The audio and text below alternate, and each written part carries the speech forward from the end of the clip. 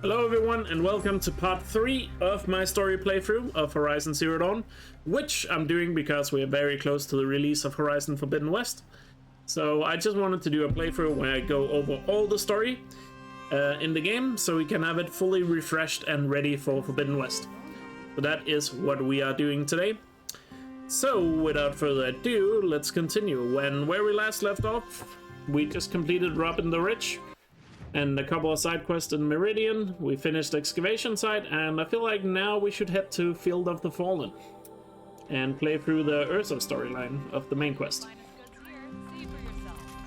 I feel like that will be the strat we'll do now. Alright. So, yeah. So let's head towards Field of the Fallen.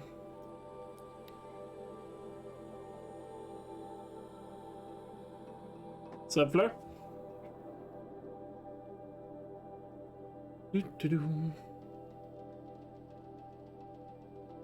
We'll meet up with Aaron here, who's in the middle of fighting some machines.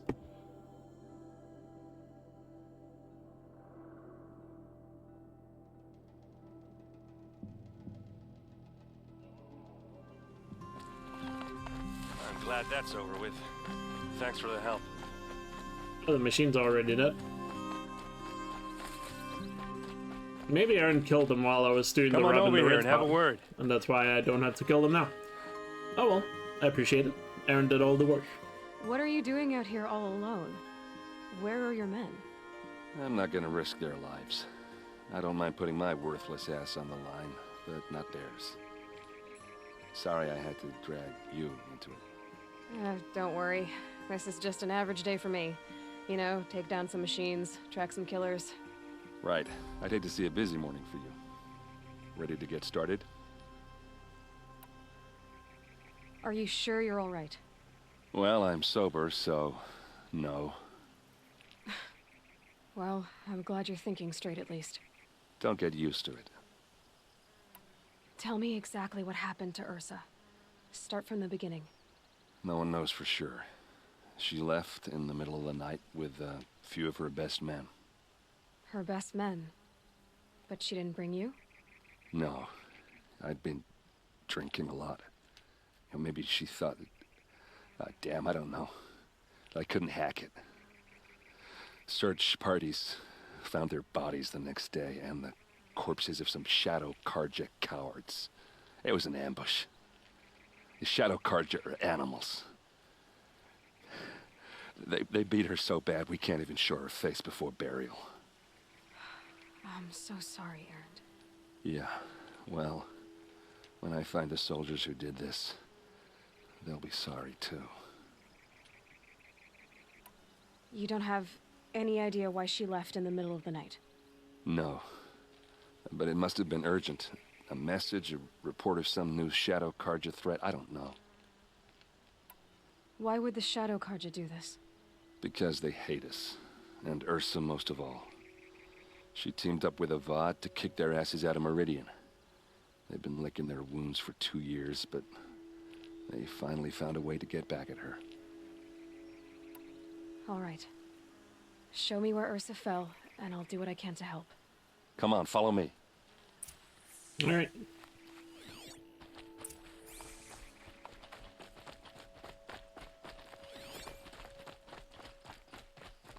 So we went over the law of the liberation yesterday.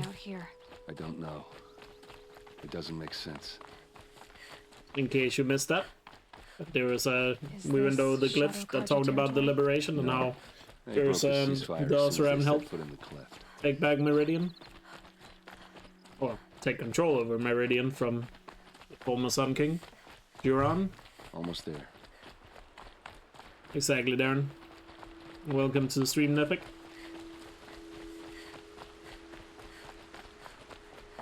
Alright, this is it.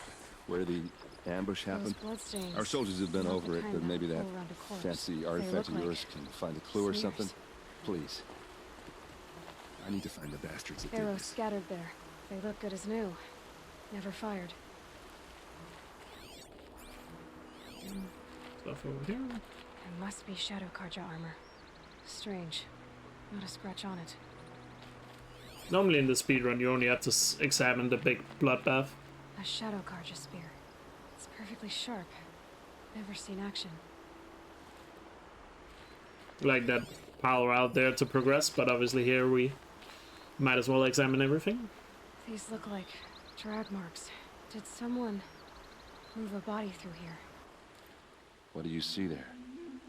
This stain forms a line, as if blood dripped off the edge of something, like a cart. See? Cart tracks. I think someone moved the bodies here, then scattered them across the field. Wait. Are you saying the dead found here were killed somewhere else? But why would the Shadow Karja do that? At this point, I'm not taking it for granted that the Shadow Karja are responsible. Of course they were. Well, let's follow these tracks and find out.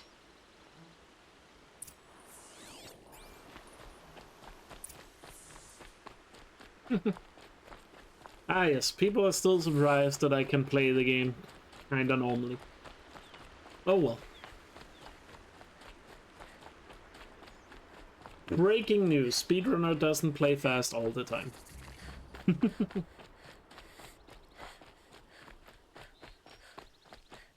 Apparently that is surprising to people.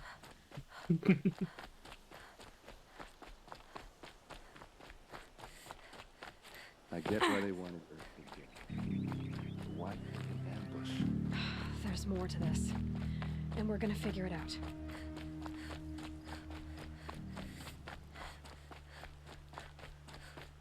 Good morning to you, T.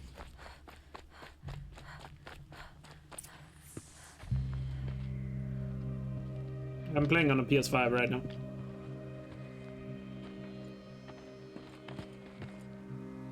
These guys aren't Shadow Karja.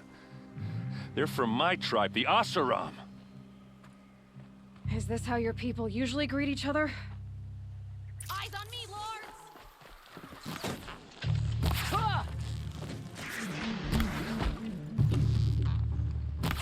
Don't give up yet!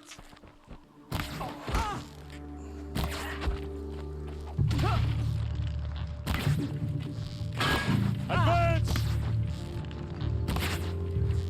Uh-oh. What's that? I think it's calling in Kill these machines. Ravagers. That Get was a ready. little annoying.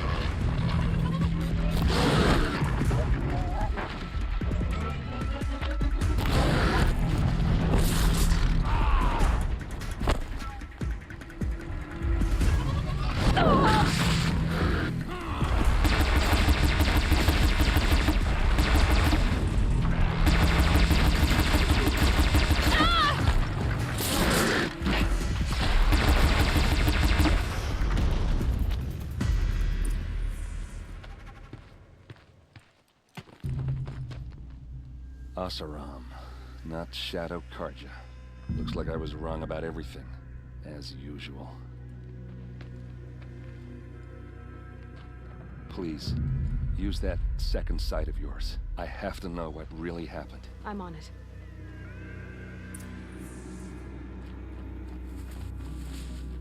I mean, we already go past it in Hundo where he doesn't kill them, Astral. These look like Vanguard weapons. There's no blood on them. Ursa's men didn't fight back. I think it only happened because I took too long, and obviously that's not gonna work in a speedrun. Those rocks, they're shattered. Something hit these stones. Something I've never seen before. What are those leather straps? Armor straps, cut with a knife. And a rock with blood on it. So much blood. A lot of people died here. A massacre. I mean, I'm not gonna say it's probably not gonna work, or it won't work, but I just have my doubts. Looks like you could mount some equipment on that thing. There, by the tripod. A used power cell.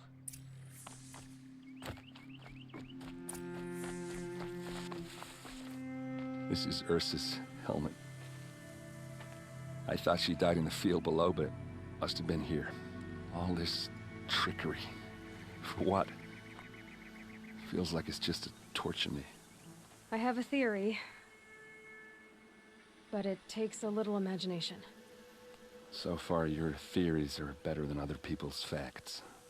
All right. I think the Oseram ambushed Ursa and her men with a new weapon. They mounted it on that tripod up there. It fires waves of force, maybe sound. Looks like it cracked the stone there. I think it paralyzes people instead of killing them. It dropped the vanguard right there. No blood on their weapons. No fight. But why paralyze them if you're only gonna move them and gut them? They were trying to hide something.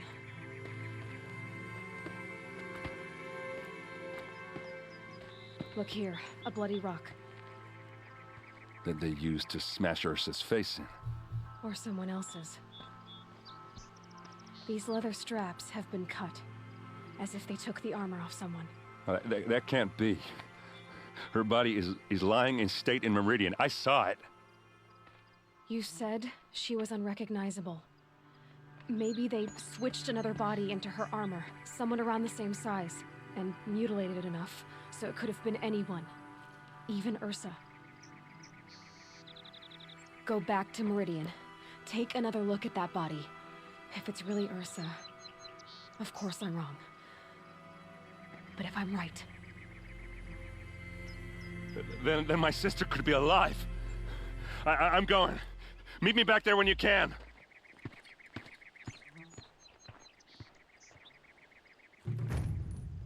Alright, done with Field of the Fallen. Can you talk to Aaron more here? I'm not sure if you can. I think you might be able to. Is he just gonna walk off?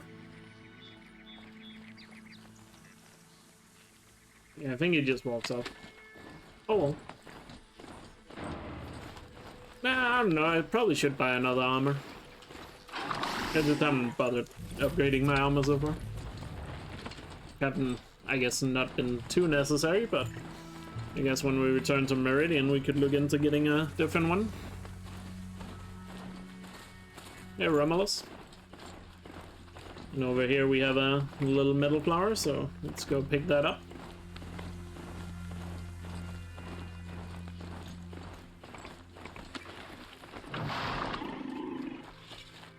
Now, what were you doing out here? Let's read another poem. The moon The moon's reflected on the river a few feet away. A lantern shines in the night near the third watch. On the sand, On the sand, egrets sleep peacefully curled together.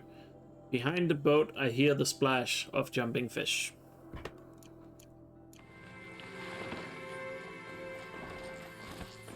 To the left, my favorite machine, yeah, the Glinthawks. Since we're here anyway, we might as well go and grab that viewpoint over there now, since I don't think we're gonna come back to this area in this playthrough. So let's go over and grab the viewpoint before we head back to Meridian.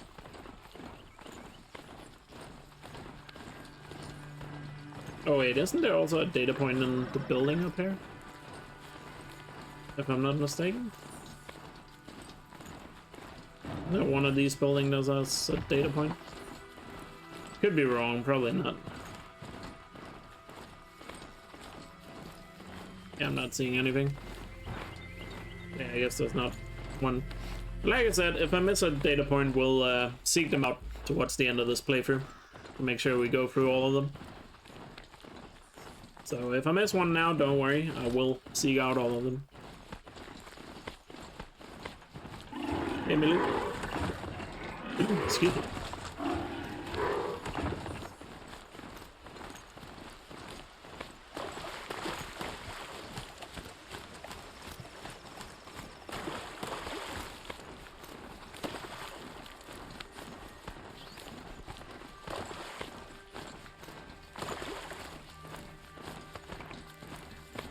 Is there a viewpoint here or data point? Not gonna be a problem overriding that lance horn. Catching it, though.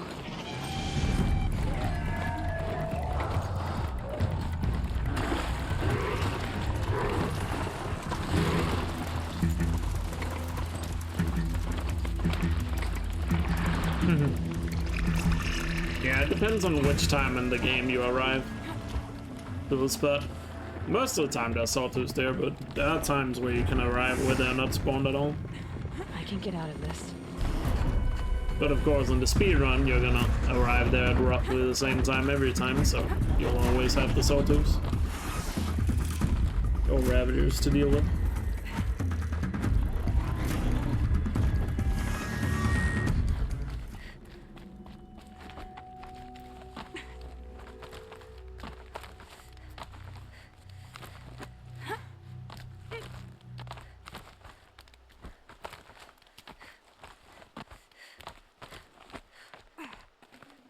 I'd have to leave something else behind. Day 11. I came out here to die. But instead of overdosing at Wyatt's cottage, I went out walking along the water. I was standing right here when the idea hit me. And the moment it did, I knew I had to do it. This heat could burn the rust off metal. Alright, now let's read the viewpoint here. Oops, collectibles, they're there.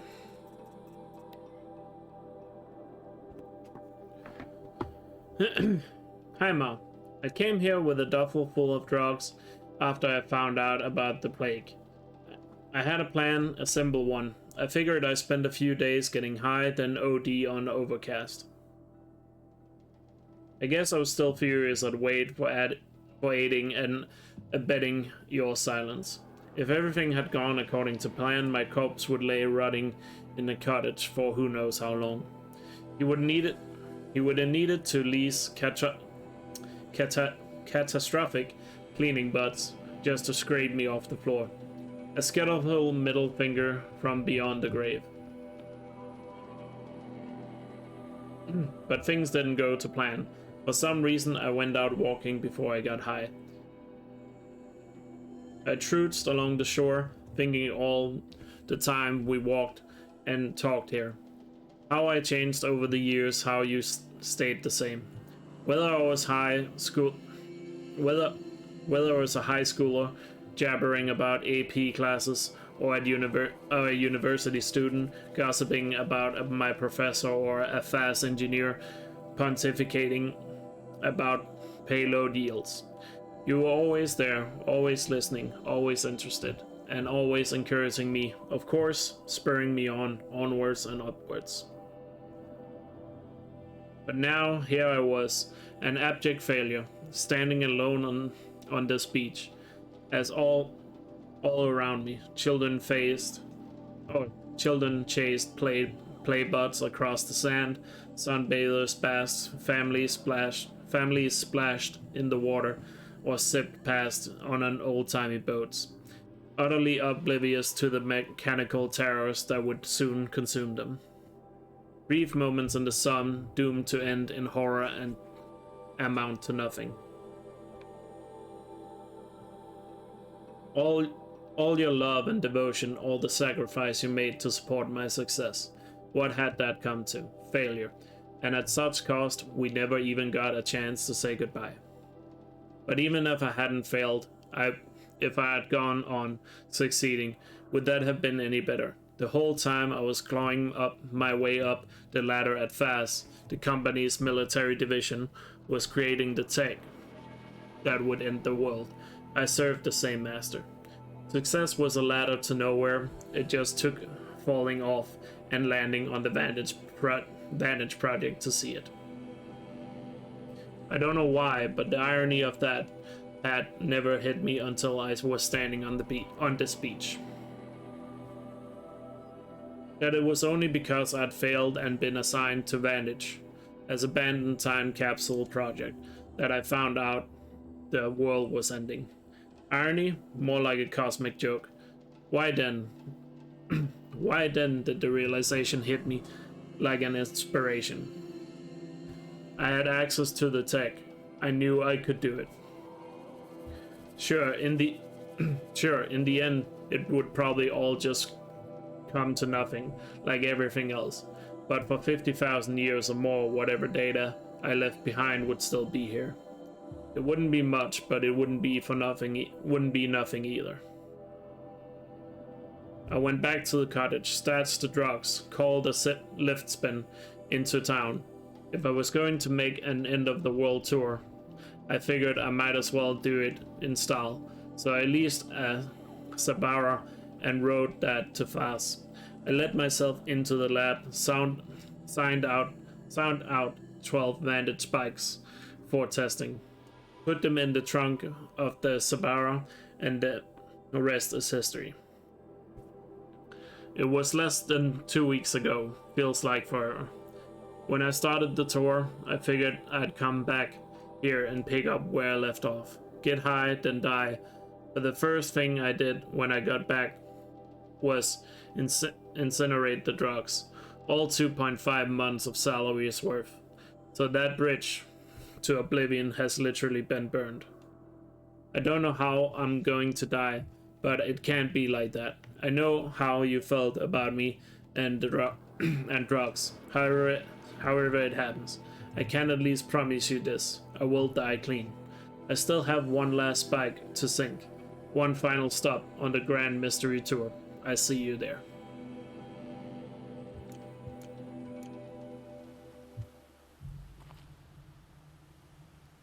So now we know he worked for FAS, or Farrow Industries. Vantage points makes you cry. They do hit. You know. Because I guess they are one of those reminders that you know, you kind of want to what's a good way of putting it, you know, how do I say it, you know, things can end pretty quickly, I guess, so make sure you end them as best as possible.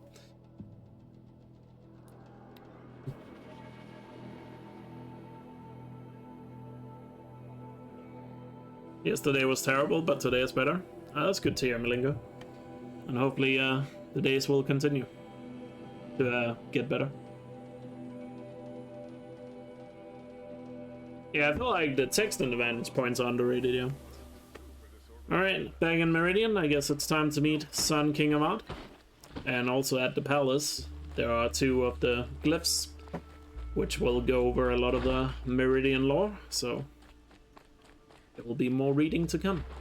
But first, let's meet the Sun King. Words to live by.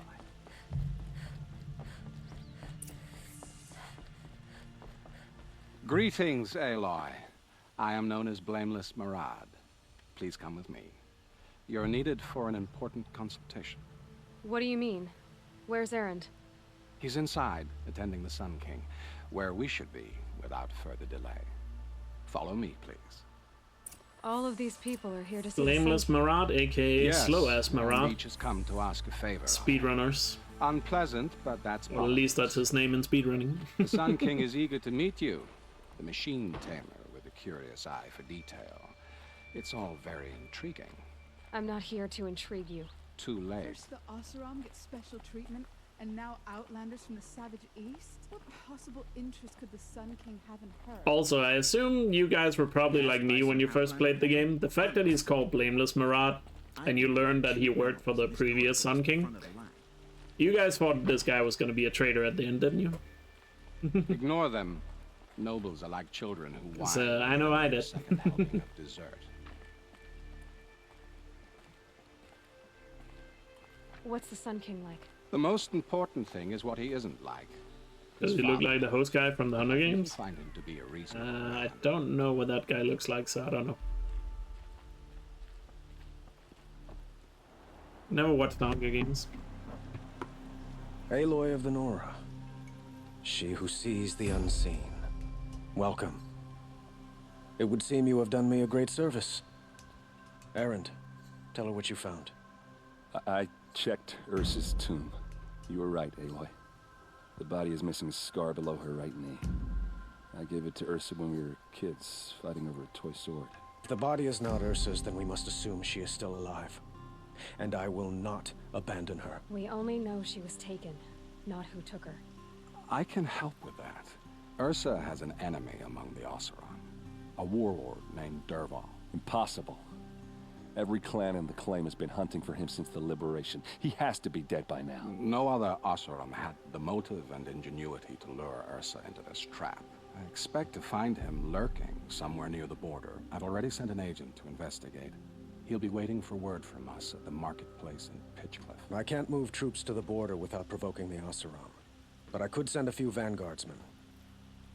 And perhaps an exceptionally gifted Nora as well. Erend, Murad, let me discuss it with her privately.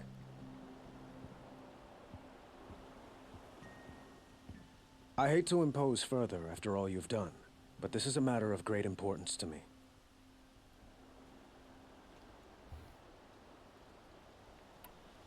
Who is Dervahl exactly?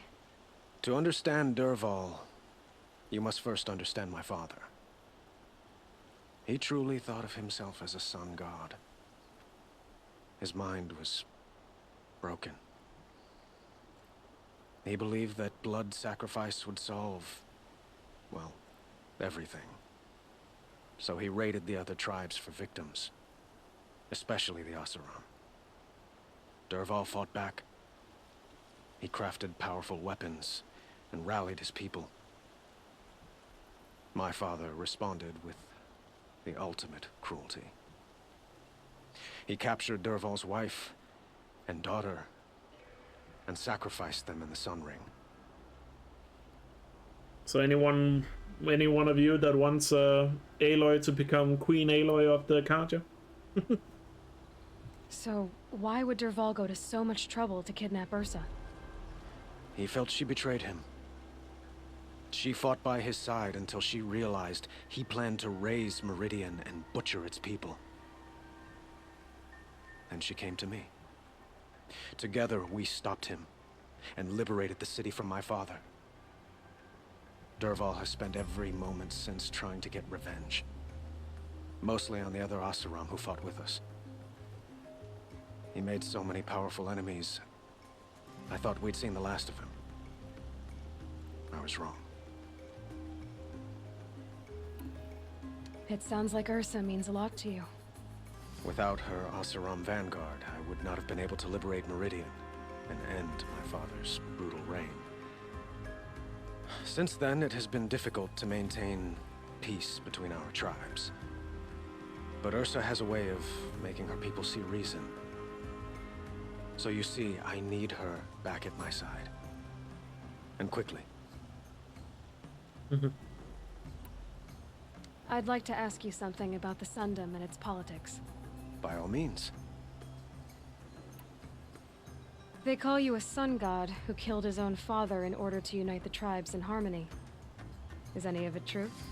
They say you can see the invisible, split an arrow at 50 paces, and tame machines at a glance. How much of that is true? It's not too far off.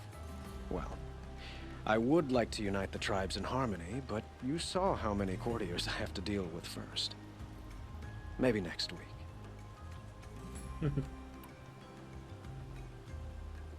Quite a place you've got here. You can almost see the little people below the mesa. You don't approve? Well, I have a secret for you. Neither do I. But we must be patient. Change won't come in a single sunrise. But will it happen at all, while men live in palaces? It might. Eventually. If people like you help me bring it about. Your politics seem very complicated. The Oseram are friends, but enemies too? I couldn't have liberated Meridian without the help of Ursa and her Oseram freebooters. Many of them have settled here. But the ealdormen of the Oseram clans in the claim have become jealous of their success. So have many Carja nobles. It's a volatile situation, especially given the fact that my father raided the Oseram for years. Ursa helps keep the peace, promising a future based on mutual gain. But some, like Dervahl, will never let go of their venom. What can you tell me about the Shadow Carja? What do they have to do with Ursa? They are remnants of my father's regime, holding out at the fortress of Sunfall to the west. Like him, they care only for domination, and seek to draw upon the power of the sun by spilling blood in its name. Since Ursa helped me take this city from them, they were perfect scapegoats. Dervahl knew this, of course, and planned it well. I need to get going. I know. Well, they say kings should never beg. But please, help me find Ursa. Who says that? Well, Murad, for one. Don't hesitate to ask him or Erend if you have further questions. So there we go. What do you need, Aloy? Yeah, it's I just the have to same go. questions. Cool. We'll go over the cliff afterwards here. Yeah, I'm playing on a PS5. So, I thought Ursa was dead, and I thought Dervahl was dead. Dead doesn't seem to mean what it used to. Or maybe I'm just an ass. Whatever. All I know is that it's time to find my sister and get some payback. I hope Murad's guy grabs us a lead. Did Ursa ever tell you anything about Dervahl? We were both under his command for a while. Sort of. Helped him recruit an army to take out the mad Sun King. But then he got real creepy with Ursa. Needless to say, she wasn't interested, but he wouldn't let it go. Not to mention the fact that we realized he wanted to murder every Karja, not just the bad ones. Long story short, he's a grazer-licking dungbag. They did, Godzilla. If you were here for the stream yesterday in the it doesn't say it in the Liberation glyph that I read out loud yesterday, but it's pretty much spells it out. And I think there's also some stuff later on when Dervahl attacks the city, if I'm not mistaken. But we'll go over that when we get to it. Michael, thanks for gifting us up to Miss Floyd. Really appreciate it. Thank you so much. And hey, Floyd, by the way. Thank you for the generosity. Floyd, enjoy the emotes. Avad seems committed to finding your sister. Yeah, those two got along. And some people say they shacked up, but I don't buy it. Seems a little skinny for her. Oh, okay, some bad images are forming in my head. Let's just focus on finding her. And kicking Dervahl's ass. Aaron did not approve the relationship. I'd better go. Don't stand me up in Pitchcliff, okay? Ursa needs us.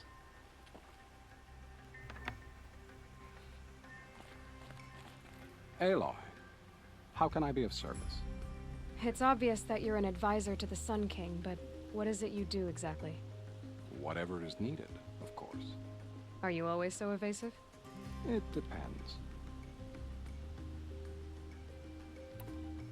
You were right about Avad. He seems genuine. He is the Sun King. I serve him the best I can. What else would you have me say? Huh. Did you serve the last one as best you could too?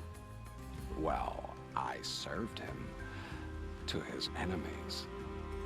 It was the best I could do for the Sundom. What did you do? Nothing I could be blamed for. Yeah, Murad, he's a questionable character. Sounds to me like you're a spy. There are many helpful voices in the Sundom and beyond.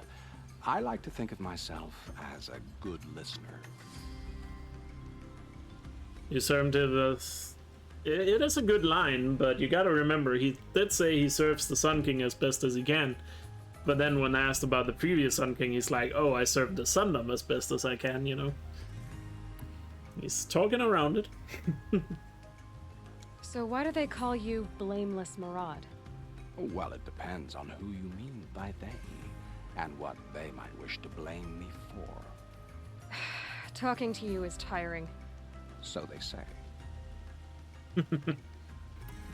You would make a great politician. Just talking around every question. What will I find at the border? An outpost full of Oseram. most of whom want nothing to do with Dervahl. Still, he inspires great loyalty in those who fought with him against the last Sun King. He will not be caught alone. And don't forget, he is a master craftsman. Nothing delights him more than his dangerous toys. What makes you so sure Dervahl did this to Ursa? I don't care for sure or certain. I prefer likely or probably. How many Oseram are clever enough for this ruse? Capable of building the weapon you described? Who hate Ursa so? More than one? Not likely. Dervahl? Quite probably. Even if people think he's dead? That is surely another reason to be suspicious of certain words. I have to go. Then you must. Alright. So now, let's go over the glyphs here before we venture to the Borderlands.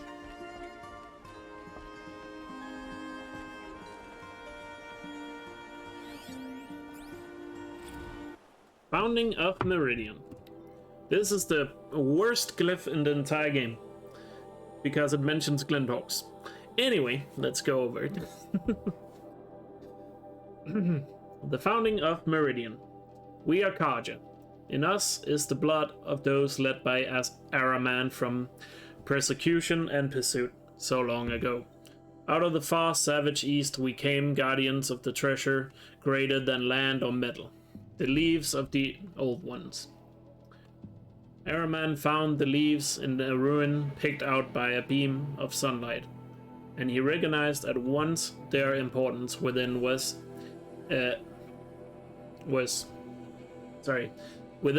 etched the first teachings of how to observe the sun, to recognize its guidance, and to understand the place of man. From out of the leaves came the first glyph, the first writing, so our knowledge could last longer than voices. But when our forefathers offered to share this gift, they were driven out by those they had once called tribesfolk. These ones feared to have the light of knowledge brought to bear on their ignorance, or were jealous of its power. And so began the long wandering of the people, trusting only that the sun would guide them and deliver them from the barbarian tribes. The path was hard and marked by the stones of families who fell along the wayside, even Araman's own. The precaution was unceasing from those without purpose, only the desire to debase and destroy. But the faith of the Karja was rewarded with a distant vision, a tower like a solid ray of the sun holding on the horizon, flashing. Even as their enemies descended upon them, Araman followed the flight of the Glinthawks, leading his people through looming canyons and teeming jungles. Again they saw the tower so close, now it seemed to reach to the very sun itself, and they saw that the Glinthawks perched upon it. Beheld in the light of the sun, the tower, the spire, cast its long shadow upon a mesa across the verdant valley. Araman knew he had found a haven for the tribe, as this was a place shunned by those without his faith, who covered from the magnificence of the spire, or the shining feathers of the Glinthawks. He named this place Meridian, from the passage in the leaves, and in the tribe settled in the protection of the great mesa. They found the site was blessed in every respect, carving the cliffs, houses from the bounteous resources, and in time from the red rock of the mesa itself, crowning it with the first columns of the City of the Sun. Truly the sun gave much to be excuse me, I read that wrong.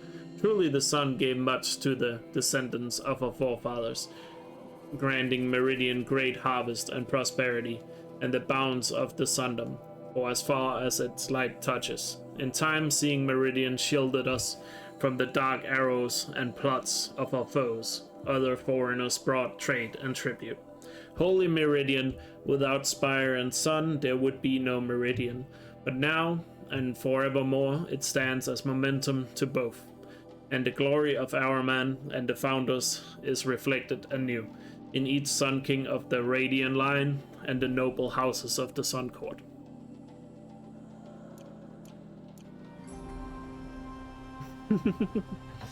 Yeah. There you go, the founding of Meridian. The first Sun King Araman, leading them to this spot. Where they find the spire and the Glinthawks perching upon them. That's also why, if you see a lot of Cardia armor has, you know, various parts from Glinthawks on them. Alright. Next cliff. The Sun Kings.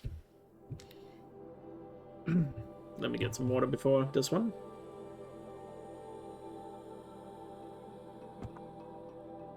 And hello everybody just joining.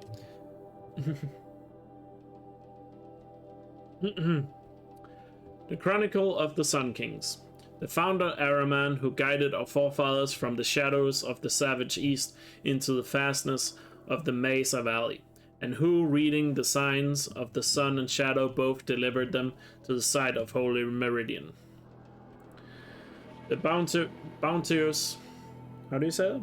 Bounteous Amavad, who oversaw the cleaning and sowing of the royal mace lands, so that none who walked in the sun's favor should go hungry again, who cut back the jewel to claim the rich estate lands for the first houses of the Sun Court.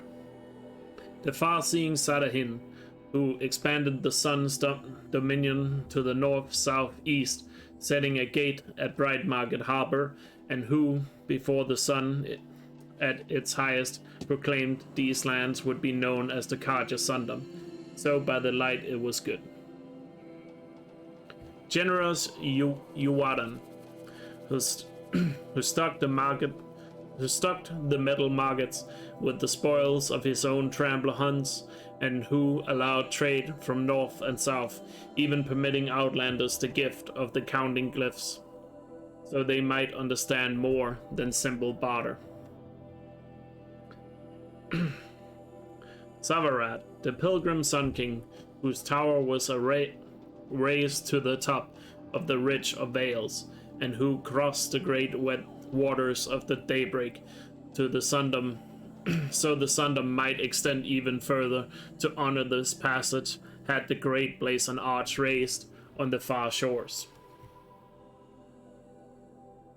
Old Iriv, who saw the sun's passing into the west as a challenge and forged after it with a great army, to be pushed back 3 times at the great canyon lands that would be known as the Daunt, until on the 4th time his cohort broke through and were vanished in the lands beyond. Prudent Bazadid, who had the mantle of his fallen brother thrust upon him suddenly, who ordered the construction of the fortress of Sunfall and the garrison at Blazon Arts, declaring the land beyond it the Forbidden West, where only the sun may go. There you go, there's the origin of the name Forbidden West. Before I continue reading here, so basically Irid saw the sun going west, which it does, and he wanted to go to the west to chase the sun. And he tried 4 times, but he was stopped at the Daunt, which is a spot in Forbidden West that we have heard about. But eventually he broke through, but he was never heard from again. So, will we figure out what happened to him in the Forbidden West? Or is some part of the Carja still in the Forbidden West, but they've just never returned for some reason?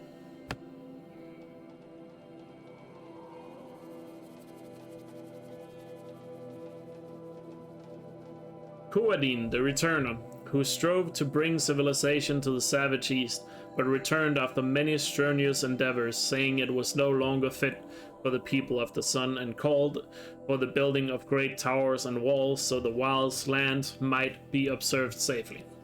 He's referencing Dawn Sentinel and Day Tower there. ran on the Firebird, who saw the Sundom suffer unprovoked attack by the Tanakh horde, and who, against the protest of his advisors, accompanied his army to confront them. Under the sun, he claimed victory through he was so greatly scarred. He wore his blazoned helmet from that day. Again, another kinda reference to the Forbidden West, if you will.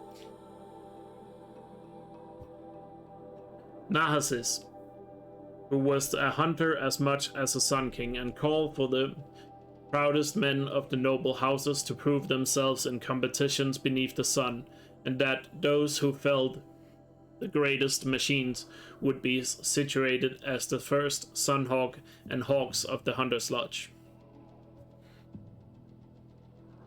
The illuminated Masid, who the sun visited with visions of vivid and grand, he commissioned many statues of the frescoes of his visage and meridian.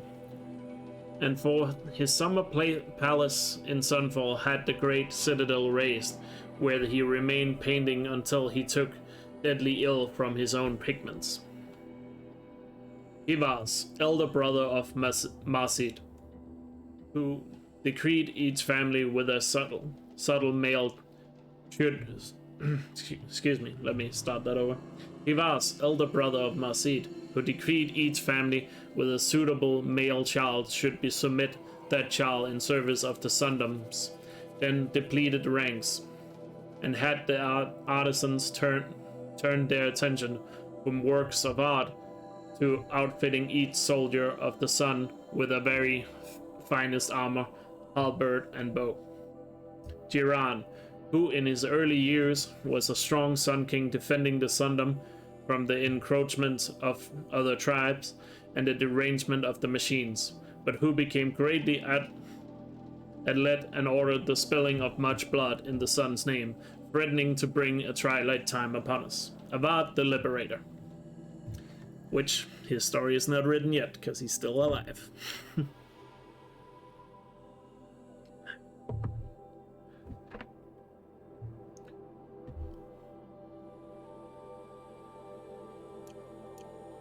And if you want to learn more about the tribes that Jiran and the Kardia fought, you know, here at the bottom, there are some reference to it in the comic books. Fun fact. Alright, so that is that. I guess now we will journey towards Pittscliff.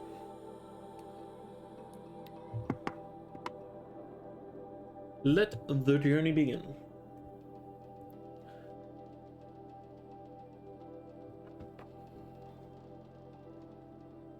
So now you have a lot of lore about the Kaja.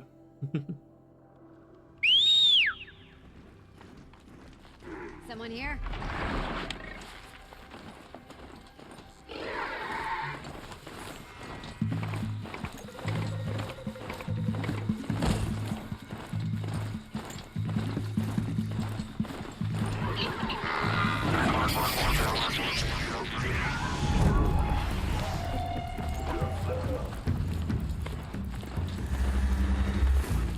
I feel like my reading out loud skills are getting really good now. It's only on the third day, but I feel pretty confident reading stuff these days. Or today. Unless you guys are just completely cringing at the mistakes I'm probably making. But oh, I think you get the message across. Even if I miss a word or mispronounce it a little bit.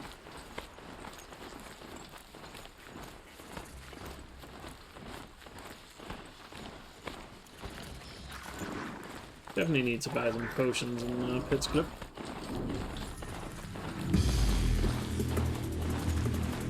And also, let's head up here and get the Banuk figure. It gets a B. It's a pass. Off I go. I'll take a pass.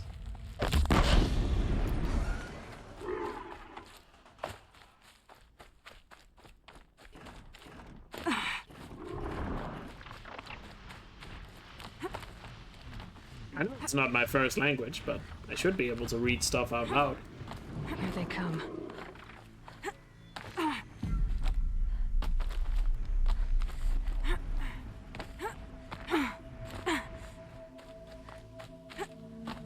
forgot to buy another outfit in Meridian. Probably should have done that. Well, actually, I think you can do it in Pitchcliff too. Or we'll do it when we return to Meridian. I don't know. Safe. For a few minutes, anyway.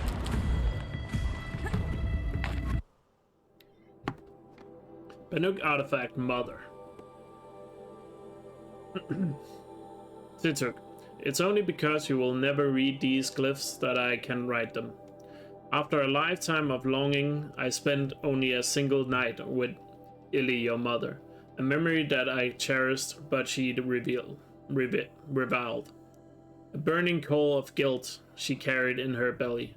And so I wonder, was her guilt laid bare the night Sinak of Chieftain was killed? Did he discover the truth? Was she forced to defend herself? If only I had been there to stand between them, to actually strike the blow I was punished for. At least then I would have been her champion, and the father you deserved for a single moment. I paint this mark with eternal regret and leave you this offering, though it will never touch the warmth of your hands.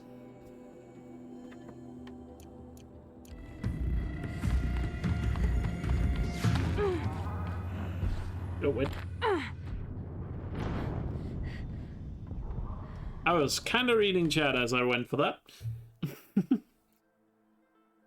So I thought I was setting the zipline, but no. Note to self, don't read chat when you go for a zipline. Whoops. Do I still get the Banuk figure? I'm pretty sure I do. I just get set back, right? Yeah, I still got it. Guess we just have to go for the ride again. Whoops. My bad. I'll try to pay a little more attention this time.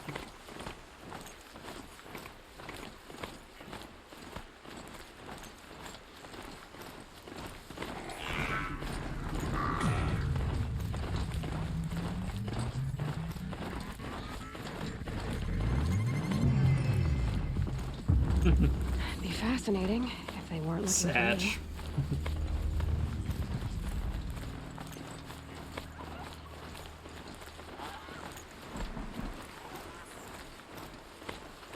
So, well, I mean, can't learn any skills.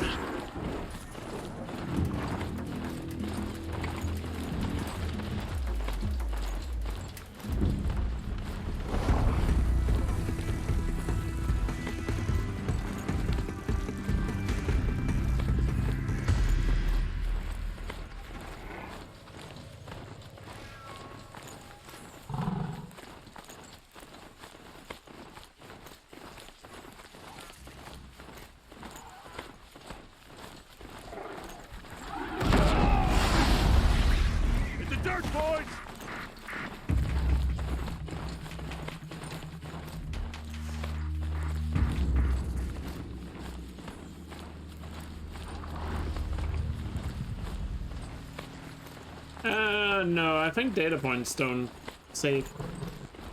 I think you have to re-get those if you die. Could be wrong, but I think that's the case. Pretty sure they don't count if you die. This must be Pitchcliff. Murad's agent should be at the marketplace by now.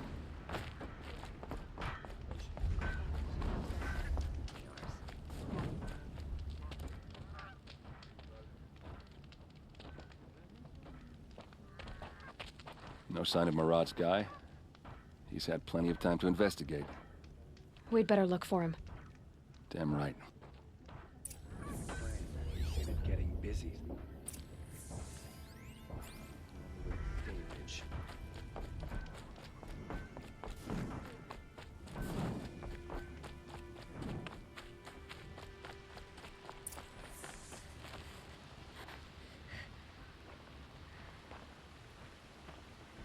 Has to be Murad's guy. Dervahl's thugs must have made him. Maybe because he found something. Look at this. I think he drew a map with his own blood. Right. Those kind of maps you know you better follow. That might be Pitchcliff. He marked a spot to the north. Could be Dervahl's location. And my men are waiting outside of town. I'll grab them and meet you there.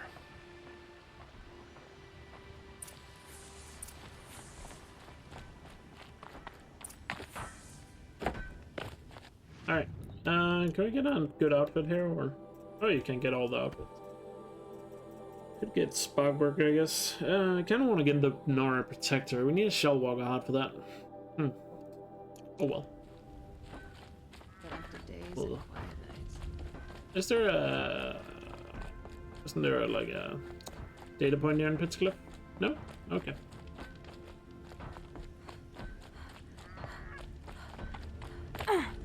I'm ready to fight when called, even for the carjack. Well, yeah, Nifla, you're right about that. Just have them die before they ever, you know, show up.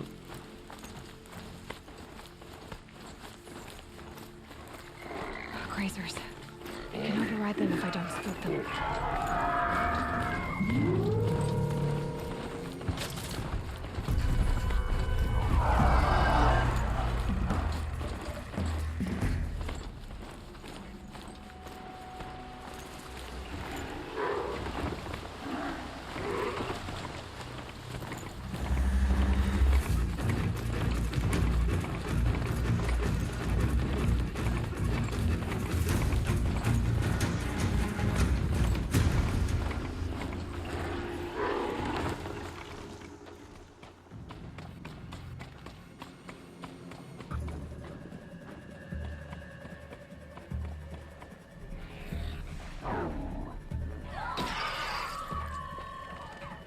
Machines.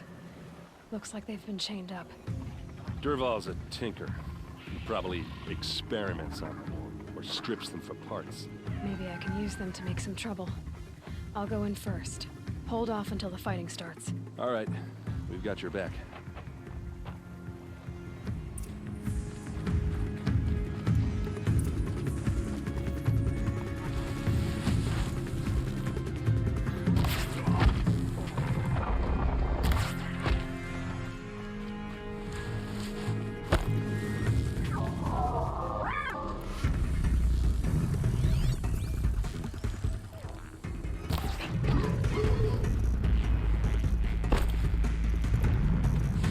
You got anything better to do?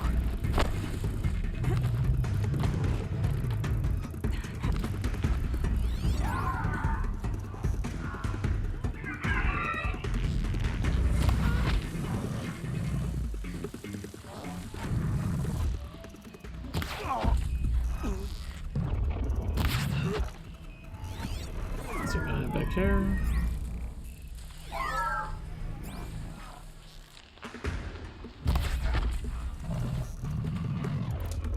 Dervahl's men. It's about to get ugly.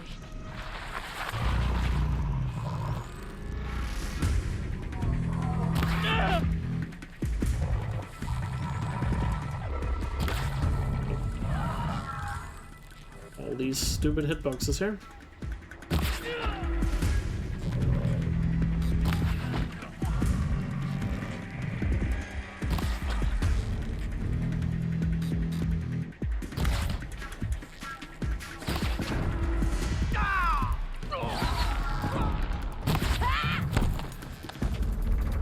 I'll never get to buy potions. That's good.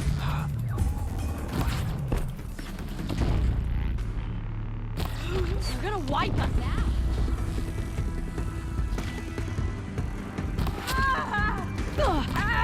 If we don't rally, we're finished.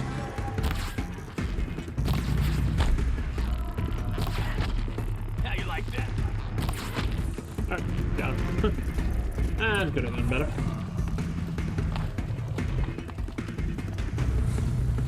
I already did Ruya. I've done Rue and Sigma.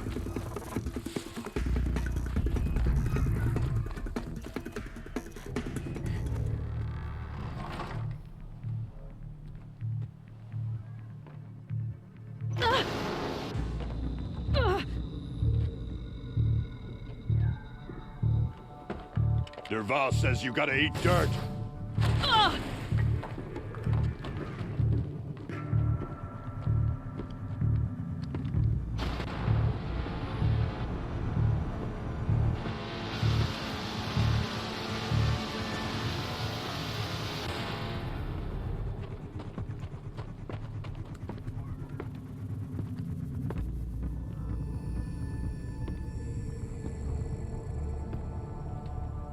Okay, no more sneaking.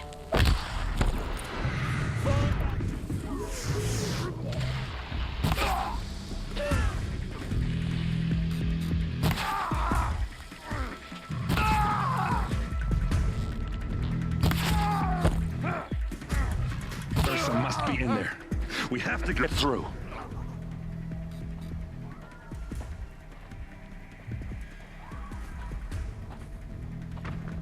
They must use these to protect themselves from that awful sound.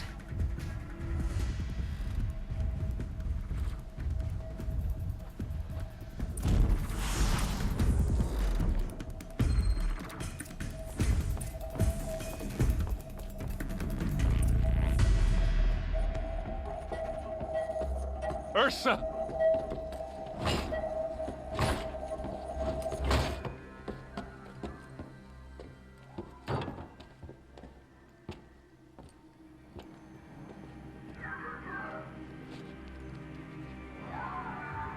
Aaron? Derval tried to break me. Shows what he knows. I should have been with you. Why didn't you come for me? I know I'm a useless trunk, but... No, idiot. I got a message from Derval saying he wanted to parlay. I didn't come for you because I knew it was a trap. I couldn't let you get hurt. Just didn't think it'd be that good a trap. Thought I could take him out. No. Now listen. Derval's planning something big in Meridian. He said he'd force Avad to watch as the smoke darkens their precious sun. Your king needs you. No more playing around. You're gonna have to grow up fast. I will. I promise. You damn well better, little brother. Ursa. No, no. Please. I won't let you down. I promise.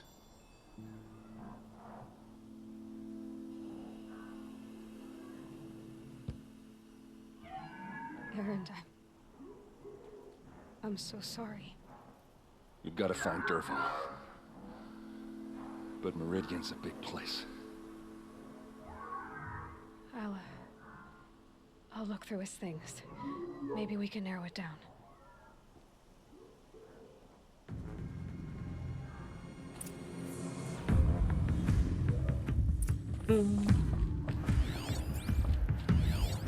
This machine's been picked apart with precision.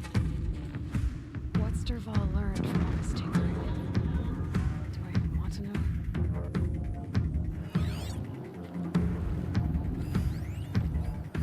Derval's records, maybe.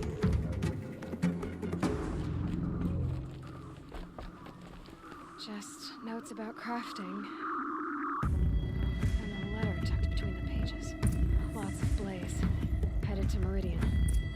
If we find it, I'll bet we find Derval too.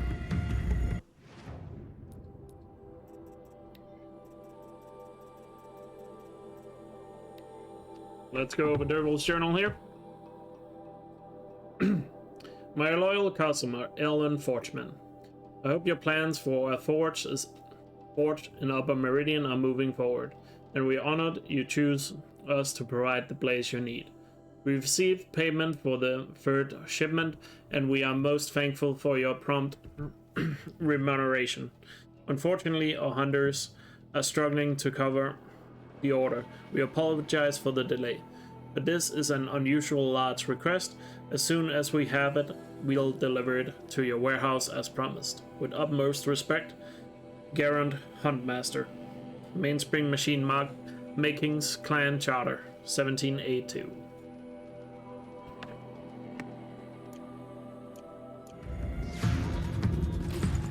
Ooh! Look at that.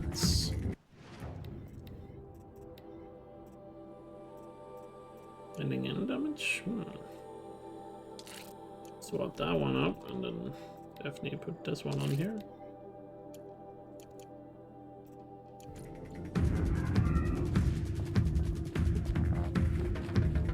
What happens when I turn it on? I think I've got it working. There. Now, say something. Both of you, Doves. I don't know. What do you want me to say? Whatever you want. I just want to hear your voice. And keep it for later. I'll sing, Papa. La la la la la la.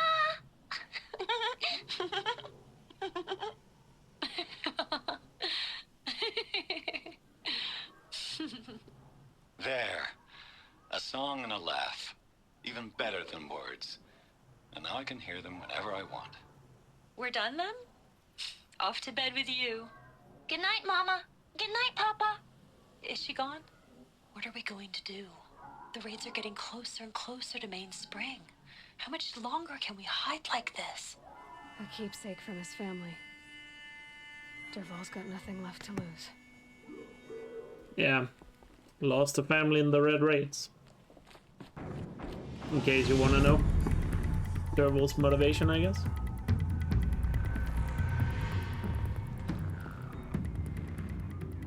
I think I found something that can help. Let's head back to the palace. Go. I won't be long, but I need to tend to my sister.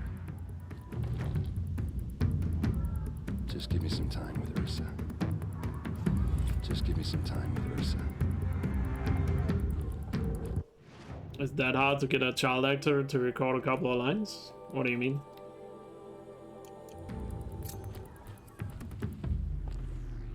There are some good child actors out there, but there's also some that are not particularly great.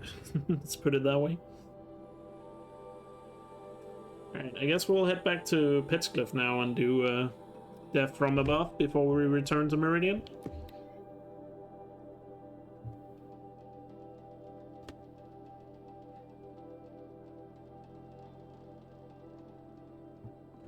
Glintock's attacking. I'd better see if I can help.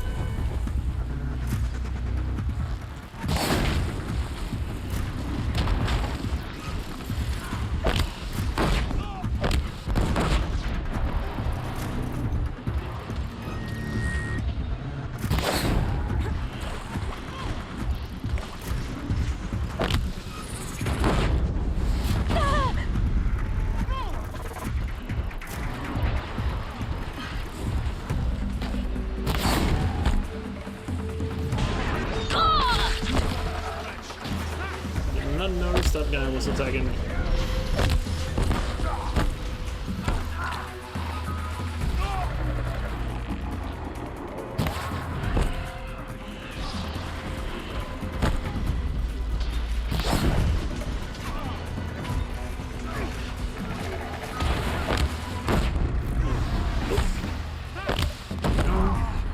Still more to go, I guess. I'm out of place.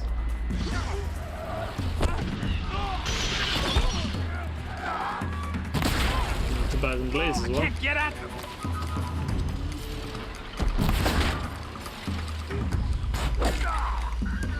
The reach isn't that long. I thought I could get a stab in, I guess not. He wasn't stunned for that long. Too great a gap.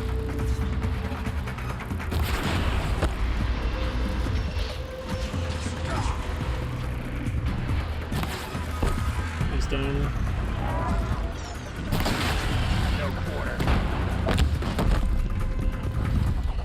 Place.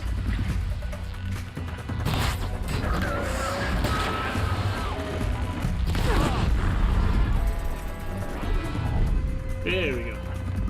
Those pesky Glintocks. What made these Glintocks attack? I better speak to whoever's in charge. We're exhausted. It's the third flock we faced.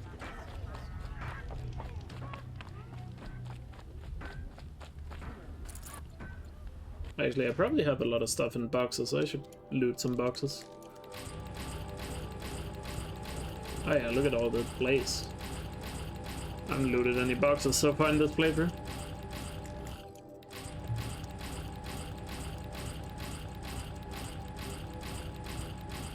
Get so much stuff from just completing things.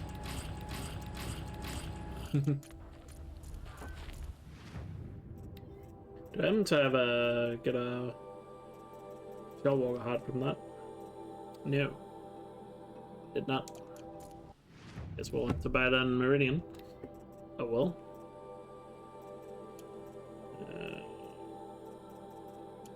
Opus.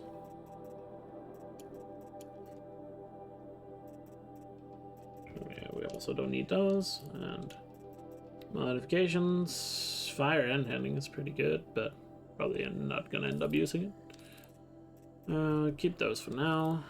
Might come in handy.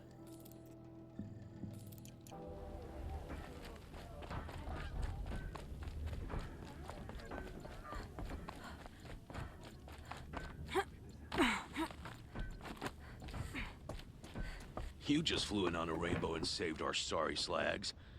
Where do you come from? I heard the Glinthawks attacking. They're scavengers. They don't hunt for sport. What's drawing them here? Has to be the blasted Karja. If we're in an era of peace, why am I elbow deep in Glinthawk bung? They keep coming in waves. Has anyone come trying to sell lures? They're devices that attract machines. Is that real? Is that some sort of Nora joke? I'll take that as a no. Has anything changed that might have lured the Glinthawks? Have you left machine scrap lying around? No. Us around use our scrap. Not like the Karja. They only keep the pretty parts.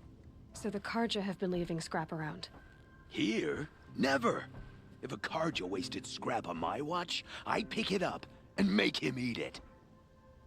I mean, you can trust a person if they don't hate Glinthawks, as the saying goes. Why do you think the Karja have anything to do with the Glinthawks? We built this outpost to protect against the Karja. Now they're coming here to trade. Fine. Their shards are as good as anyone's. But everyone knows that they want this place. Come to think of it, they want every place. But how could the Karja have brought on the Glinthawks? If I ever get a break from them, I'll see if I can spare a man to follow the trail. Guaranteed, there's a Karja at the other end. What exactly do you do here? As mayor, I order people around. Gotta be playing hammer to get things done. Can't stand those Karja chunks and their flowery talk. But since we helped the Karja get rid of their rotten king, it's been peace and brotherhood and all that dung. You don't think the peace will last? Don't have time for peace. I got Karja merchants begging for a discount on the gate tax and Glinthawks attacking. Which is worse? Why don't I investigate why the Glinthawks are attacking? You've got your hands full. Really? No one ever offers to help me. You, any good at tracking? You could say that. All right, then. Let me know what you find. Hammer to steel, a Karja's behind all this. The man doesn't trust the Karja. Fair enough. That device is But somehow he didn't hear the lure and the guy right down here.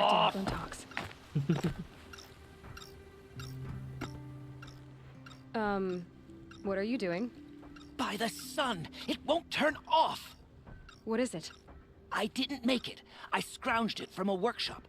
Whatever it is, ever since it's been on, these Glinthawks have been attacking. I don't know how to make it stop!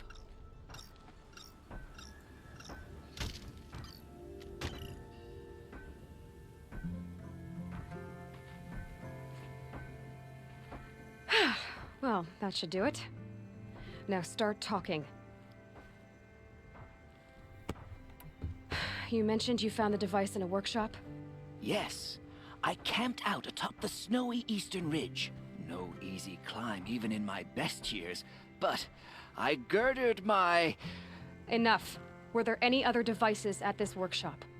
abandoned equipment, the likes of which I've never seen. A peculiar silo remained impervious to my attempts to open it.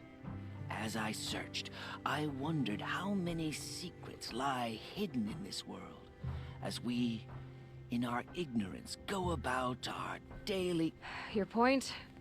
Oh, no, I didn't see another device. But one could still be there, waiting to unleash its horrors. Did you know this whole time that that device was luring Glinthawks? By the sun, no! I stashed it here for a while, but when I came back, I was nearly beheaded by one of those flying terrors. Flying terrors. That is a great way of putting it. Why are you scrounging gear you don't even understand? My customers demand extraordinary pieces best found at the fringes of civilization. My tales of adventure only increase their value. Where others only dare tread, I flourish. No mountain climbs too high that I can't mount it. My trade demands sacrifice. Including the sacrifice of innocence? Those Glinthawks swooped down and attacked everyone. I didn't mean for that to happen. I sought only to sate the appetites of rich nobles who never leave their mansions. Yeah, I think he's trying to obfuscate that fact. This device is dangerous. I have to find that workshop and make sure it's the last. Where is it? On the eastern ridge, just beyond my campsite. But after I descended from the workshop, a cracking above me signaled my doom. I dove into the river mere moments before an avalanche took out the path. You can't reach it now. The climb is too perilous. I'll take my chances. You just stay away from that workshop and try not to cause another mess. Alright. And now we head up here again. And yeah, this is one of the places where the animations are pretty rough. That car just said the workshop was near his campsite on the eastern ridge. I've destroyed a device that was luring the Glinthawks here. You should be safe now. Those Karja have a hand in it? If so, I'll get my hammer and I'll... It was an accident. No need for hammering. He clearly didn't know what the thing was. I'll believe it if you say so. Now, how do I stop these devices from wandering in again with some other Karja wretch? I'm looking into that. Glad to hear it. I'd hate to have to search every Karja coming in and out of here. Not such a bad idea, actually. Ah yes, search everyone. Because that works.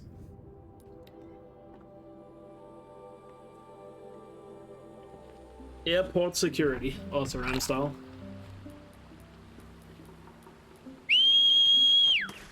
Alright, let's head north to the campsite. But there's a middle flower on the way, so we'll get another poem up here. Of course, there's also a Stormbird up here, but I'll just ignore him, because why not?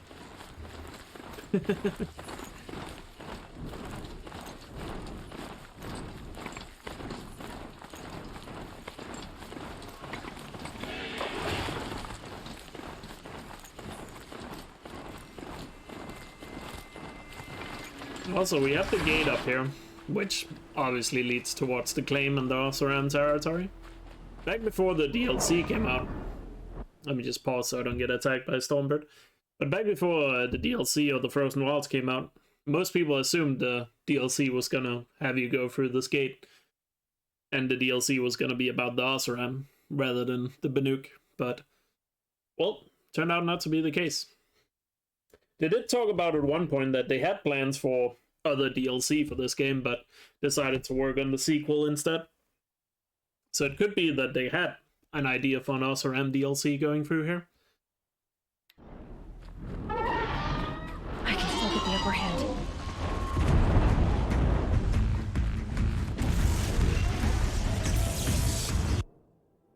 Alright. Another middle flower. In autumn rain, the grasses rot and die. Below the steps, the germing colors Yuming's colors is fresh. Full green leaves covers the stems like feathers, and countless flowers bloom the golden coin. The cold wind moaning blows against you fiercely. I fear that soon you'll find it hard to stand. Upstairs, the scholar lets down his white hair. He faces the wind, breathes the fragrance, and weeps.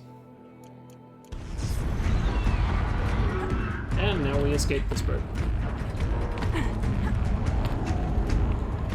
Gotta get a little poetry done in the middle of combat.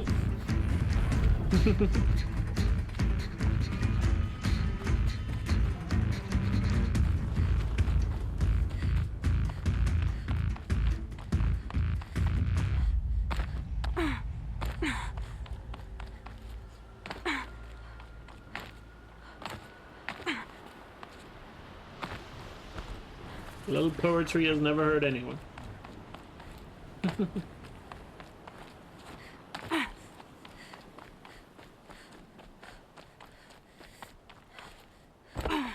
The wrong game, I think that's how Ghost of Tsushima works. I mean, yeah. Maybe they should have the haikus in Horizon Zero Dawn as well. Aloy just sits down before combat and does a haiku, and then proceeds to do the combat afterwards.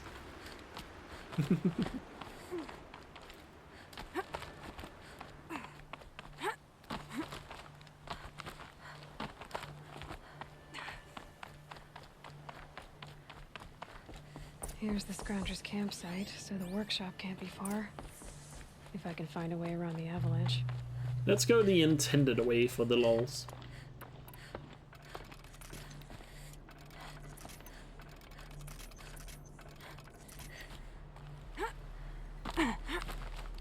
We never go the intended way here. Usually just skip over the avalanche in the speedrun. We do hundo. And I'm also going the intended way because I don't know if there's actually any dialogue when you go this way. Because I don't remember. It's been too long. Which is why I'm doing this playthrough, to figure that out. Oh, get down.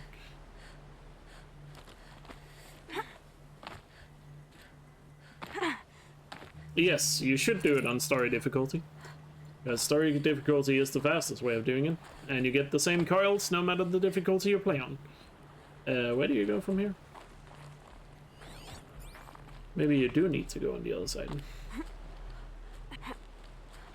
But yeah, coils are not affected by difficulty, so do it on the easiest difficulty to make it as easy as possible for yourself. If you are setting up a speedrun save file, that is. Clever. So do it on story unless you feel like you have something to prove by doing it on harder difficulties.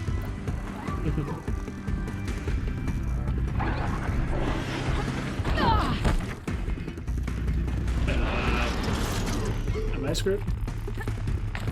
I can salvage this.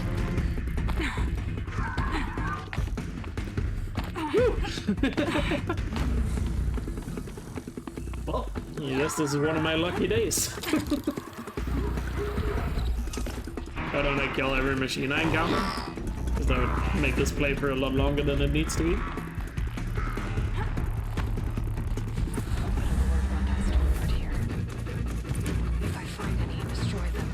Oh yeah, if you're not that experienced with the game, doing a couple of playthroughs on Ultra Hard would be really good practice, to be fair.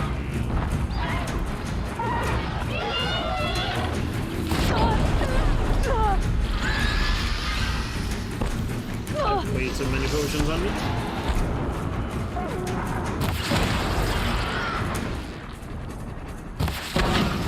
Do I have a blue warbow? No, I only have a green one. That sucks. Could get a blue warbow next time I'm not a merchant. For Stormbird Knights.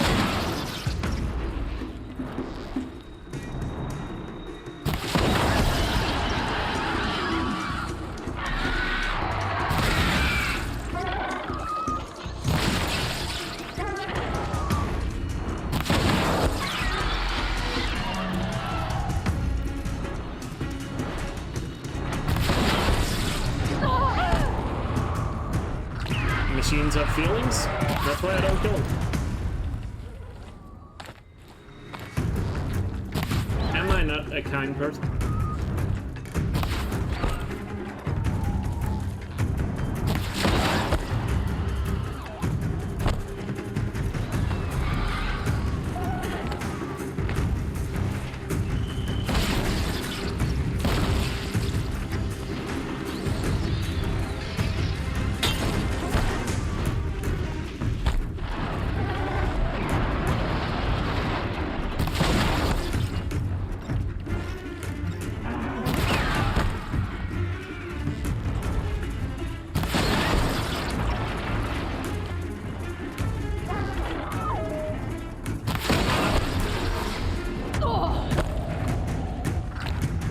Running low on potions here.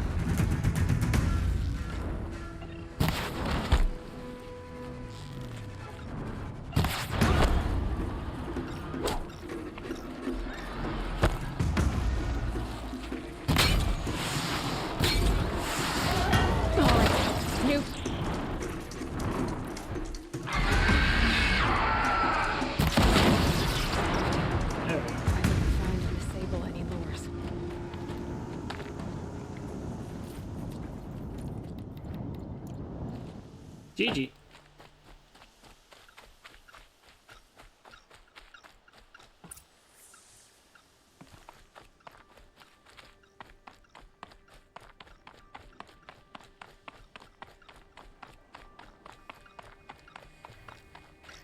Especially if it's a Glendork. Yeah, but like I said, this playthrough is focused more on story than combat, so a little bit less fighting. I'd imagine in my first playthrough of Forbidden West, I'll probably try and fight everything that moves. Done. No more lures. Now about this workshop. Sir Derval was behind these lures. Brilliant. And dangerous. Now to bring word back to Pitchcliff. So another letter here. Dearest cogs and puppets, you miserable punks have failed to find me again. Your attempts to capture me would make me laugh. If I weren't so busy running circles around you and your so-called intelligence gathering. Just give up, or better yet, kill yourselves and save me the effort, you worthless slacks. Never yours, Derval. Such a kind man.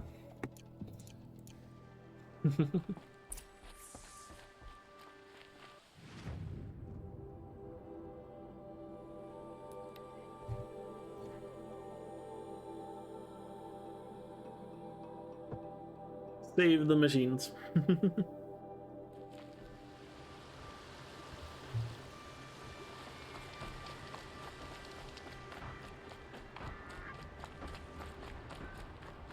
Alright, let's inform this Karja lover that it's not a Karja that's behind us.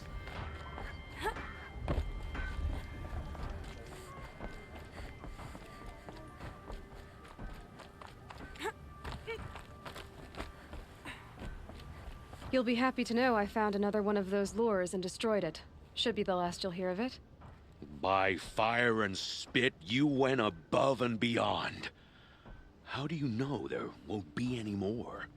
The workshop where I found it was long abandoned. You're safe. Good. My troops want to spit and shake your hand, as my brother would have. On behalf of Pitchcliff and my family, I thank you. My suggestion? Keep an eye on those Karja. My suggestion?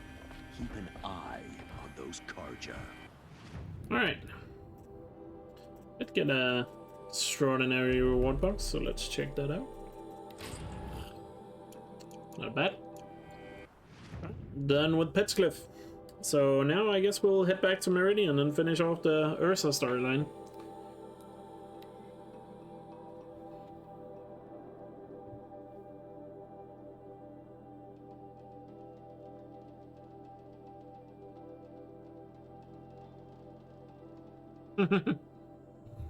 Sounds like you took great pleasure in that, Bruce.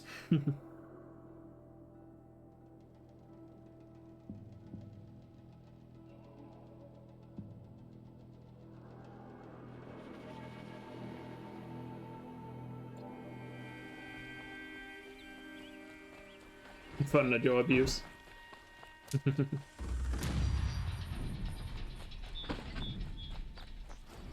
16 days. Hype. I had to take over my brother's shift today.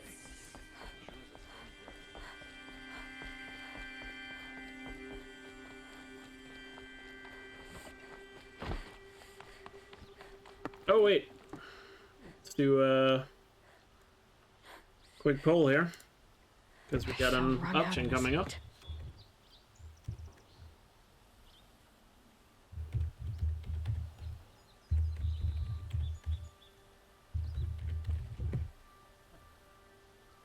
This is a quick one, because I forgot it's coming up soon. You guys only have a minute, so be quick to vote here. Which option for that?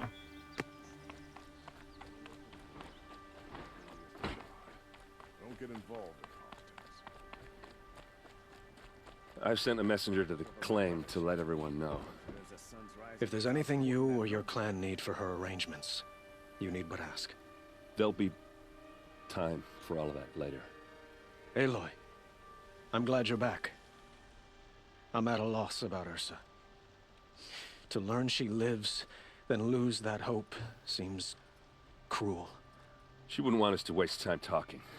She'd want us to find Dervahl. She said he raved about smoke darkening the sun.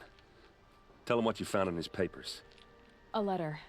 It mentioned a shipment of blaze being sent to a warehouse here.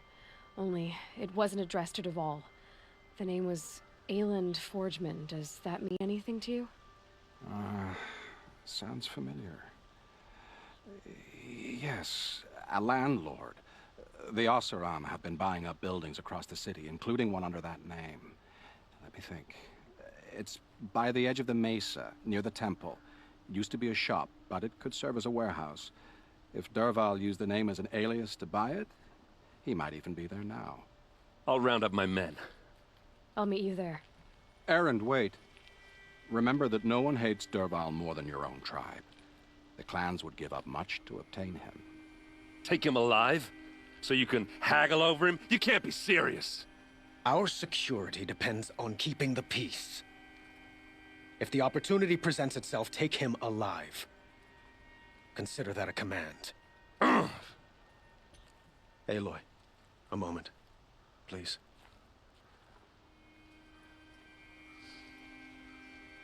When we spoke, Erend didn't wish to dwell on the details of Ursa's death. Understandable, of course. But now that they've been left to my imagination, those details are all I can think about. You were there. Did she suffer? Oh, you guys chose Brain? She's not the one who's suffering now. You are. She died before you could say goodbye. Is it that obvious? You're right. I'm dwelling on my pain, not just hers. And there's only one thing left that can help. Find Dervahl and bring him before me. He will answer for his crimes. Don't let me delay you any longer. Meet Erend at the warehouse. Yeah, Nick. And let me quickly do the other poll right away. Because we do have another one after Dervahl.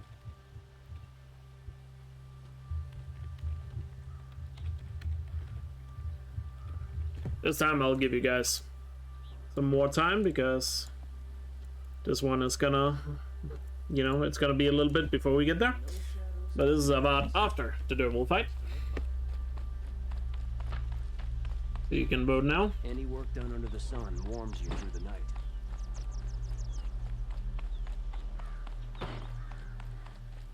So if you can't see it, there's a poll on top of chat. I need to buy some potions on the way to the warehouse.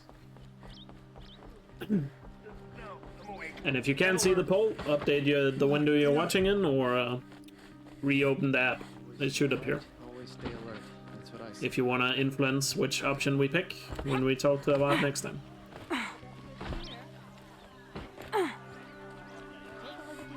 Find better wares.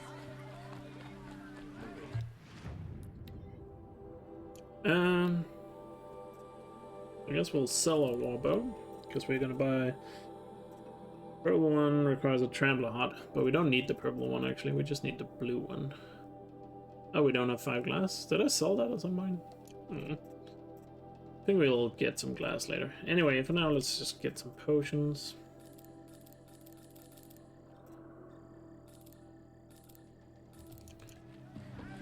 Actually, let me go and buy the hearts we need for those weapons and maybe a new outfit. Might as well, since we're here.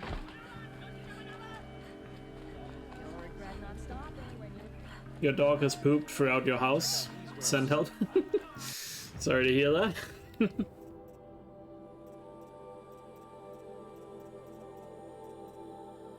There we go. We also needed the Trampler Heart, right? Yeah. Trampler Heart.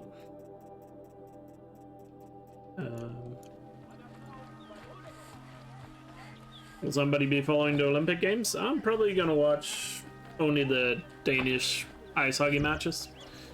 But other than that, I'm probably not gonna follow it too much. Because Denmark is first time ever we in the Olympics for ice hockey. So I'm kinda excited about that. But other than that, not so much, I will admit. Let me sell some stuff we don't need. We have way too much chilled water right now. Let's get rid of some of that. And then at least get the outfit. I don't think we can afford the bow just yet. We got a new outfit and... oh.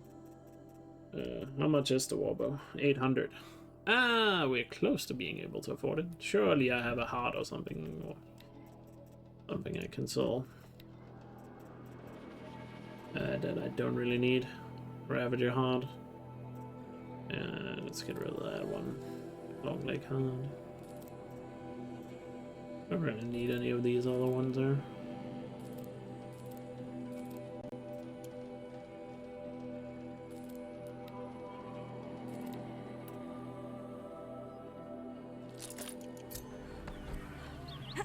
Would you like to buy something today?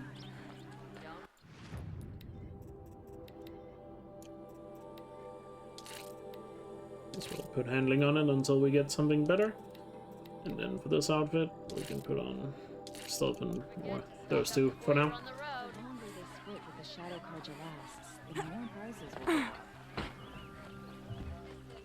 I don't really feel different at all, to be honest with you. Making up for his tyrant father. What are they doing out here? Able-bodied adventurers, preferably with no friends or family. You guys chose Brainful. Have a lot afterwards. I'll keep that in mind. This is the place. You home, Derval? I got a surprise for you.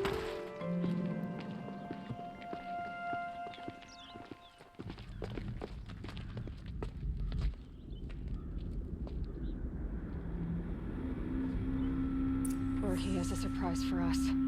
Is it a bomb? Doesn't look too big. Big enough to kill us. All right, I'll shut up.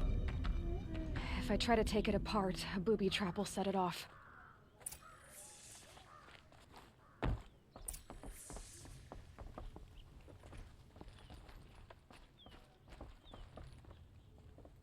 That's a lot of blaze.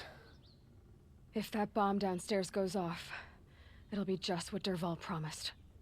Smoke will darken the sun. As the city goes up in flames, there's gotta be a way to stop it. It looks like a wooden bracket. Not very strong.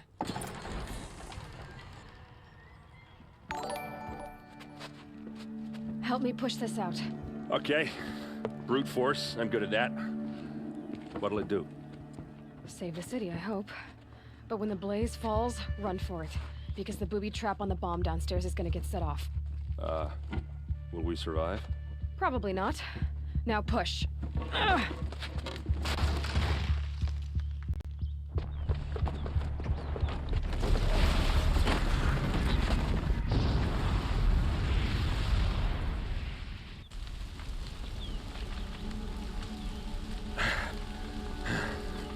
We did it! Derval's best shot, and Meridian's still standing. This isn't over. Derval said he'd make a VOD watch. No way. To do that, he'd have to get into the palace, and that's too heavily guarded. Get back there, just to be sure. I'm gonna look around. Maybe Dervahl's men left something behind when they planted that bomb. I got it. Don't worry. If he tries for the palace, he's finished.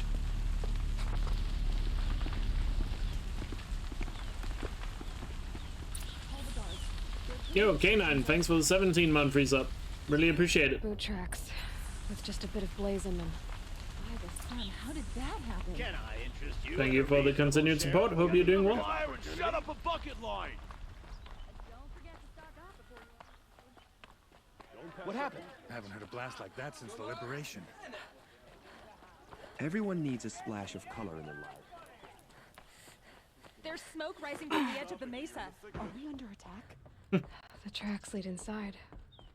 Another one of Dervahl's hideouts. This must be where Dervahl assembled the... Dervahl did find a way into the palace.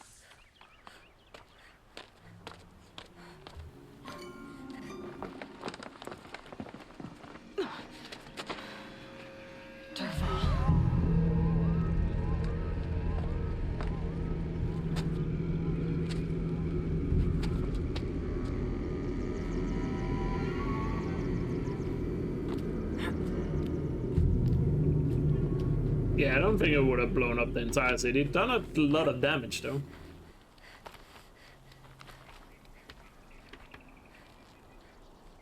But, you know, it would still...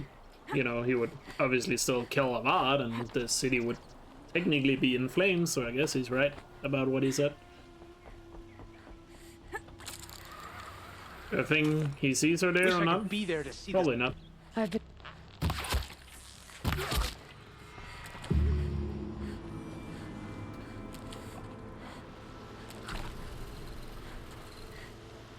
No problem, Colonel. See you later. I thought I saw something.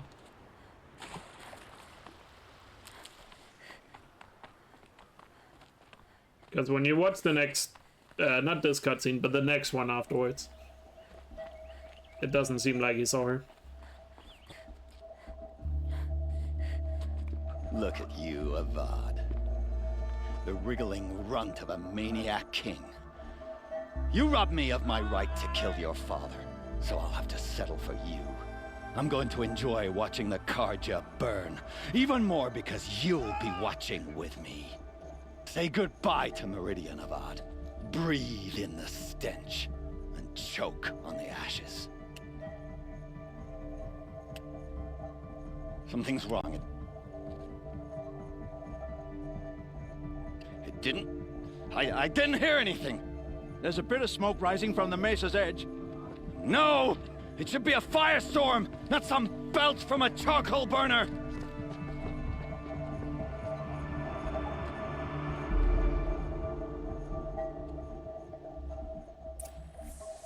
How's the van meant to hear him?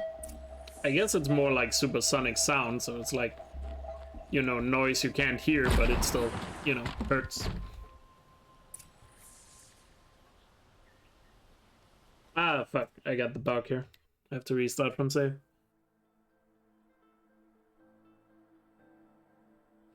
Small soft lock that can happen there.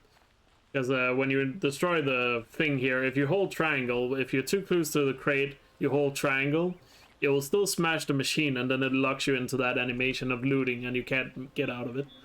This'll come in handy. It's a small soft lock that can happen here. Did it once in a speedrun and realized it's annoying. But yeah, that's a thing. What's this? Oh. You must be the Nora who bushwhacked my camp. And disabled your bomb. Did you now?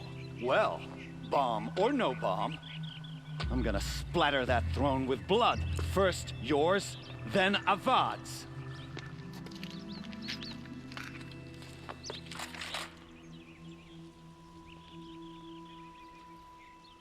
Eyes on. Oh, nice, he got his blood splattered.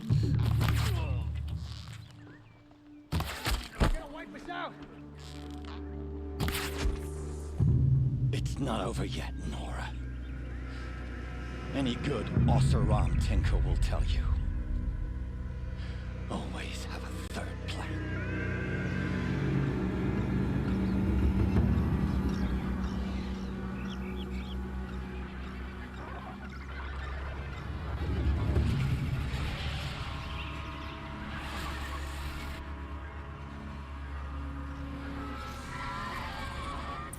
So Exactly. Screw Glendogs. Never do the work if you can get a machine to do it for you.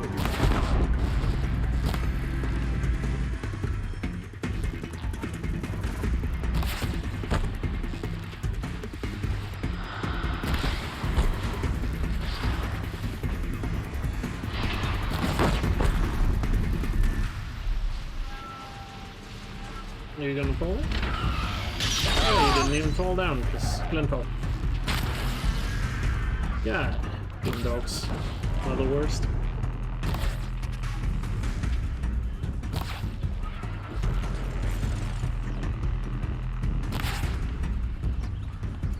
Let's just wait for them to land.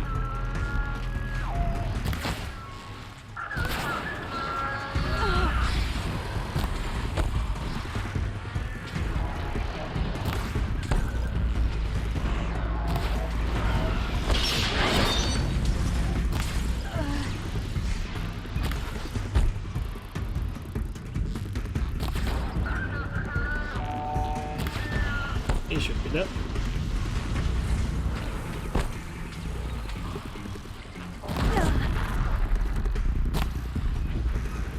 One more, will you? Come on.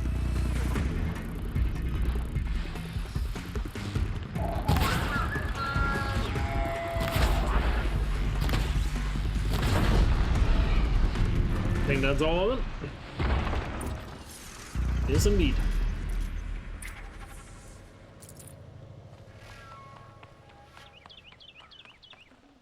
Got too much already.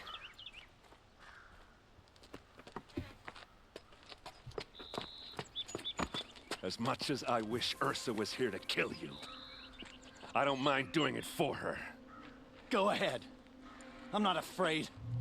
Except that knowing you, Erend, you'll screw it up!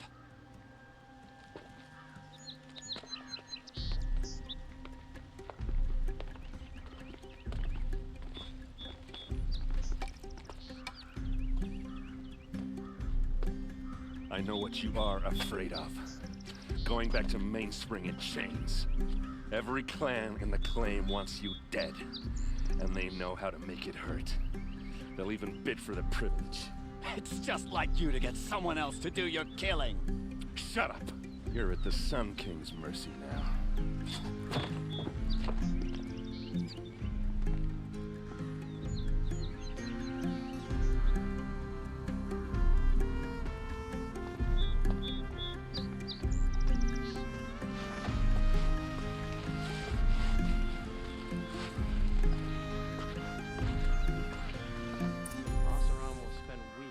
There we go. Do a job the Carja could crack in a day. Now, before we talk to Avada Erend, I feel like we have to go to Derval and, you know, rub it in. Exactly, out to them. Let's go and listen to them. Some of them are pretty funny.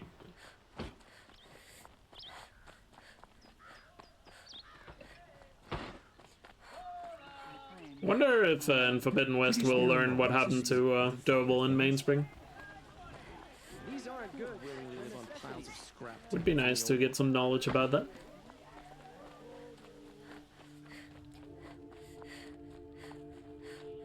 Come to gloat, Nora. Well, as you can see, I'm busy. Why is he so quiet? I get it. You want to rub it in? Well, it's not working. Ha ha! It's funny to pester the tinker in the cage. What a laugh! You think that bit of scrap on your brow makes you smart? I'll bet you couldn't have taken apart my bomb without it. Think I'm done? Think again. I've gotten out of worse scrapes. While the lunkheads in Mainspring dither over how to kill me, I'll dig myself out. Just you wait. When I get out of here, I'm gonna plant a Thunderjaw lure in your bedroom. Gotta admit, it burns me that a savage tracked me down. Most Nora get confused by anything more than 2 sticks and a string. Don't you have something better to do? Like choke on a lance horn? You think that spear of yours is so fancy, but I could craft it blindfolded during a quick nap. Riding machines? Am I supposed to be impressed? Get one to serve me lunch, then I'll take notice. You're like a burr in a boot, you know that? Just so irritating. Hammer to steel. I hate you. Someday, I'm gonna build a machine with the specific purpose of pulling your braids out. By the great flaming forge, just leave me alone, Red. Here we go.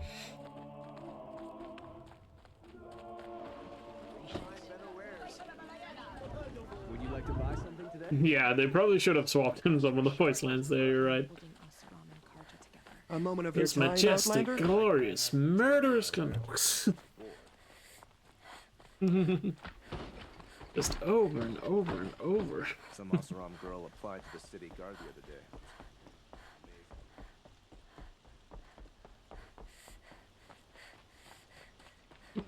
Time to talk to Aaron here. Yourself, there is a story. Aloy. I was just thinking about Ursa. She would have killed Dervahl on the spot. I know it. That's why she went out to meet him in the first place, to put him down. But she also told me to grow up.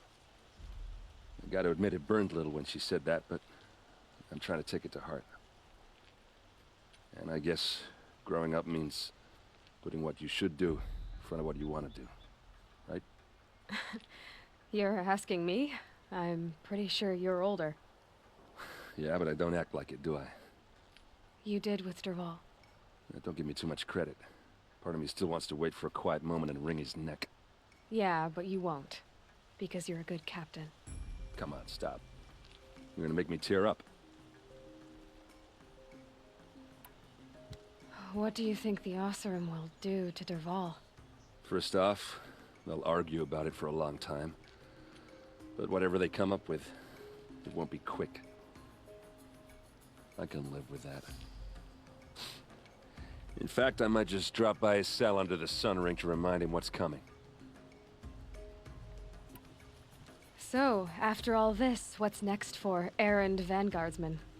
Heading back to the claim for a while.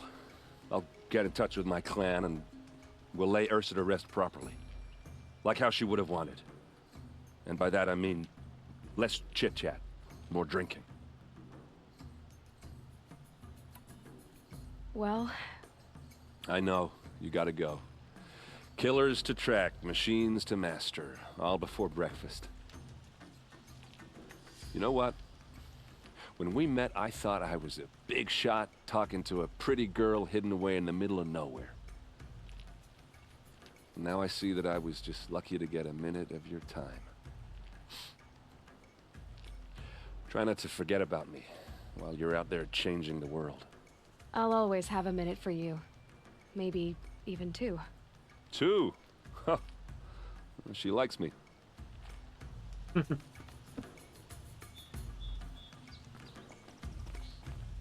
still want to talk? I might need a hanky. I'll see you later. I hope so. Just making sure there's no second dialogue afterwards. You don't want to know what they were doing. Now for that, and you guys chose grain once again here. For this option. Aloy, to say you have my gratitude feels woefully insufficient. You saved my life. You saved Meridian. And because of you, there will be justice for Ursa's murder. We can mourn her knowing the truth, without painful uncertainty. It's hard to imagine where we'd be without you. And I don't want to try. I hope you will consider staying in Meridian.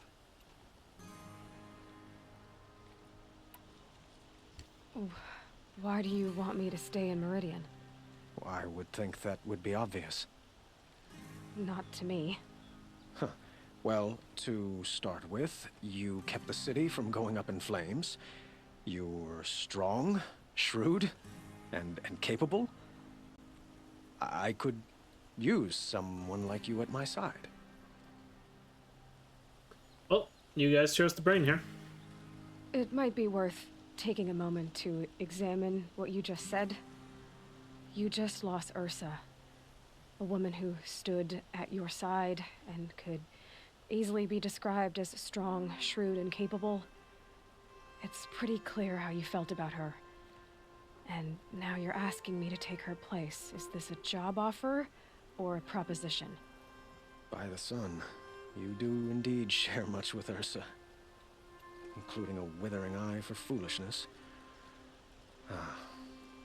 Please, accept my apologies. Seems I'm getting ahead of myself. I need some time to resolve my feelings. I will be forever grateful to you, Aloy. And in time, I'd like to get to know you better. Shall we leave it at that, then?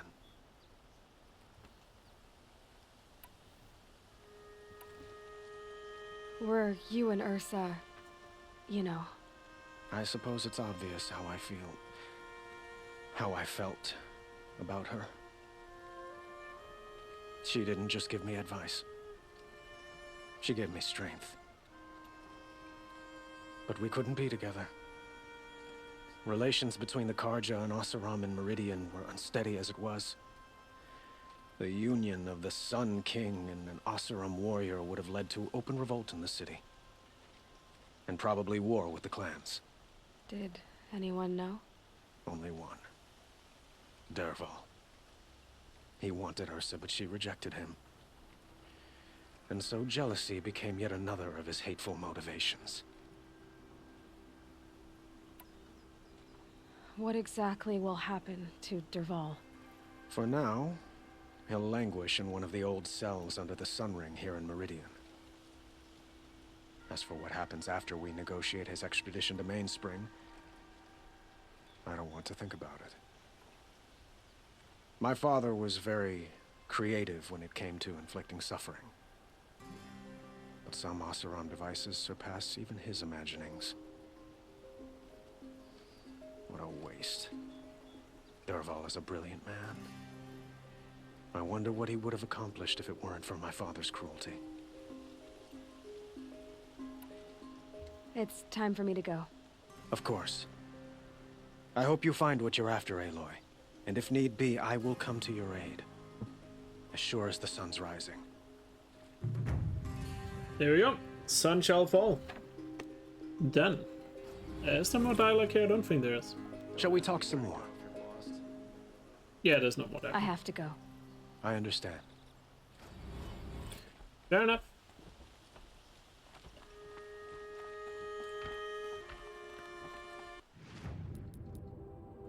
I don't know that much about Osram's social customs.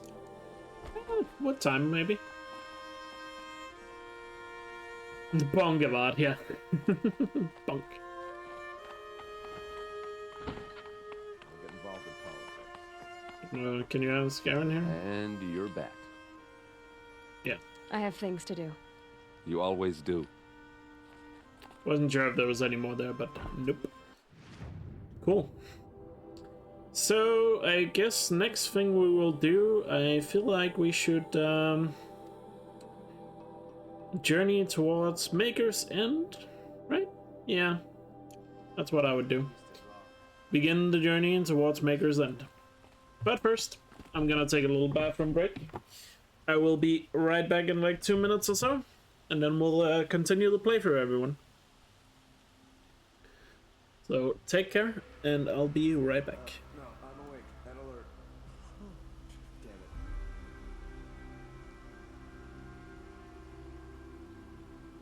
it. Shadows are getting long. It's always the ones you least expect that cause you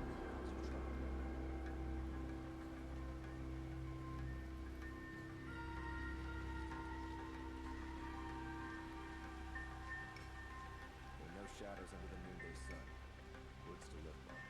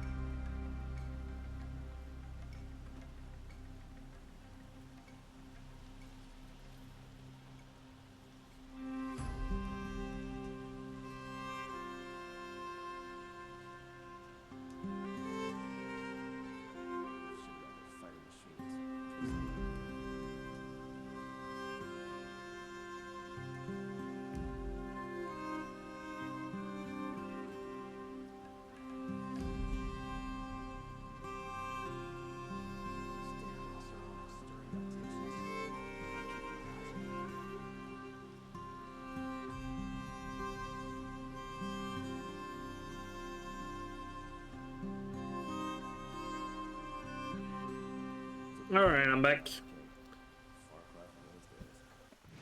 So yeah, next project. We're gonna journey towards Maker's End, and of course do bandit camp and get the viewpoint up here. That will be the plan. So let's begin that journey. There's also a ton of, what's it called? Also a ton of data points that we'll go over. So a massive lore dump is about to happen. That's what I'm trying to say. This must be where Nassan was supposed to check in. Yeah, fun fact, this dialogue plays every time after you complete a Robin the Rich. Even though you already completed it.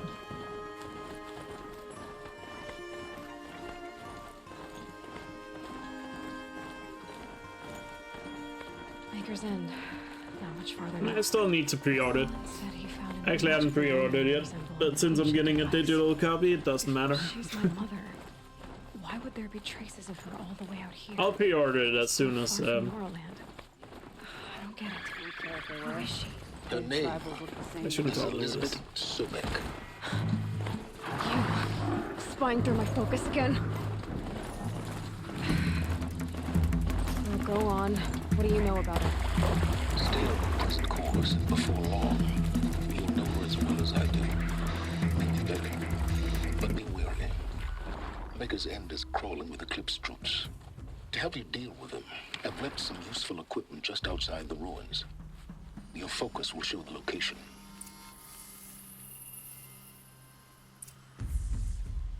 Alright, so what was it? Yeah, I'm gonna pre-order it as soon as you can preload it on PS5. Which is like, I think, a week before the game comes out.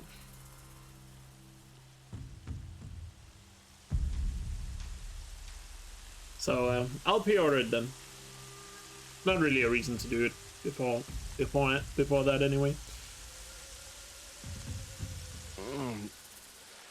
I waited for you. Time passing pulls the anticipation tight as wire. How many has it been now? I don't keep count, Nil. Don't keep count? Sometimes I just don't get you. Are you like us, or a little different? Hopefully a little different. That's what you're gonna tell yourself. Shall we get started? Always interesting to talk to Nil. I don't think it's a full week before, but I think you can preload it on the Monday. And then it obviously comes out on the Friday. Something like that. They have announced the date, I believe, where you can preload it, but I forgot the date. Can't scare me. You're kidding. There really gets spotted. Well, that was... You're dead! Dead! Guess we have to make a run for the alarm now. Go on, rush her now! No, I have a disc version. But I want to play the game as soon as it comes out, so therefore I need a digital version. Because the disc I wouldn't be able to get until, you know, the day after, or on the actual day. I don't hear it too. So I'm getting digital for launch, so I can play the game right away on midnight. And then later down the line I'll buy a disc version, so I also have a disc. It's probably end up just like this game. Because with this game I own like 5 copies I think of this game. Actually, how many copies do I have? By the way, Lucio, thank you so much for the sub, really appreciate it. Welcome to Elkjaer, enjoy emotes. Let me see, I have a standard disc for this game, I have Complete Edition on disc, and then I have a digital version of Complete Edition, and I have Complete Edition on PC. So yeah, 4 versions of the game. Granted, the Complete Edition that I have digital on console is only because it was free for everyone last year.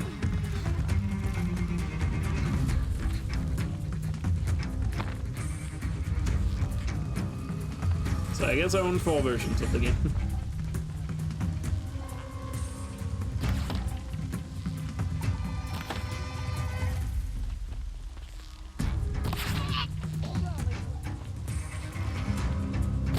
No, Nil, you pushed. Oh no, Nil's down. Get back up now.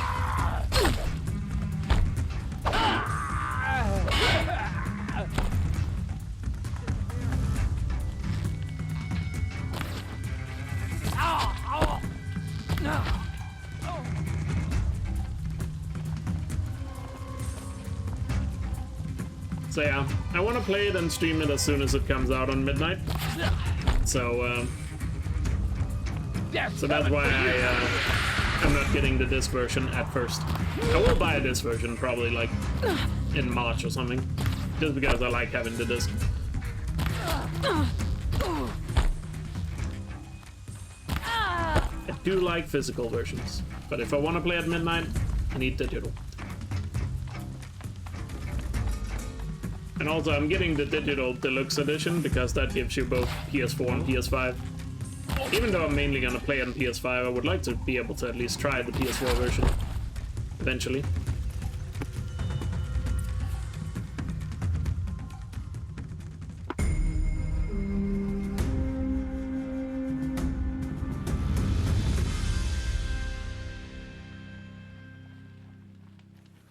Quietly. It was Derval. He tried to kill the son. Does that mean PC is the superior version? No, because the PC version does not have the PC version does not have the logo when you enter the Frozen Wilds, so it's clearly inferior. That crazy Oseram tried to kill our Sun King till the machine rider stopped. That is how we judge which version is the best, whether or not it has a logo when you go into the Frozen Wilds. May the sun shine upon you, champion.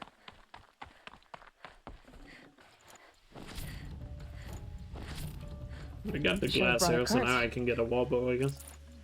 But, which will come in handy. I should also return to Nil. Let me just go to the merchant first. Nah. Logo is way better than So Background. They're leaving. You guys don't know what you're talking about. Clearly. Clearly. Oh wait, I already had the purple wall. Why did nobody remind me I had a purple wall bow? East. I hear Sun King Avad send. I'm stupid, okay? Get over it. These Oseram come here to our sacred city and don't make any effort. You just realized you scheduled a trip with your partner for release day? Well, rip.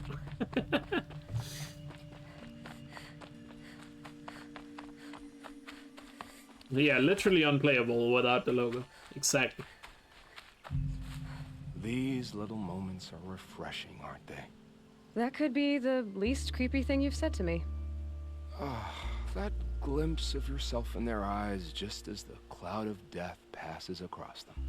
Never mind. There it goes. You know, Nil, if you get tired of bandits, there's a group called the Eclipse. That's a political situation. They're murderers, and they're raising an army of machines. That's a little more than politics. Don't hate me for being single-minded. Besides, I wouldn't bet on how long the Shadow Cards are going to last, if you're in for the kill. Man's got a point. We've come a long way from Norland. Where have you been, Nil? I heard the roads of the Sundom were no longer safe. And thankfully, it was true. Ambushes, raiding parties, even corrupted machines. The mortal wounds just opened themselves to accept my arrows. But you knew this already. You've been walking on the edge of life and death. I can tell. Yeah. It's a long story. With many quick endings, I hope. Also, when it comes to speedrunning, by the way, just to point out, having a disc version is quite good, in case you need to down patch the game. Goodbye, Nil. I don't want to alarm you, but the bandits are thinning out. Makes you wish you could kill them more than once, doesn't it? No, once is enough. You're right, of course. Once is enough. When you really make it count. Okay, goodbye, Nil.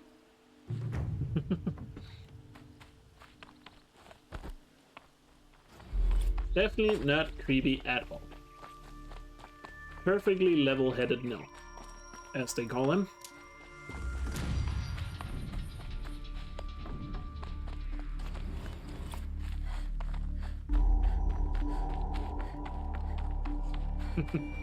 The longer you talk to him, the more fascinating he gets. Just like Blameless Marat, pretty much, yeah. Alright, let's head over here for the viewpoint. No better couple than Mario and Peach.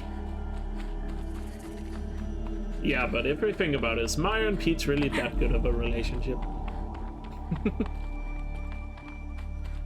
Ouch. Like, did Mario actually ever get that cake she promised? Is there a game where Mario actually eats that cake? There's a picture of the cake, but I don't think he actually gets it. Peach might as well be GLaDOS at that point. Lying about the cake and all.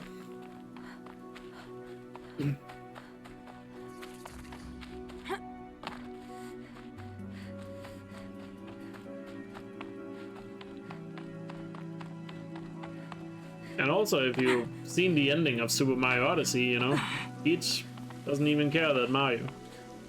Or, I guess she does care for Mario, but not enough to marry him. So are they really a couple? I don't know. You know?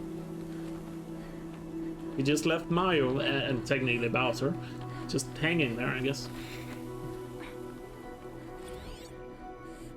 A pocket shitstorm tour, day 1. We're better to start than at the end. Or where the end started, anyway. Ground zero, where it all came crashing down. My career first, then everything else. And I mean everything. Alright, time for another uplifting viewpoint here. Let's go over the text.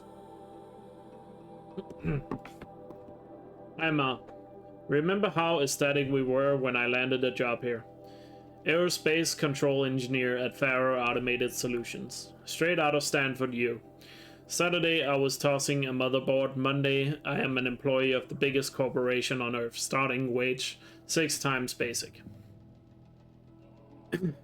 It was a dream come true, yours as much as mine. When I found out I'd landed the gig, I waited until graduation day to tell you, in person. You were so proud you hugged me 5 minutes straight, laughing and crying at the same time, saying over and over, onwards and upwards, the start of a great things. I thought so too. It seemed as though nothing bad would ever happen to me, to us, ever again. But bad did happen, of course. More bad than I had ever knew was possible. And while I can't blame Faz for making you sick, excuse me. And while I can't blame Faz for making you sick, Metallurgic gets the credit for that. I can sure as hell blame Pharaoh for the rest. But let's talk about the end of the world later. It plays a part in this story, of course. If I hadn't found out what was coming, I wouldn't be doing this, leaving these time capsules behind. But the apocalypse isn't the story I want to tell. This is going to be about our family, about us. It's time to get going. I spent enough of my life in the shadow of this place. I've got 11 more Vantage spikes in the trunk of the Sabara I rented and some pretty good ideas for where to sink them. So let's get the hell away from this place and start sinking.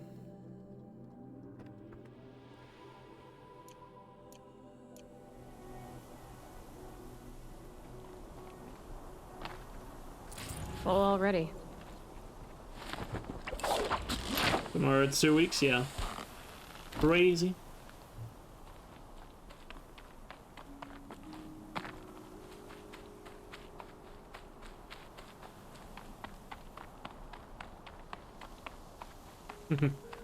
Yeah, the game probably would have come out already if it weren't for COVID.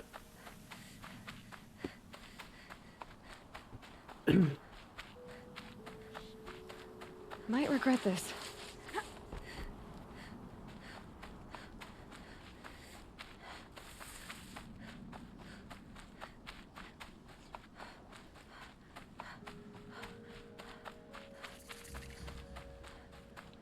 These logs are so sad, yeah.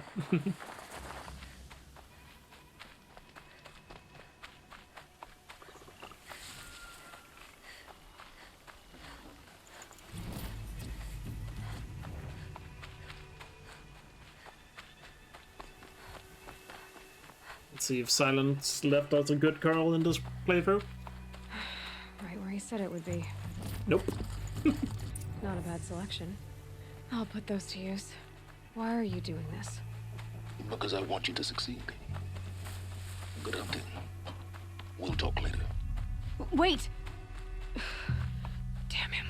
And now for the data points that are scattered around this place. Which means we have to kill some Eclipse so we can get some peace to read them. Eclipse, just like he said. Oh, terrible shot.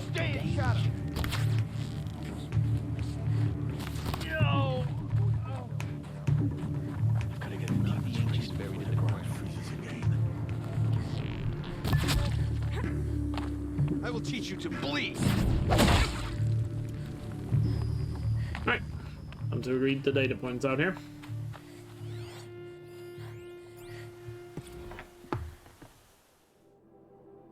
Odyssey to Nowhere. Funeral for an Obsolete Future. An Odyssey to Nowhere. Paris, July 7, 2057. 25 persons from 5 nations stand before the office of Odyssey Euro West. Hand clasp solemnly. Jesus. Hands clasped solemnly at their waist, or held stiffly at their sides. Some are politicians, some are businessmen. These days, is there a difference? Some are scientists. Slowly, Gerhard Weist steps to the podium. I regret to announce that as of today, the Odyssey is no more. What exists of the vessel will be abandoned in orbit. All personnel will collect severance income and be released from their contracts. The sad fact is that our species' greatest hope for an extra planetary future was never able to escape the gravity of terrestrial, all too human conflicts. Vice size. Perhaps the innovation we pioneered will help improve the lives of future generations. Time will tell.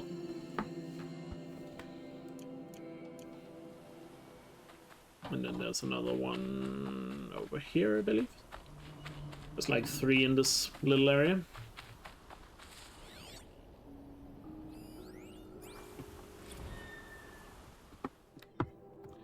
Odyssey drives ready. Odyssey Fusion drives ready for installation. Mumbai, April 17th, 2051. Speaking at the press conference today, Odyssey Indian Chief Science Officer Yaswinder Prajapati. Hopefully I don't have any Indian viewers complaining about my pronunciation of that. Anyway, he announced that all components of the colony ship fusion propulsion units have been printed, tested, and are ready for installation. Shouldn't that be ready for installation? Get the point. We are ready to build the Odyssey engines, Prajapati said. So if my international colleagues would be so kind as to resolve their differences, perhaps this stalled project can finally go somewhere. Prajapati's arch comments referred to ongoing financial and labor disputes between Odyssey America and Odyssey Euro West, as well as tension over rare earth deposits in Data Corrupted.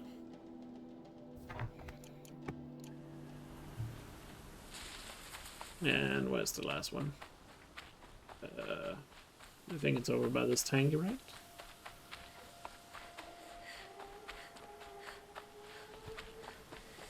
Oh no, wait. No, it's over by that tank over there. Or that one. We'll find it. I know there's 3 in the area right here about Odyssey. Over here by these chargers. Yeah, it's over here. Hey, Ariel.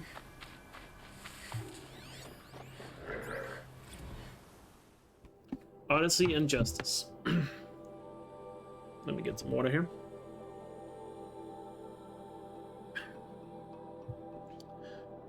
Editorial. What does Odyssey say about who we value? March 8, 2041. If you've been paying attention to all the public outrage in response to last week's announcement of the Odyssey project, you'd be forgiven for mistaking the proposed colony ship for the gold-plated space chariot that the world trillionaires are conspiring to use to escape the climate catastrophe, leaving the rest of us to choke and drown and starve while the richest rocket off to Sirius.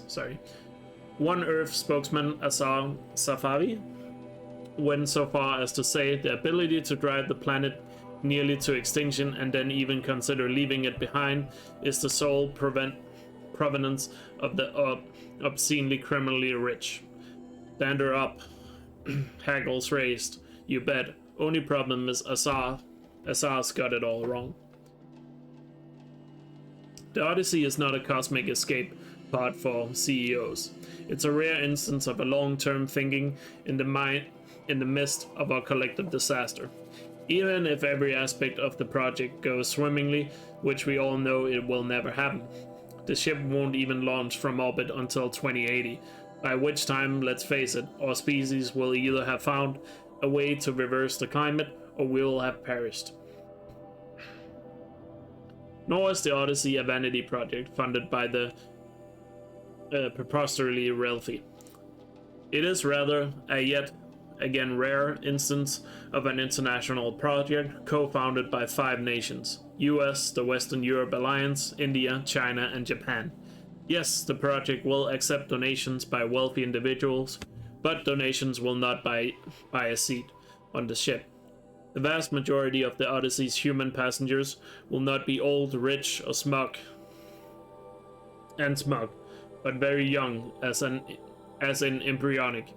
The entire point of the project is to spawn a human population on the exoplanet Data Corrupted.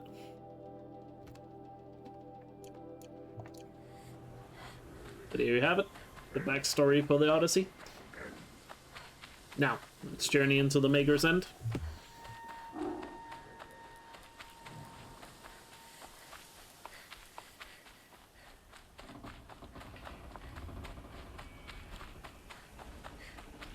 Where we'll get a lot more lore. Just stay out of their way for now. Who's ready for a massive lore dump?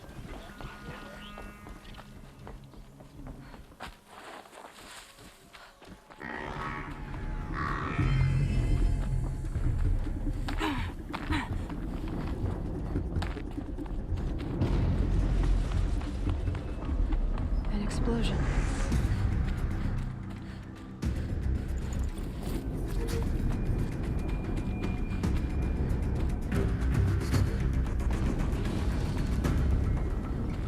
Another explosion.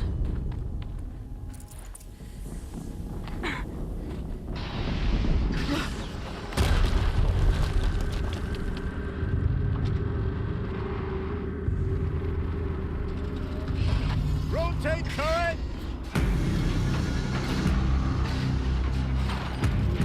And fire! All weapons operational. Time to get it moving. And be quick about it. No daydreaming. Soon this demon will be up and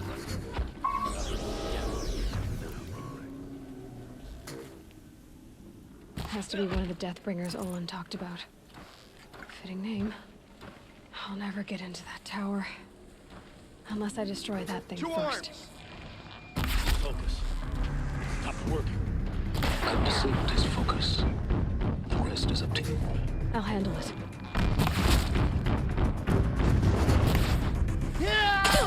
Oh, hello. See you now.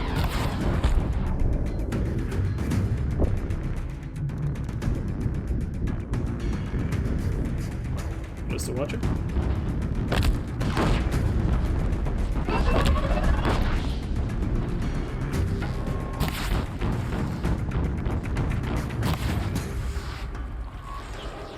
Steam's blasting out. I wonder if those are weaknesses. Did it.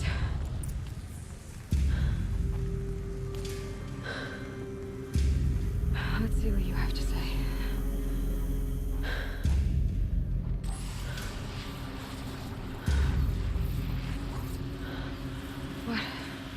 What is this? The entity lives. Unacceptable. Unacceptable. Unacceptable. Oh.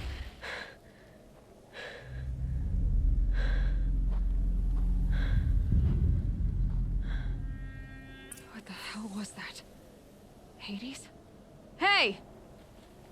Mysterious stranger, did you see that? No answer, huh? Figures. Things just keep getting stranger. I need to find a way inside the tower.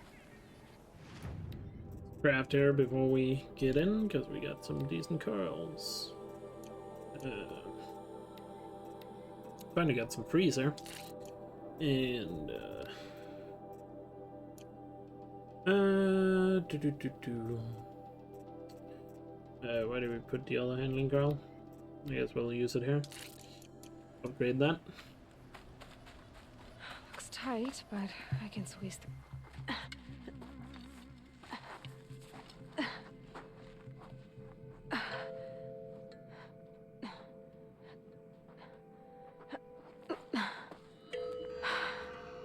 Hold for identiscan. One of these again.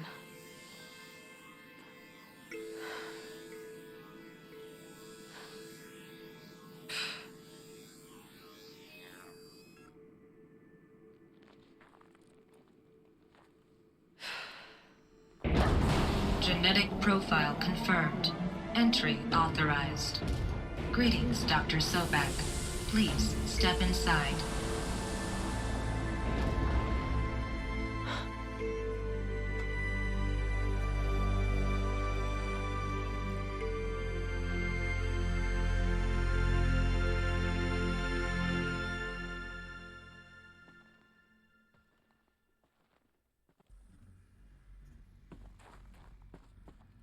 Dr. Sobek, you are 355,510 days out of day for your meeting with Mr. Farrell. Please proceed to the 35th floor. Wait. 350,000. That's hundreds of years ago. What's going on?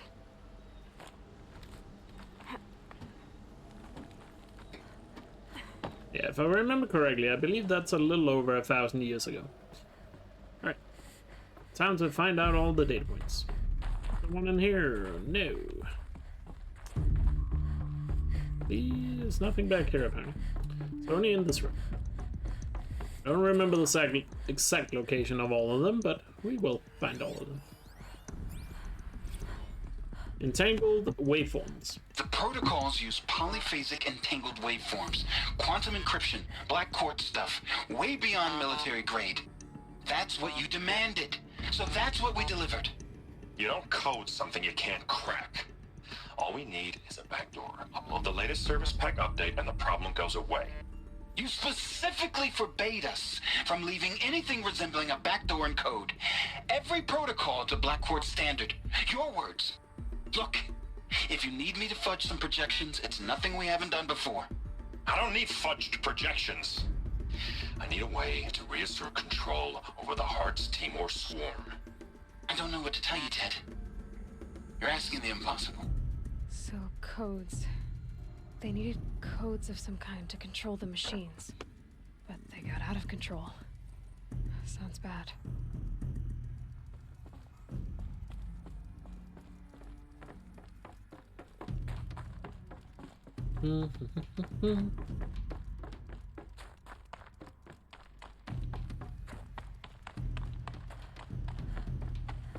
Anything back here? No. 958 years, yeah. Sounds about right. A Deathbringer. Or a statue of one, anyway. A machine built to kill. And they honored it? Welcome to Faro Automated Solutions, where all the problems of tomorrow are being solved today. With over 25,000 human employees based in nations and corporate holdings across the globe, Faro leads the world in every sector of self-sustaining, fully automated technology. From revolutionary consumer products close to home, like the Faro Focus, to the dynamic chariot line of peacekeeping robots halting bloodshed in conflict zones across the globe, Pharaoh remains committed to making the future smarter, brighter, safer, and always surprising. Pharaoh Automated Solutions. For every problem of life, a smart solution. So they made the focus. 25,000 people? That's bigger than a tribe. So they made machines and devices. I guess those things were common in their world. I'm glad you're enjoying streaming those up. But yeah. Have you beaten Valhalla yet? I'm not sure how far you've gotten into it. What's my favorite data point? Ooh, that's a good question. I'm not sure. I really like the one inside Zero Dawn that talks about where General Harris makes his confession and wants to add it to the Apollo. That would be the first one that comes to mind. There are a lot of good ones in the game. Welcome to that just plays the same one. Yeah, let's not go over that again. Then we have this one. Reception log. Reception log, July 7th, 2064. 9:54 a.m. Field Commandant Jiang of the Indo-Malay Agricultural Combine arrived with his delegation refreshments to be served before their 10:15 a.m. sales presentation on the chariot line. Per instructions, food will be vegetarian only. 10:07 a.m. Sander Agnew, Vice President of Territorial Integrity from Fresh Grounds Coffee Global, arrived with his entourage refreshments to be served before their 10:30 a.m. sales presentation of the chariot line. Per instructions, will use Fresh Grounds Tacoma blend, no artificial creamers. 10:12 a.m. So that happened.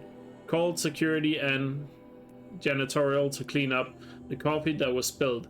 Actually more like thrown. I wasn't aware that the Indo-Malay Combine grows coffee beans and that Fresh Grounds acquisition team has tried to take their fields by force repeatedly.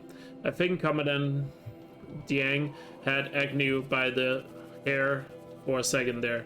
Who schedules these things? I'm going to drop a line to sales. This can't happen again. So as you can see, another data point that talks about how companies, used war robots to fight battles for them. What was this place? What were they doing here? It was a corporation. A group of people not unlike a tribe. And they made machines. Yeah, go on. I've uploaded some data files to your focus. They'll help you understand. I forgot there was dialogue right here, so I didn't want to talk over it. But, yeah, so corporations would be using war robots to fight over various resources. For example, just fighting over places where you could plant coffee. Because places where coffee would be possible to grow was really scarce after the massive environmental disasters that happened to the world. Before Zero Dawn happened. So that is a data point that once again goes over that idea. And apparently that whoever plans these meetings were pretty bad at. Don't worry, we'll go over the... Actually, let's go over the data points now that Silence just sent us. Because I guess it makes sense to read them now. So, let me find them here. I think, yeah. Bio, Elizabeth Sobek. So this is where we know Sobek's birthday from, by the way. As you will see. Elizabeth Sobek, born March 11th, 2020. Is an American scientist, robotics, and engineer, widely regarded as one of the greatest minds of the 21st century. Born and raised outside Carson City, Nevada.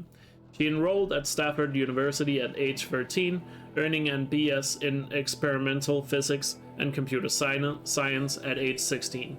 She completed her PhD in robotics and artificial intelligence design at Carnegie Mellon University in 2040 and joined Faro Automated Solutions as a junior scientist the same year, rising quickly to chief scientist at the age of 22. Over the next 8 years, her green robot designs played a vital role in realizing the environmental cleanup and detoxification efforts of the clawback. The clawback decade, propelling FAS to the forefront of its field. In 2048, she suddenly resigned from FAS, protesting the company's pivot to automated military technologies. In 2049, she funded the Miriam Technologies, a firm devoted to life-positive robotics and other technologies. Miriam has since become one of the world's largest supplier of green robots, winning numerous awards and accolades, including the 2053 Nobel Prize for Physics and the 2056 Rachel Carson Award for Environmental Progress. So, backstory on Zobek there.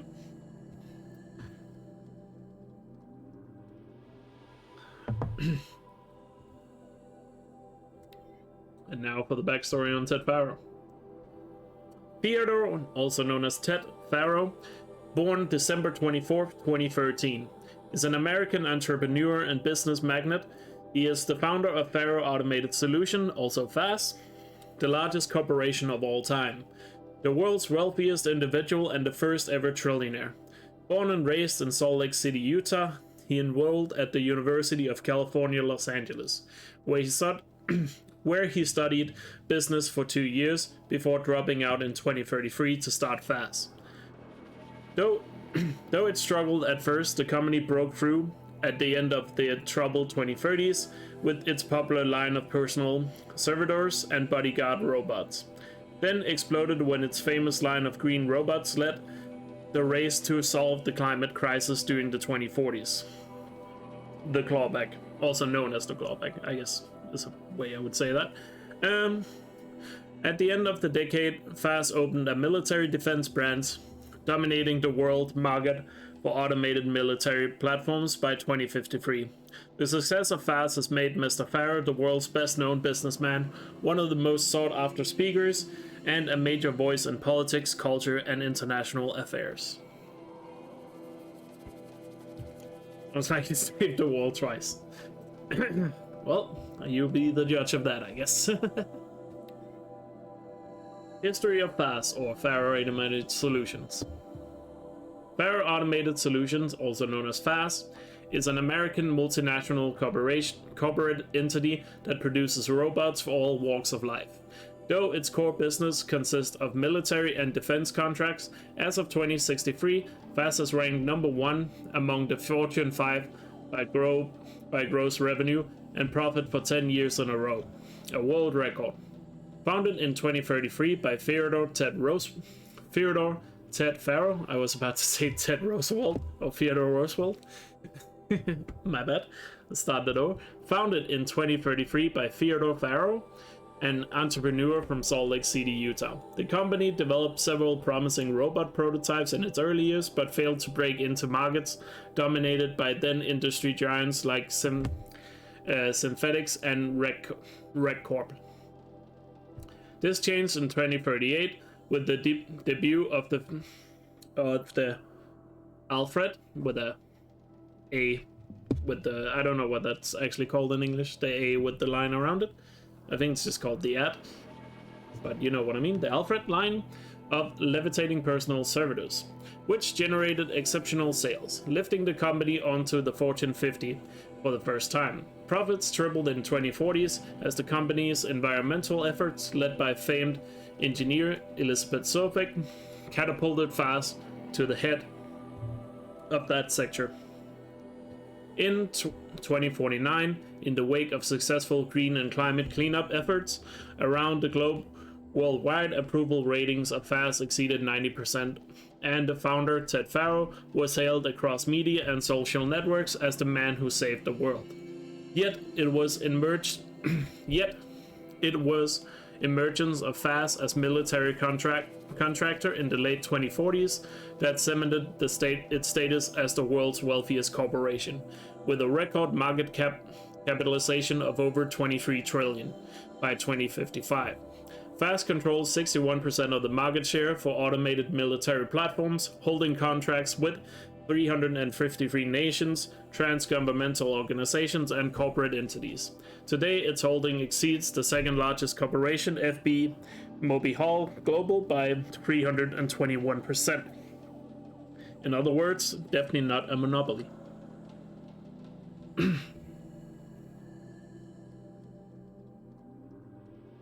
I think his work saved the world, but he financed saving the world.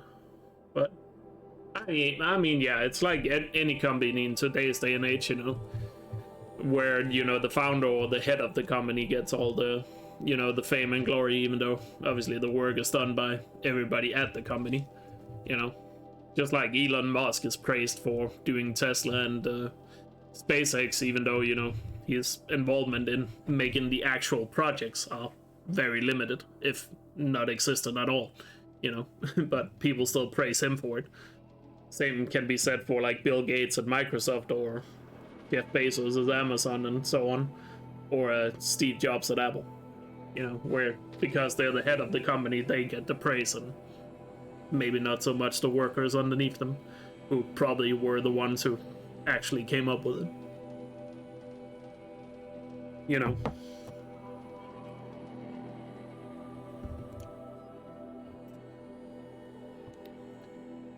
Definition: corporation.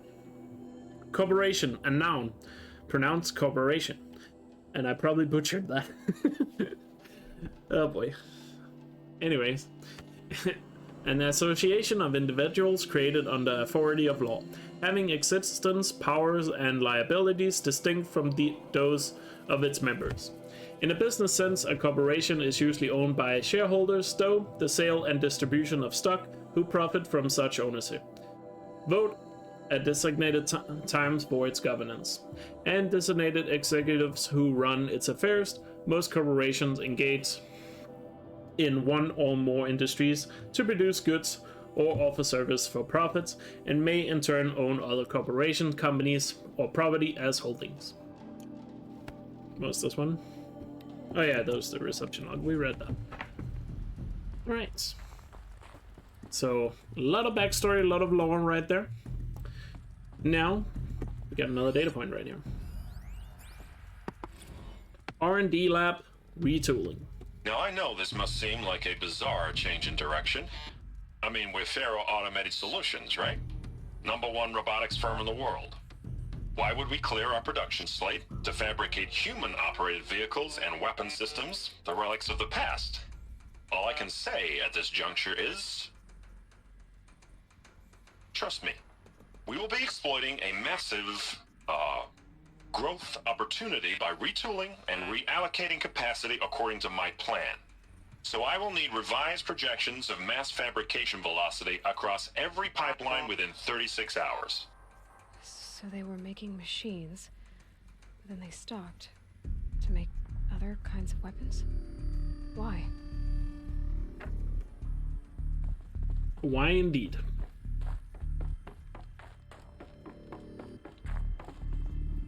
Anything here? What is it R&E stands for? I hear that word a lot when it comes to tech. I forgot what it stands for. Any developers or engineers in chat? The air. There's no smell to it. Not even Old Death. Nothing natural. R&E.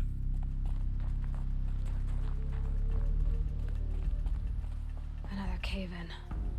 But I could get through. Let me pull up the data point again here just to show.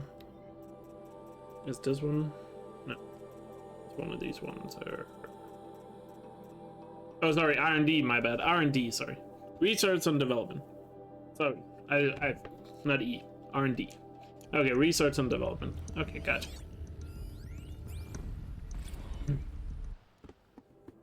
RE complaint. From J. Freitkin to reception. Subject, complaint. Hey, reception, if if that is your real name. Want to know who scheduled Indo Melee right next to Fresh Grounds? That would be me, Senior VP of Sales. Want to know why? After that little hair-pulling incident, both sides increased their bids by 40%. I explained because your receptionist-level brain probably requires it. Those two sides are fighting, and what do we sell? That's right, combat machines. We want them to hate each other. So they will try to fight each other with what? That's right, again, combat machines, which they will pay a lot of money for. So I suggest you go back to serving coffee with a blank smile and let me do much more complicated job. Thanks a bunch, Mr. Fredkin. To you. Well, this guy certainly sounds like the right person to work at Faro Industries. Do you think people are like this at Lockheed Martin? Where they're like, what do we sell? Things that kill people. So therefore we want people to hate each other. So they will use our things to kill people. It's probably what happens at Lockheed Martin.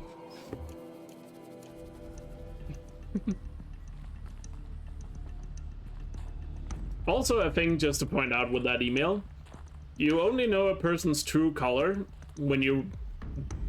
Sorry, you only know a person's true color once you witness how they treat service personnel. That's when you will truly know what a person is like. Looks like I can climb here.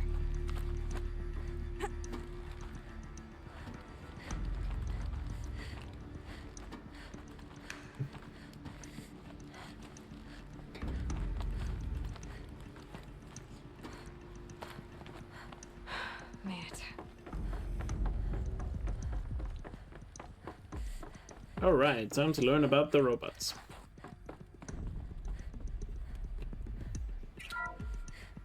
The ACA-3 Scarab combines conventional and information warfare capabilities in one package. Designed for high-speed, all-terrain reconnaissance. It boasts the world's highest survivability rating of any Scout-class autonomous agent. Maybe it's the Scarab's emergency biomass conversion systems that ensure it always makes it back to base, even if fuel supply lines have been interdicted. Or maybe it's the Scarab's ability to slave enemy robots to its own network. Now that's force multiplication.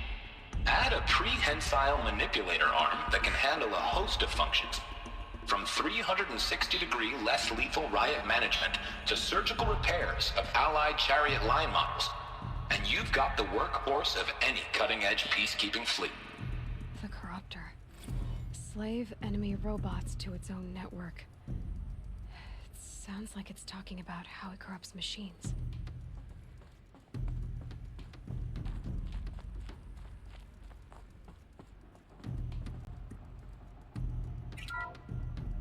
The FSP-5 Khopesh provides a one-size-fits-all solution to main battle force capability.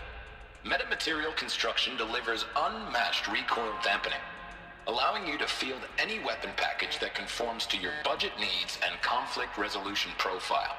Patented biomass conversion systems allow extended emergency operations with minimal environmental impact.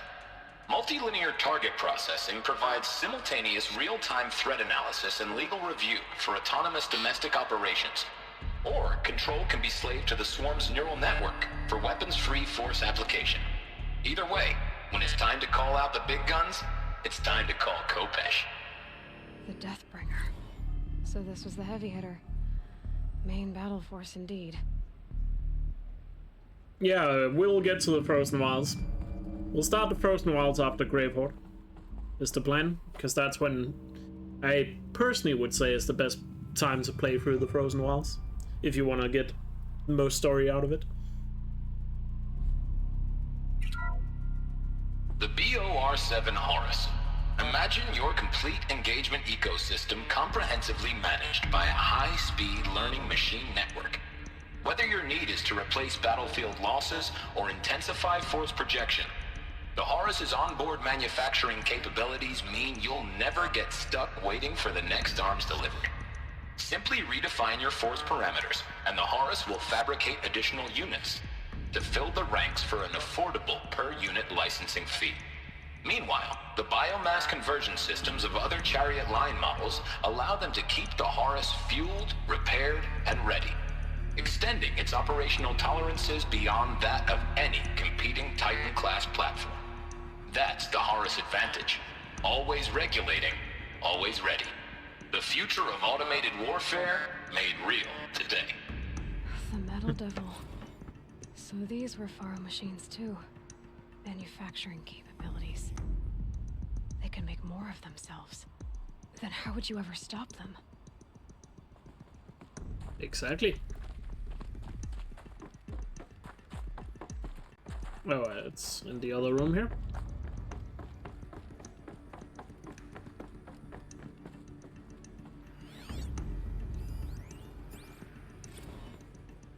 Spiritual Summit. From Ted Faro to Paula Vasara. Subject: Spiritual Summit. Paula, recent events have sharpened my perspective, and I think that I and FAS in general have been neglecting the spiritual side of things.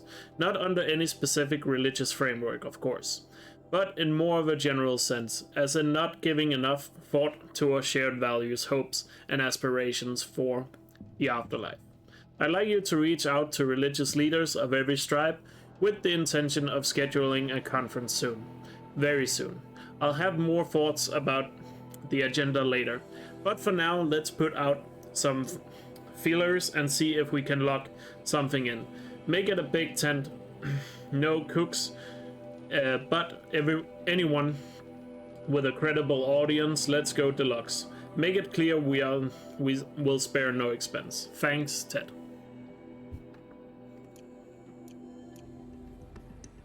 So all of a sudden he turned religious, or cared about religious people at the very least. Fast campus log. Fast campus security log. High priority alert. Automated log note. All non-essential systems have entered hibernation. High priority alert. Automated log note. Full lockdown has been initiated. High priority alert. Due to the increasing frequency of violence protests targeting the campus, the security of FAS employees can no longer be guaranteed. Therefore, we have taken the difficult decision to shutter this facility indefinitely. Staff will be briefed on a block-by-block basis regarding proper procedure for archiving and/or disposal of project-related data and material. HiSec and a crisis team will then conduct exit review before all areas are locked down. High priority alert. Priority messaging to all staff in E and F blocks. Treat the current lockdown situation as an exercise, but do not attempt to release the hatches or otherwise exit the building. High priority alert. A reminder that while HiSec personnel remain committed to employee safety, during the current unfortunate events, personal firearms must be relinquished when presenting for identiscan. High priority alert. Additional public access roads en route to the campus have now been closed to relieve waiting time at the outer security condos. HiSec reminds all staff that the campus remains off limits to the public. High priority alert. Following recent campus security issues, all staff are reminded that presenting for identiscan and displaying your security badge prominently at all times for image analytics are both mandatory. High priority alert. In light of recent acts of terrorism directed at the rapid transit system, HiSec now offers a Big Brother initiative to accompany staff traveling from offsite. Sign up is required and strongly encouraged. 48 more entries in high priority, additional entries corrupted. So security is in full panic mode. So people were angry at Faro, at the corporation. They blamed this place for something. Something bad. Can you imagine being a security officer for Faro Industries after news got out? Left of it. I feel like at that point I would either just quit my job and join the mob. Actually, no, there's no other thing like that. Like, what else would you do at that point? Gonna be a long way up. Frozen metal most of the way. Not making this easy, Dr. Soap. If plants can find a way to hang on up here, guess I can too.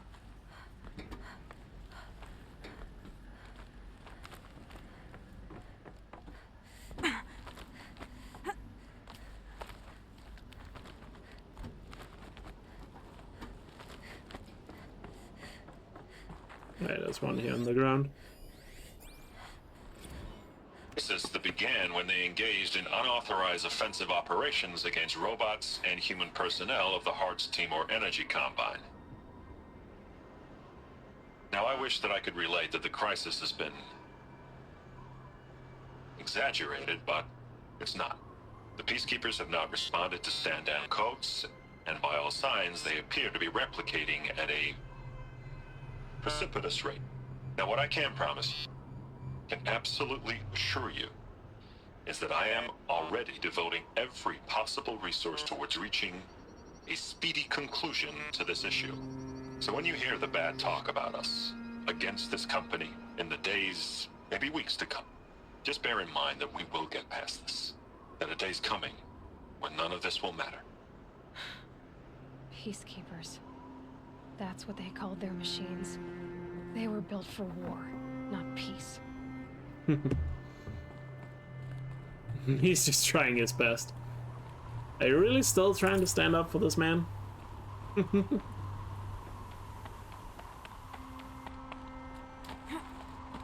I mean, he was right about the speedy solution. He didn't lie about that.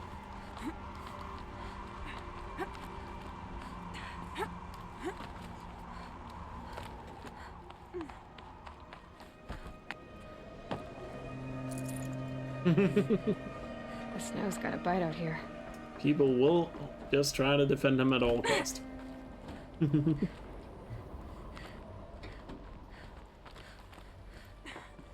Only in America, we're sorry, but you can't bring your gun in here.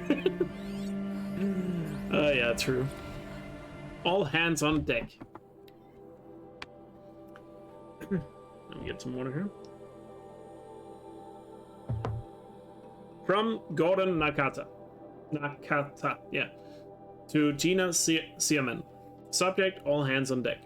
Gina, ever hear of the Melville Island Fruit Association? Neither had I until they filed suit against us this morning. Apparently there's a little island paradise off the coast of Australia, population 2,700, all of whom hate us.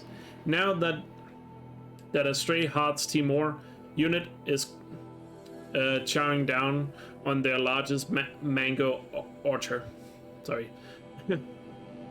That brings the official court of Heart Timor related lawsuits to 127, most of them from private companies, but also a bunch from individuals, nation states, and NGOs.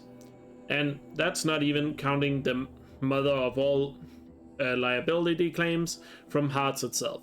Call every external firm we ever used, then call their competitors.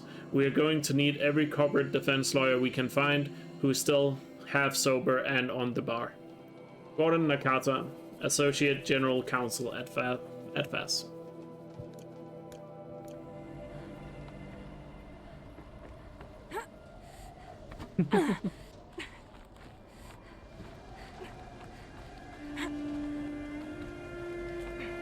Be careful, just because Seth is streaming doesn't mean he's not listening. Rule number 1 of this chat. Always assume Seth is listening.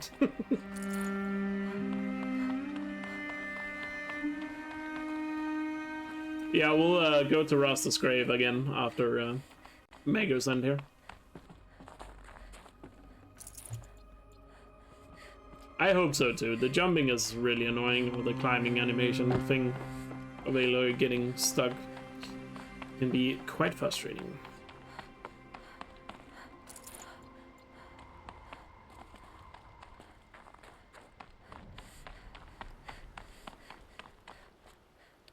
Wait, did I miss a data point? No. The last data point is like right up here, I believe. If I'm not... Yeah, it's right here.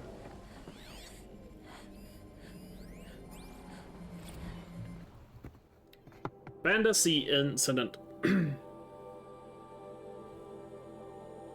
From Stacey Anders to Robert Rachel.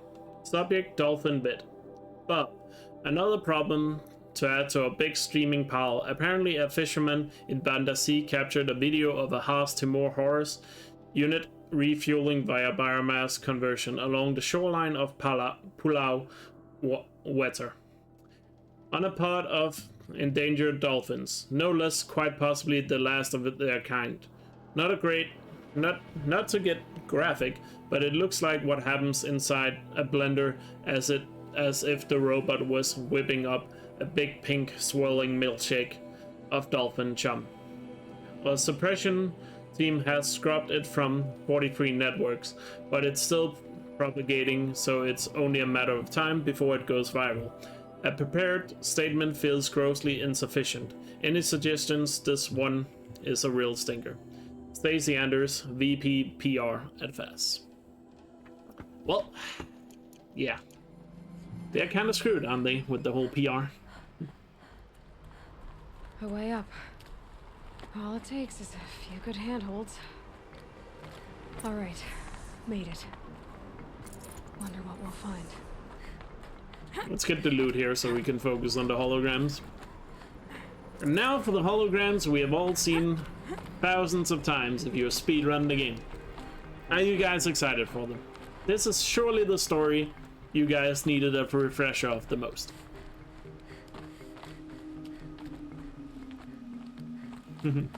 Oh yeah, if we can have Ghost of Tsushima mounts on the horizon, that'd be so good. I keep finding these power cells. What do they do?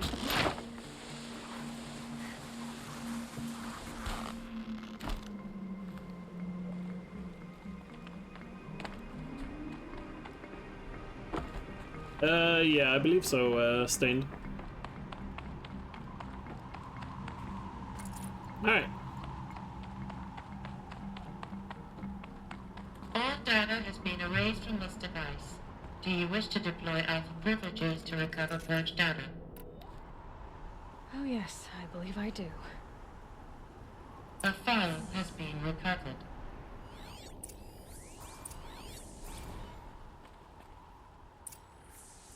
Elizabeth, good to, it's been years. Where's your legal team, Ted? No need. I dropped all 18 lawsuits the moment you landed. I assume your data confirms this. Alright, this promises to be interesting. Perhaps we could have lunch brought in. You know, get reacquainted. I know you, Ted. You've screwed something up, something big, or you wouldn't have eaten the crow necessary to get me here. So, spit it out. There's a glitch in the chariot line. Your killer robots? Peacekeepers, yes, those. So shut them down. Obviously, Liz, we would, if we could. They're not responding. Are you telling me a swarm has gone rogue, Ted? It's worse than that. Show me the data then. And I'll take that lunch. Alone.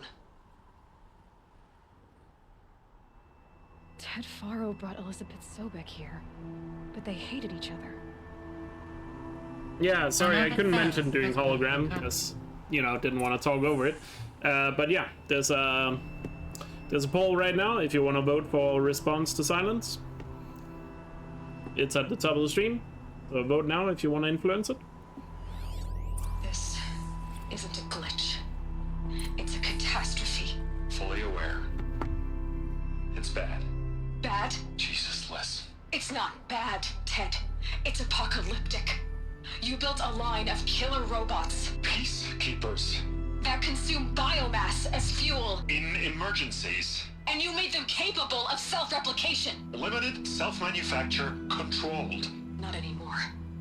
The glitch severed chain of command. The only nation this swarm answers to now is itself. You think I did? Everything else is just food. And at the rate it's replicating, Ted, it will strip the Earth bare in 15 months. We're not talking fall of civilization, we're talking extinction. I get it, Liz. So how do I stop it while it's contained? It's not contained, it can't be! You know what I mean? Right. Before the truth gets out, you mean? Liz, I will do anything you say. Keep working it, and whatever you recommend, I'll do. I'm gonna hold you to that, Ted.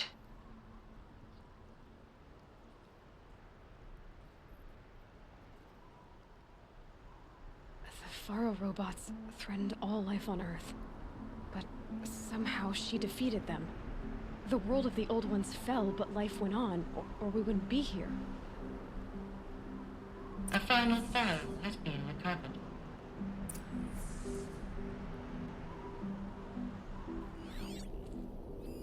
Project Zero Dawn. Jesus, Liz. There has to be another way. If there were a nicer way to fix your mess, I would have proposed it. But this? This? When I asked you to find a cure, I didn't expect it to be worse than the disease. It's not, Ted. It may be grim, but it's our only chance. Now sign the proposal. Sign it? I can't sign that. Yes, you can. That? Liz, I cannot in good conscience sign that. You've got a choice, Ted. I know. I'm speaking to you from a VTOL en route to U.S. Robot Command. In 15 minutes, I meet with General Harris and the rest of the Joint Chiefs. What? Are you crazy? Now your choice is what I tell them. Sign, and I'll tell them the wealthiest corporation on Earth has guaranteed the funds necessary to build Zero Dawn. Exactly as I've designed it. Or don't sign, and I will make sure they and everyone else on this planet knows the real cause of the glitch. Jesus, Liz. You don't have to threaten me. I'll sign.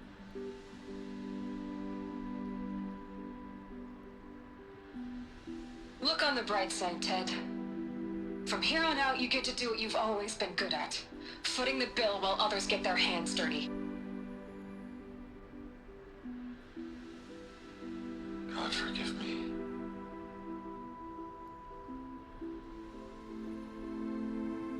What made her solution so terrible? What did she do to stop the robots? Executive access detected. Express lift opened. This doesn't add up. Sobek couldn't have been my mother. She lived ages ago. All this searching, and I'm still no closer. That's your reaction to everything you've just learned? To whine like a spoiled child? You should really try talking that way to me face to face. As you wish. Do you really have no idea how monumental are the discoveries you just made, Aloy? I expected more of you. So, you have a face. Got a name to go with it? Of all the questions you could ask right now, that's the one you choose. I've spent decades searching the ruins of the older ones, trying to solve the mystery of what happened to them. For years, I've suspected that Faro robots destroyed their civilization, but I could never confirm it. And in minutes, you uncover more ancient knowledge than I have in a lifetime, and what you want to know is my name. Silence. That's my name. Now, why don't you try asking another question? Something less trivial. Well, you guys chose the brain for this one. Alright, Silence. You've made your point. I came to these ruins hoping to learn more about this Elizabeth Sobek. And I have, but I still don't understand my connection to her. Or why the Eclipse is trying to kill me. Or who Hades is. No answers, just one question after another. Exactly. Which is why it's time to expand your frame of inquiry. Only then will you see just how big your problems really are. What exactly are you talking about? You've chased a personal riddle into a crowd of larger mysteries. The common thread is your connection to Elizabeth Sobek. But what is that connection? She couldn't have been my mother if she lived centuries ago. We don't know the connection yet. The only way to find out is to keep going, to keep making discoveries. Thanks to you, we've only just now learned that Pharaoh robots once threatened to end life on Earth. But it didn't happen. The Old One's civilization was destroyed, but life was saved. Obviously. So, what did Elizabeth do? How did she stop the robots before all was lost? What was Project Zero Dawn? Exactly the question. Now, are you ready to go get the answer? Of course I am. Then why are you still standing here? Is this how the world ends? Yes, Horizon Zero Dawn is a documentary made by time travelers. Not so fast, Silence. You've got some explaining to do. I've told you quite enough. If you've still got questions, be quick about it and stop wasting my time.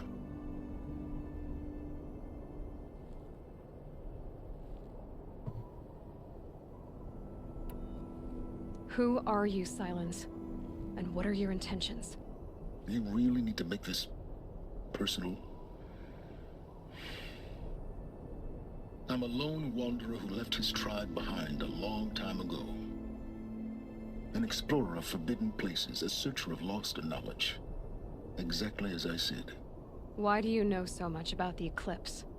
I happen to know a lot about a lot of things. If what you're really asking is whether I work for the Eclipse or anyone else, I don't. I am nothing if not independent. Now if that's enough talking, be on your way. Oh no. I'm just getting started. You've been getting a free ride on my focus, risking nothing while I risk everything. All I have to do is take this thing off my head, and you'll be blind, deaf, and dumb. So quit complaining and answer my questions. Very well. Proceed.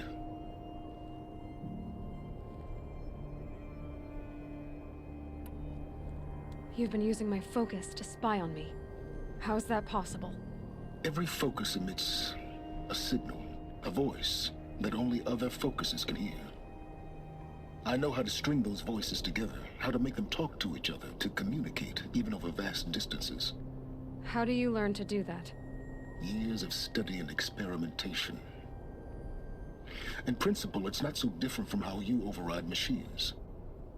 I override focuses. And you can spy through other Eclipse's focuses too. Usually. All I'll say is that overriding the connections is complicated.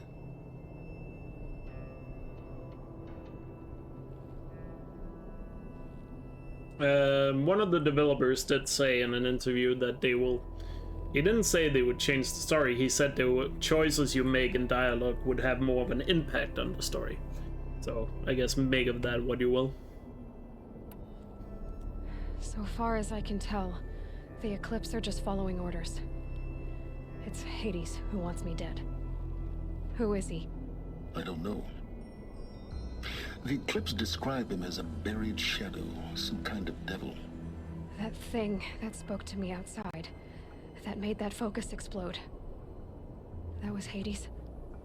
It didn't seem like a person or a machine. More like a phantom. With a terrible voice. All that's certain is that he wants you dead. Because of my connection to Elizabeth. Has to be. Hades is using the Eclipse to resurrect Pharaoh robots. But if Elizabeth found a way to stop them centuries ago, if she made special weapons, maybe Hades is worried I'll do the same thing. In some of the ancient data I've recovered, there are hints of so-called super weapons being developed. Maybe to stop the robots, the civilization of the old ones had to destroy itself. You said you've known for some time that Pharaoh war machines destroyed the civilization of the old ones. The evidence pointed that way. But until now, I never knew the full scope of their danger. That they could process organic matter into fuel, or that the Horus class could manufacture more robots. Like a cauldron on legs. But the robots we've seen so far, the Corruptors and Deathbringers, they don't do those things. Not yet, anyway. So far, we haven't encountered any that are undamaged. At full power, who knows what they're capable of? Is there any chance that Elizabeth Sobek could still be alive somehow? It's highly unlikely, but not impossible. Some of the ancient data I've recovered includes mentions of life extension techniques. Pharmaceuticals, mostly, an ancient word for medicine. But some were still trying to perfect ways of freezing and unfreezing people. Freezing and unfreezing people? Cryogenics, they called it. But there were problems with it. Given Elizabeth's technological acumen, I can't definitively rule out that she found a way to make herself immortal. But this is speculation. Wasting time. Elizabeth told Ted Faro she was headed for a place called U.S. Robot Command to tell people about Zero Dawn. The place still exists, as a ruin. The Oseram call it the Grave Horde. Grave Horde? Cheery name. You'll find it in the Eastern Mountains, buried under the tangled coils of a metal devil, or a BOR-7 Horus, rather, as we're learning to call them. I'll contact you when you get there. I can't wait. Someday we'll meet in person, and your manners had better be improved. Well, getting down. Yeah, I don't think it's faster than up here at least. Yeah, I don't think next. Your choices will have massive impacts on the story. I think it's more just gonna be like small details here and there. Like maybe more choices like Nil Olin type stuff, or get more different maybe characters joining you on certain journeys by picking certain things or something, I don't know.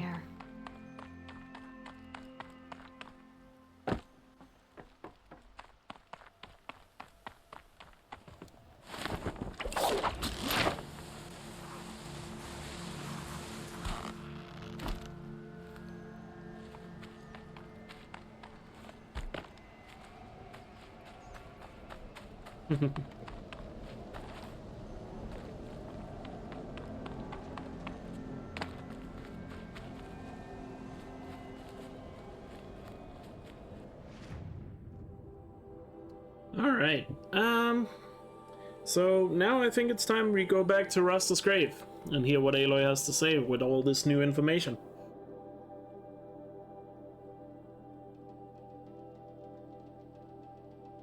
Because as you remember from the beginning of the playthrough, you can return to Rasta's grave after completing various main quests, and you will get more and more dialogue between Aloy and Rast here. Or between Aloy and Rasta's grave, but you get the idea. And also, notice, like we talked this time, Aloy is gonna take off the focus. She didn't do that the first time, because she didn't know about silence. But now, she does. Nothing for me here anymore. Oh, you can go directly to the grave? I didn't know that. Keep that in mind, I guess. Hi, Rost. I'll, just take this off. Don't want him listening in.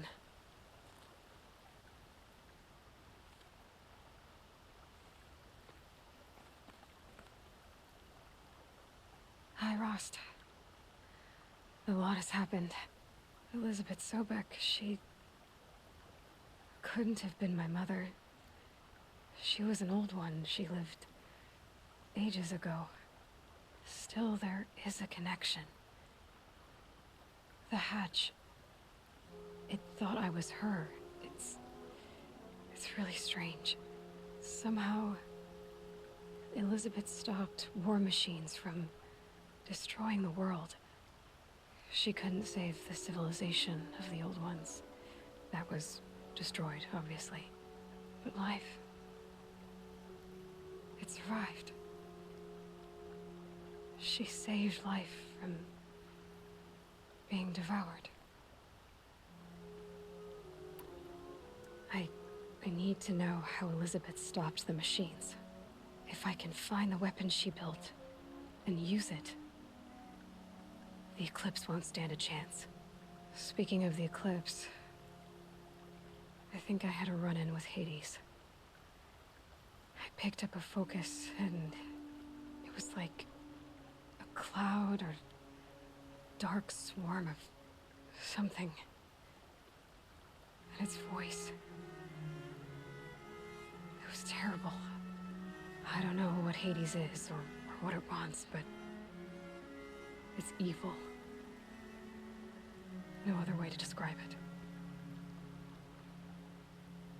Spoilers, 34. I haven't played Days Gone. Damn, now Days Gone is ruined for me. And hopefully people get why that's a joke. Because the game came out after. I know where I need to go next. The Grave Horde. Sounds great, huh? Elizabeth went there to hold council with the war chiefs of her tribe, I guess you could say. Maybe the weapon she built. Maybe I can find it there. Well, from grave to Grave Horde. Here I go. I'll try to come back before long.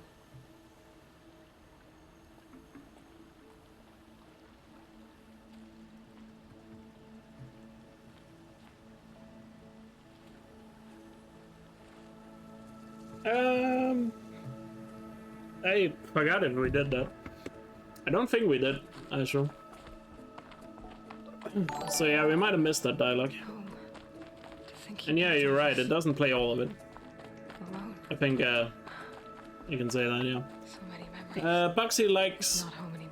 Sorry, how do I say that? Bugsy likes this. Oh, that's what it says. Thank you so much for the sub. Welcome to the L Tribe. Enjoy your emotes. Hope you're doing well. Appreciate the support. Alright, so from here... Yeah, she didn't say anything about excavation side, right? Yeah. So you're right. So from here, I feel like we should just head towards Grave Horde. So we'll clear the corrupted zone to get the viewpoint here. We'll do the bandit camp. We'll do... what's it called up here? Moment's Peace, and then Grave Horde. So, that's the plan. Let's head there. And then after Grave Horde, we'll head into the Frozen Wilds. And then after the Frozen Wilds, we'll basically finish off the rest. In what order? We'll find out, I guess. Which way are we going? We're going this way.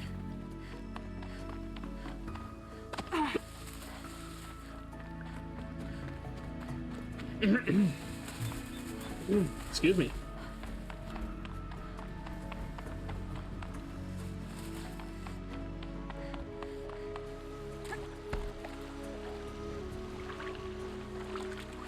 Yeah, we missed the Olin dialogue. It sucks a little bit. I guess I forgot to do it after City of the Sun. My bad. But I guess if you're replaying the game yourself, make sure you go to the grave after... make sure you go to the grave after, what's it called? Excavation site. So you don't miss out on that. More than equipped to take you on.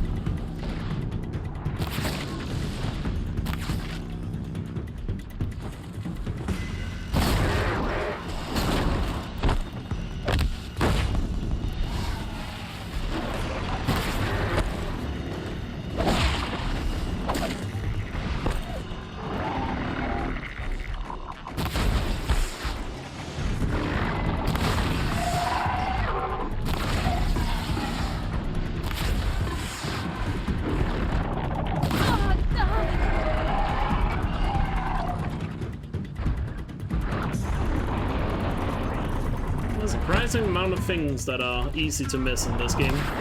That adds a lot to the story.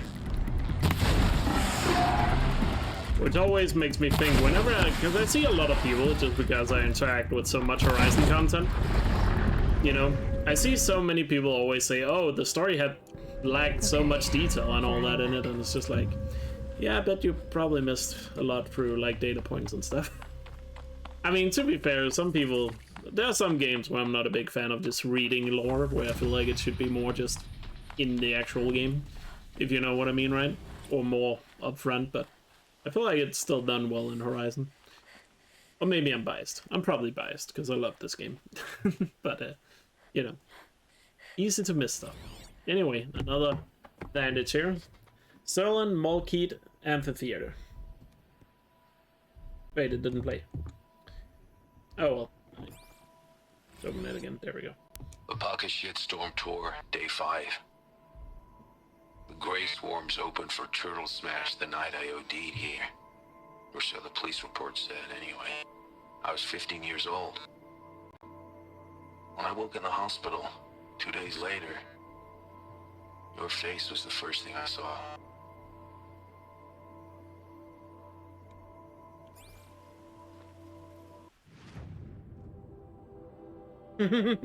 I mean, I get it. Sometimes when I play video games or certain video games, I don't care about reading either, you know? And you do miss a lot from that, so... I get it. I guess it's just in Horizon I didn't mind it, but... You know, I have been there as well in other games where I, you know, wasn't a big fan of it. So, you know, I get it, but, and yeah, I guess, to be fair, yeah, Horizon arguably has a bit too much and could have used some of that extra detail a bit more upfront and maybe cutscenes and stuff. But, well, you know, that is always something that can be debated. And I'm by no means claiming this game is perfect, because it's not, and a perfect video game doesn't exist. Maybe except for Tetris, but other than that, right? Anyway, time to continue the sad story here. Hi, Ma. I don't remember anything about the concert. The bands, the music, the crowd. I was too throttled on Skyline and Snake that night to distinguish the thunder from Bashcore, from the roar of blood in my ear.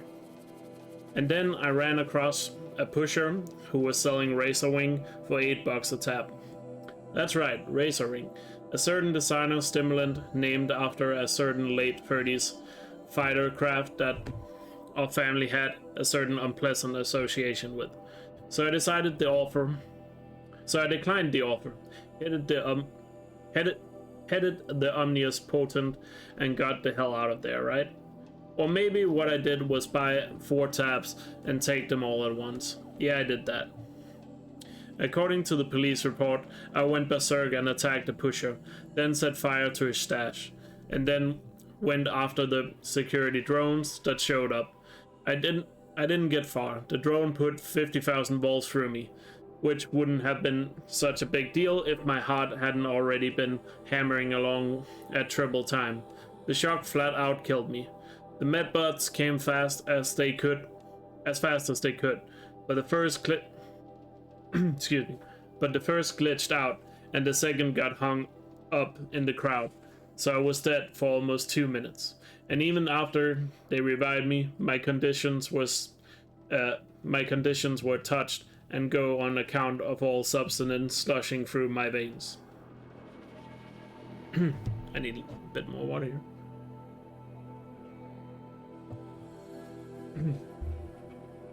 When I came out of the coma, your face was the first thing I saw. You've been crying, your makeup was smudged, dark lines down your cheek. When our eyes met, I expected you to start yelling, and weak as I was ready to yell back. Not even a coma could break my defiance. But you didn't yell. You quietly asked to wait in the hall, then pushed your chair right up to the edge of my bed and took my hand. I wanted to jerk my hand back, but I couldn't.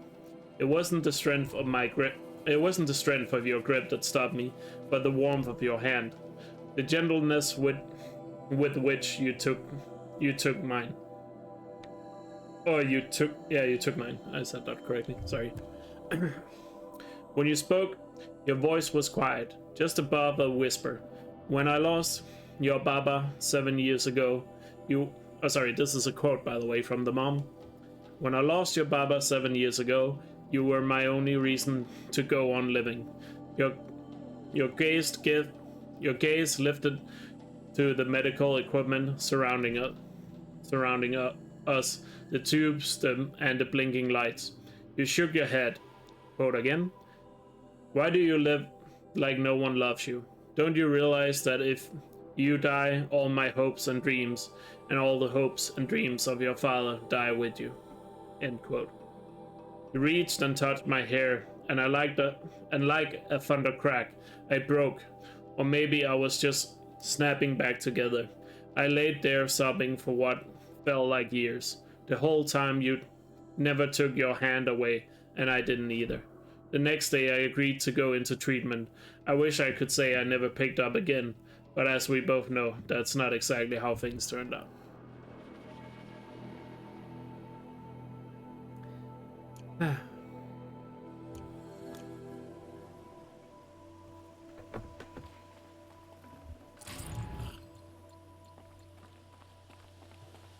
Well, I'll let you guys just think on that one and move on to the next data point here.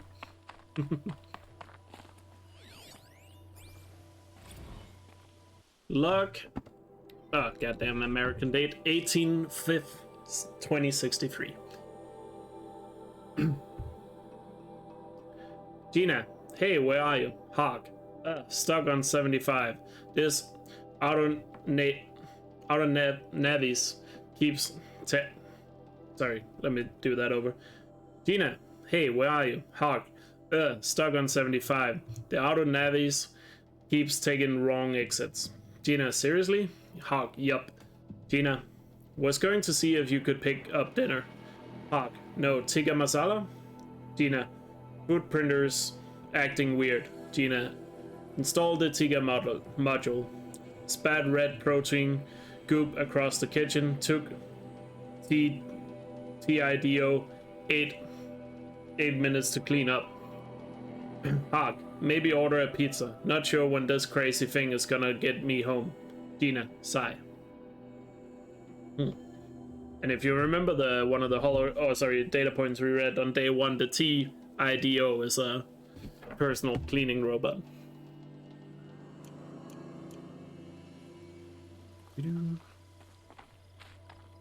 Don't you all guys also just hate it whenever your food printer doesn't print your tikka masala? Oh well, I guess pizza is not a bad compromise. But then again, I would probably choose pizza over tikka masala any day of the week. Chocolate box lock.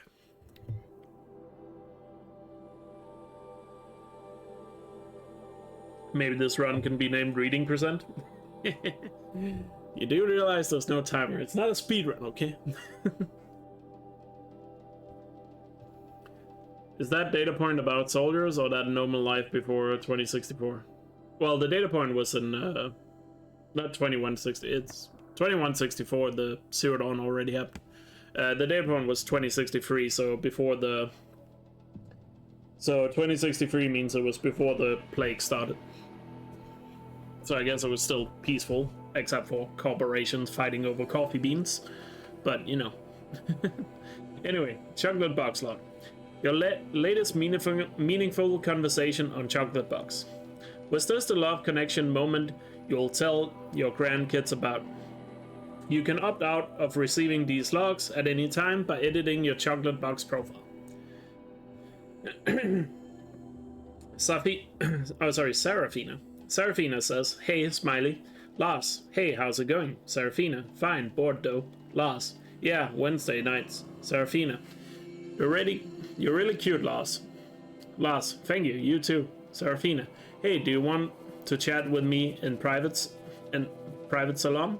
Lars, oh, you're a honeybud. Serafina, haha, what? No, silly. Lars, okay, if you're not a honeybud, tell me about the most earth-shattering work of art you have ever seen. Serafina, you're funny, Lars. Lars, tell me about the last time you experienced a heartache. Serafina, you're funny, Lars. Lars, tell me about an experience your friends enjoyed, but about which you were ambivalent. Serafina, hey, do you want to chat with me in my private salon? Lars, holy crap, you're not even a good hottie bud. You suck. Serafina, you're funny, Lars. Lars has ended this conversation. Goddamn butts on dating apps.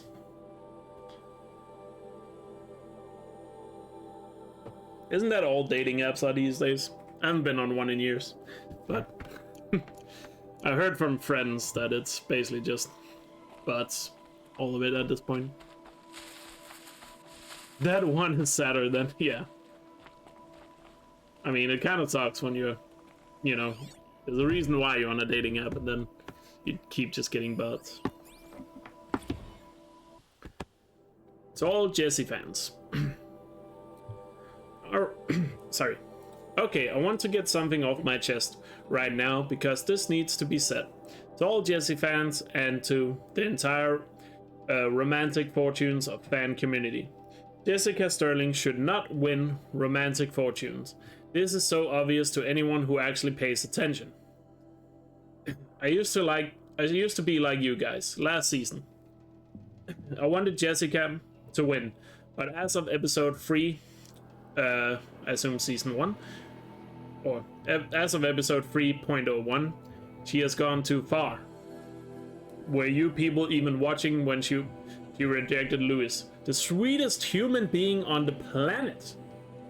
He stood by her through everything. The Alaska acquisition, that time the Harrier bot malfunctioned mid-battle. The only reason Jessica has any success is because Louis had her back. He loves her, and she doesn't even care. This is why I am throwing my support behind Vernon. I do not take this decision lightly. I was a Jessica fan for 2 whole seasons. Jessica is the whole reason you even cared about Sterling Malkeet. But as a fan, I cannot continue to support someone so heartless. Louis, you can do better. I feel like I just read through like a Reddit post or Twitter reply or something. Yeah, guys, don't vote for Jessica, okay?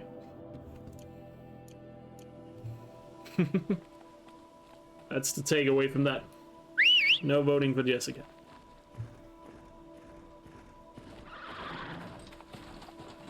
You forget how cynical the writers are about the 21st century? Yeah. How does this piece of text exist in Horizon? You know, it's just remnants of the old world. You know, when our world goes under, you know, people that come along eventually a couple of thousand years later will probably also just find like some bored apes lying around all over the place. Or talks about various giveaways.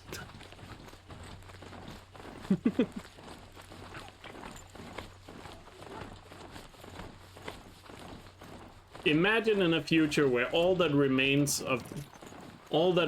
of you is like your last Facebook post or something. That is all people will ever know about you.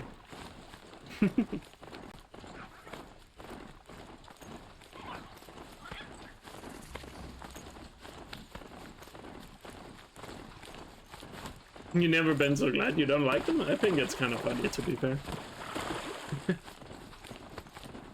You know, it gives you a little bit of snippets of to what life was like. Is Nil around here? I don't think Nil shows up at this fort, if I'm not mistaken. Yeah, I think we have to do this one solo.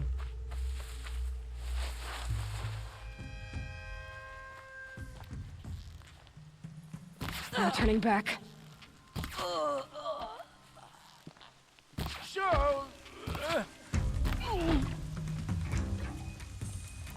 Need some sharp shots here.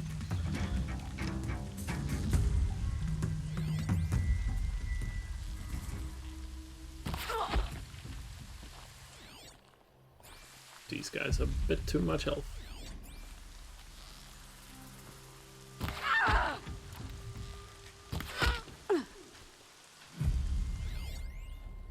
How would You can Aloy see do them. anything without They Nil? can't see you. Exactly. We need Nil for his comedic support.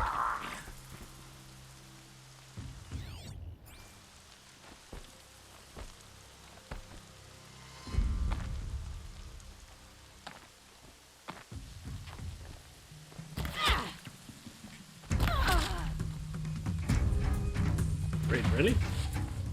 Come on now. It was going so well and now everybody's just alerted.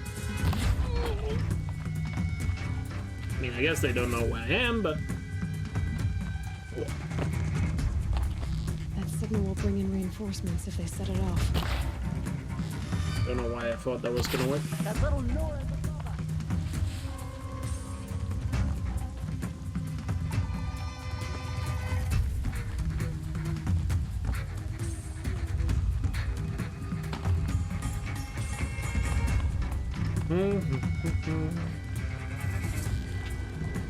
Oh, goddammit, they got the alarm. Oh well. Could have expected that, I guess. What? Don't move. Can I shoot?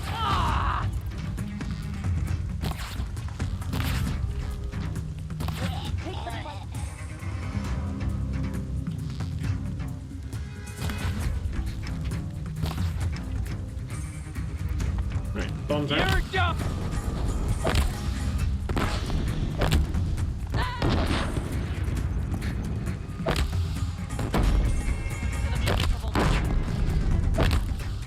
Cheese the camp up here, apparently.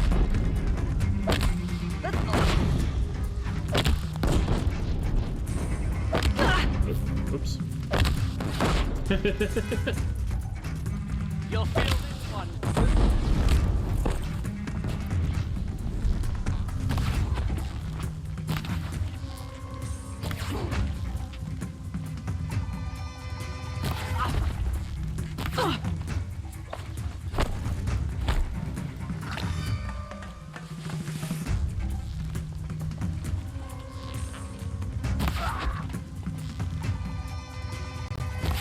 Come on, gang!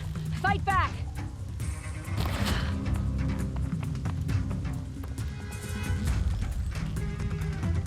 Oh, hello now. Look out, they're above us!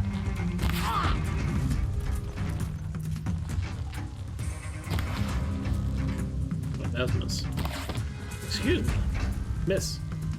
My arrows are going through you. We're dead. Are you a wizard or something?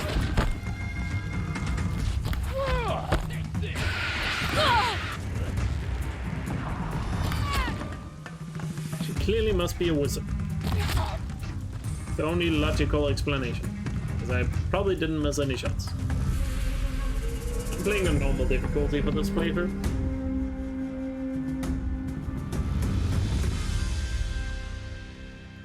On normal. Enough to be a little challenging, but not enough to where I'll die all the time. Not, I mean, you know, I just don't want to have a chance of dying, I guess. Because I don't want to waste too much time, I guess. Because the focus of this playthrough is on the story, not the gameplay, basically. Is what I'm trying to say. Hopefully you understand what I'm saying, even though I'm explaining it in a very confusing manner.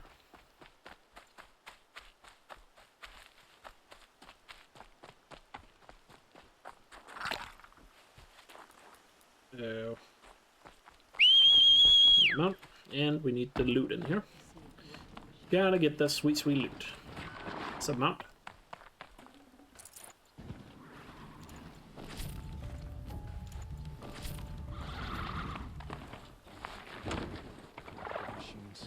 It's a perversion of nature.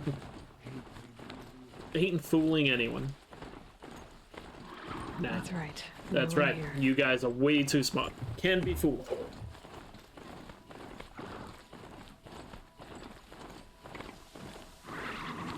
So that's why I'm not even trying. That's why I'm always just honest with you guys, because you guys would just tell immediately if I ever told a lie.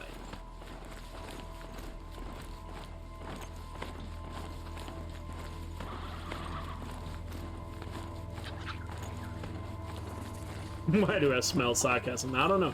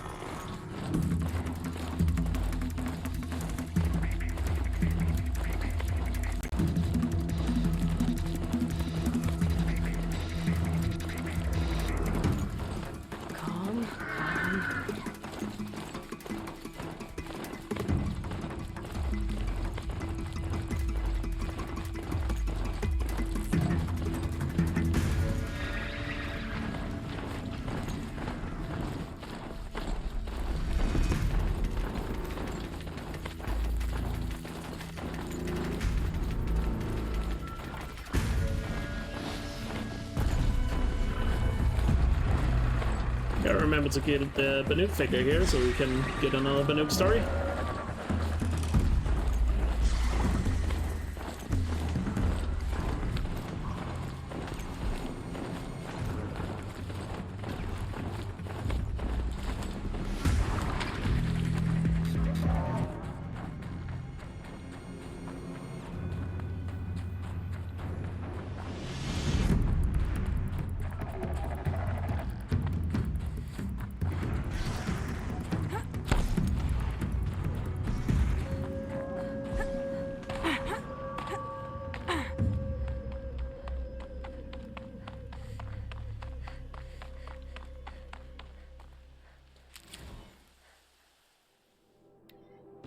Banuk artifact, punishment. Tetuk. In my exile, I often envision your eyes, white and blue and dumbstruck, as the body of Sinag, or chieftain, was laid before you. The Warwick saw how I looked at his mate, Ili, your mother. To them, my guilt was as plain and sharp as the crack of a spring ice, as they stripped me bare and left me to die on the glacier. The warmth of life departed me, but not the bitter will to hunt, to strive to survive. Perhaps to prove I needed no one, least of all those who wronged me. I am only at peace when I paint my marks and craft these offerings to you, though they will never touch the warmth of your hands.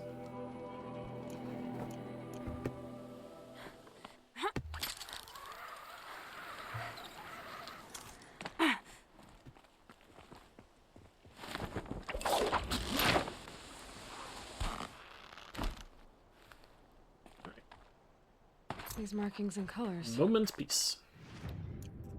Banuk. What's brought them down from the north? The machines are docile. The machines are tranquil. It's like they've already been How overridden. can we be certain the spirits aren't testing us?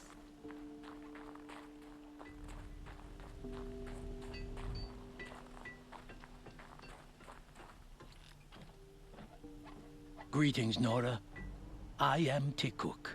Shaman. I've never seen anything like this.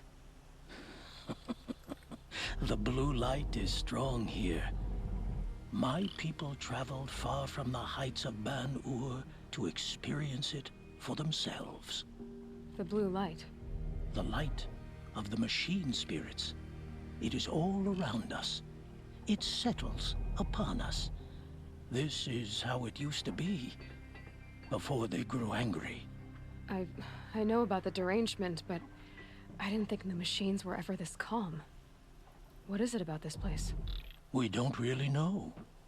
We sing and we listen to the machine songs. The machines sing to you? To each other. You are a hunter. You must have heard their communions and hymns, their calls and cries. We're not meant to understand, but we shamans try to interpret. What is the song that angered them so, that turned them upon us? What song soothes them? Does it thrum in the air here, just outside of hearing? How can we heal the machine world? What's with the big guy? I was drawn to this place in a storm. At first, I thought the keening was the wind, snapping off the mountain's frozen face. But no, it was the Thunderjaw's song. I found it crouched on its haunches, its metal unmoving, and I took shelter beneath it. When the storm cleared, its singing done, perhaps the spirit left its great shell, or perhaps it slumbers and remains. So we have not stripped and gleaned this one. We treat it with the care it is owed. Do you mind if I look around more, Tikuk?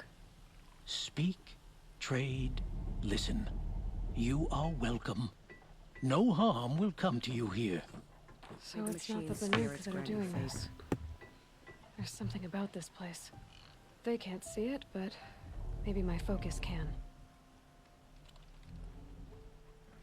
Nora. T-Cook, there was something else I wanted to ask you. Oh, yeah. It's our... I wish you a bountiful hunt. There, a signal. And the source is at the top of the mountain. I'd better look into it. Hmm.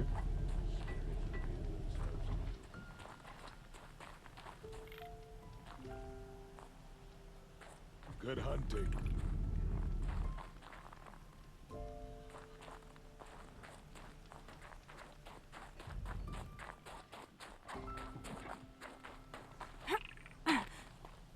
Shaman, you're trying to understand the machines here too? Yes, Nora. And taking my time with my studies. Between you, me, and the spirits, I appreciate the peace. Not just from the machines. There are many changes in Ban-Ur. The hunters and shamans bicker without end. What about? How best to deal with a harsher world. The hunters, they don't want it back the way it used to be. And we shamans find ourselves able to explain less and less. So many are exiles now, sent to wander. Here, no one argues. So, I welcome mystery.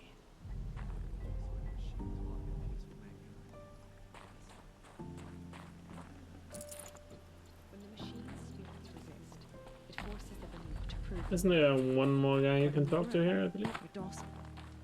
The Nora are led by their women, right? Is this one some sort of leader? The spoils of the hunt have been a little light lately. We should find a few machines, earn the spirit's favor.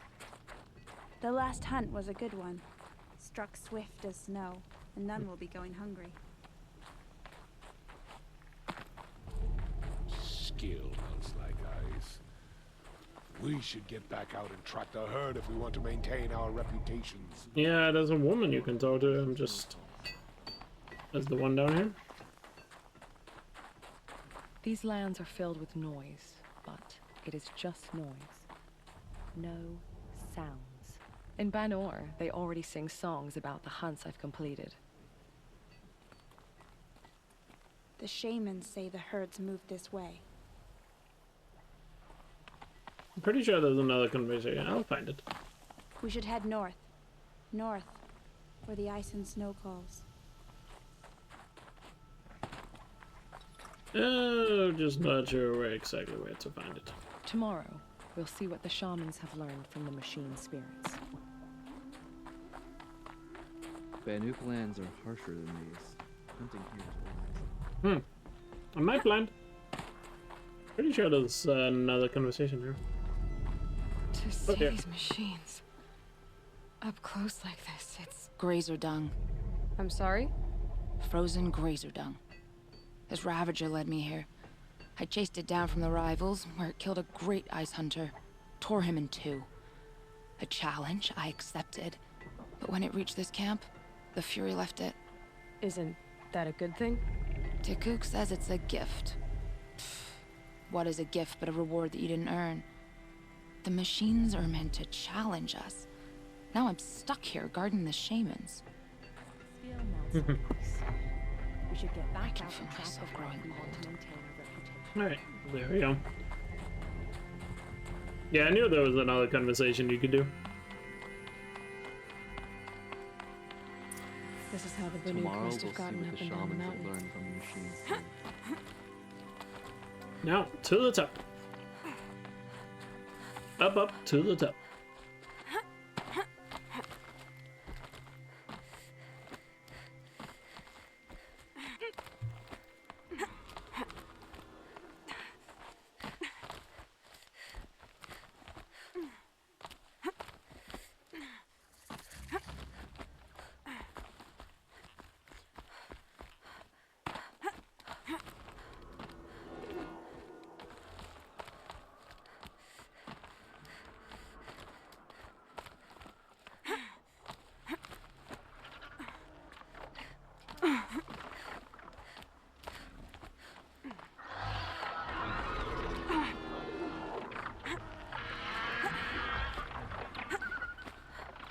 Glinthawks are just waiting.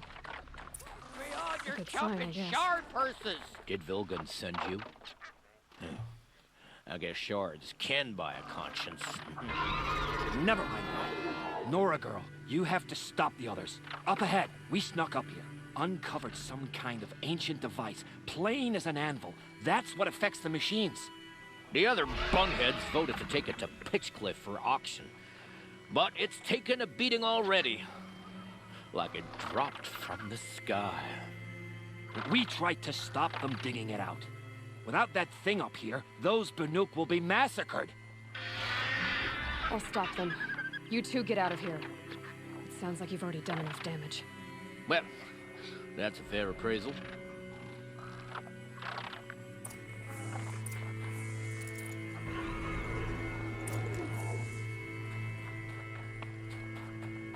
Let the rope slip forward. What have you done? Who are you? You're not one of those Banuk. Too late. Let me look at it. Hold on. This was our delve. We did the work. You want to put your axe in? What's this thing worth to you? I don't know about this. This was your idea. You started it, you can finish. All right. Could be this thing's just scrap, but even scrap has a price. So I'll ask again, what's it worth to you? It's worth more to me than you are. You still want to negotiate? Forget it. All you've ever given me is black toes. They've made a mess of this.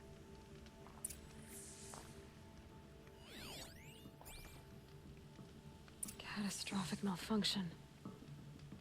This is from long ago. And it's been sending a signal all this time. Fading out.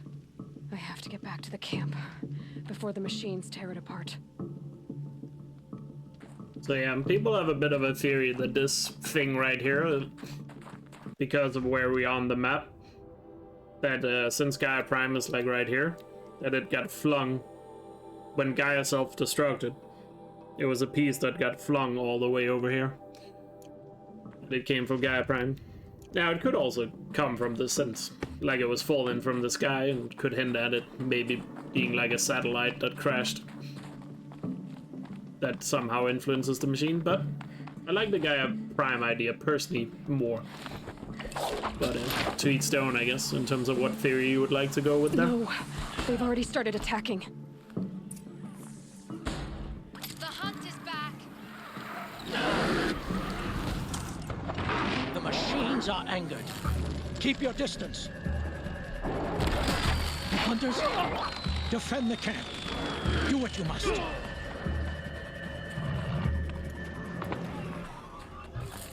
Yes. Roar and rend at me. I don't fear it.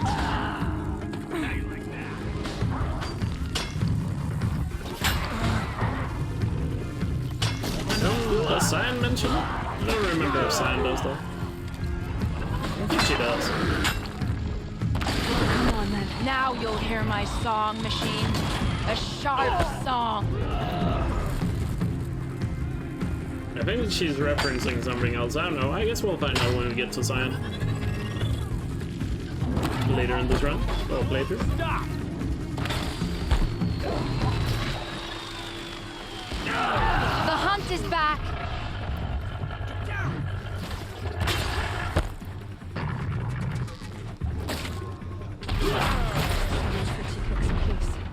It was only a side effect. He's not going to be happy about this. Yeah, that's done then. Nora, did you know this change would come upon us? Not exactly. Although I know there is a lot changing in our world. This time it was outsiders. Those Oseram thought. The Oseram do not think. They will never understand the balance between us, between man and machine. Now the blue light has gone, and we are left with many songs, but more for mourning than gratitude. So what now? Will you go back to your homeland? When we teach the young to walk on shifting ice, we say, the secret is taking one step, then the next. Perhaps one day, we will understand the machine's mysteries I hope so. Good luck, T-Cook. The silence. Is it always the will of the old to want it like it was? Is it always the will of the young to bring change? Oh wait, was there more? The silence. No.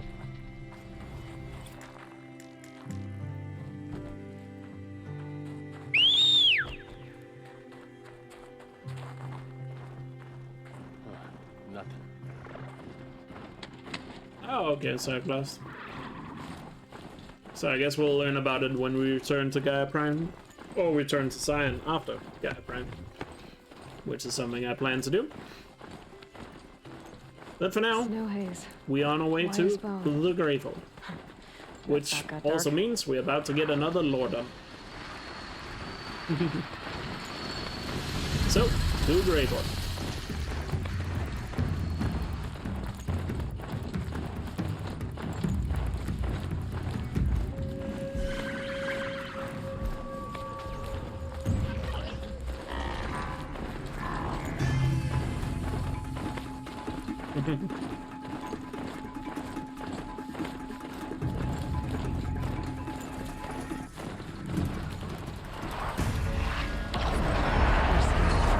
We also have a metal claw on the way here, so let's make sure we get that.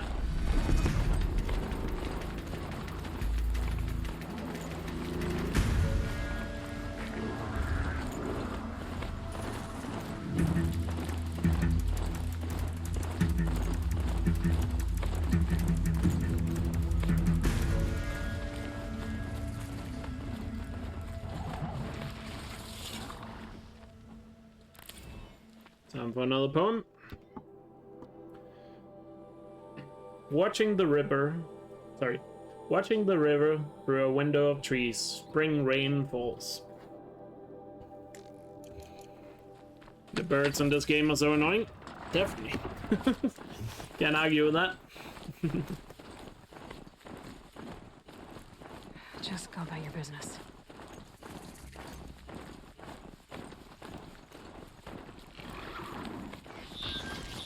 Strider incoming! The Grave Horde. In the shadow of a metal devil. Great.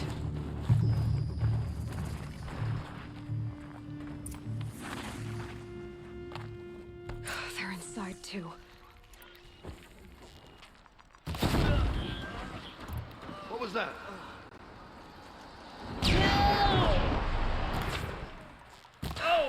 That does it. Time to take a look around the room.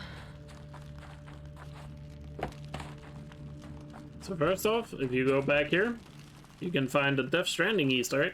One of 3 Death Stranding Easter eggs in the game. Right here we have the stranded necklace. The game has 3 Death Stranding Easter eggs because Guerrilla, the guys that made this game, also helped make Death Stranding. Because Kojima used the engine that Guerrilla made for this game to make his game. And that's the first of 3. The next one will be inside Zero Dawn, and the last one is inside Elufia.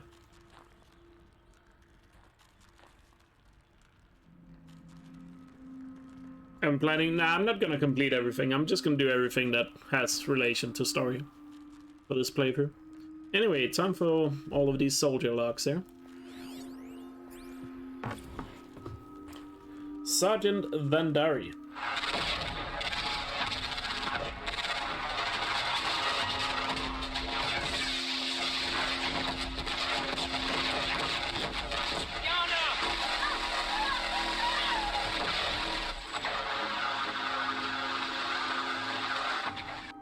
A battle. Frozen in ice and time. Hey, Viola. Speedrun Death Stranding. I don't know if Hesh is here right now, but Hesh has done that. Definitely not something I would be into. Lieutenant Merle. Titan inbound, same play as Akron. Base defense locks it down. We engage, sever the limbs, blast out the fountains. Another day in the life. Record time, we close.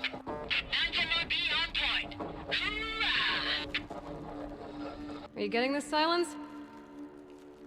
Silence?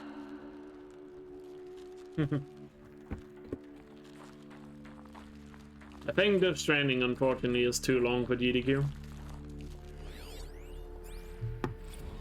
Sergeant Gulliev, I think.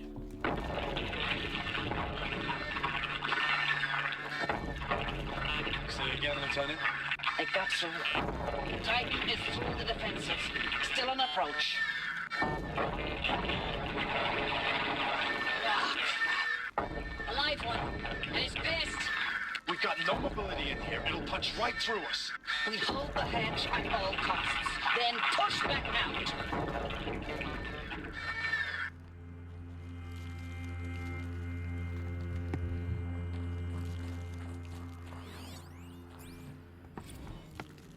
Corporal Mills. Oh, sorry, Mills. Looks like quite an enduring victory we put our foot in today. Contact in 30 seconds. Hey, think that's enough time for Sobek to finish Zero Dawn? If this is really it, I gotta say, it's been an honor to serve beside these tanks. Here it comes. Brace for contact!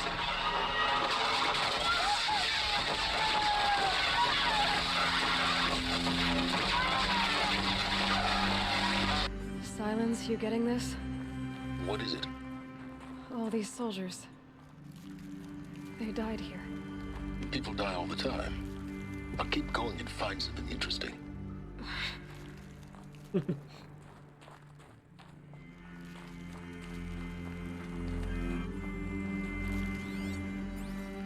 Operation Enduring Victory.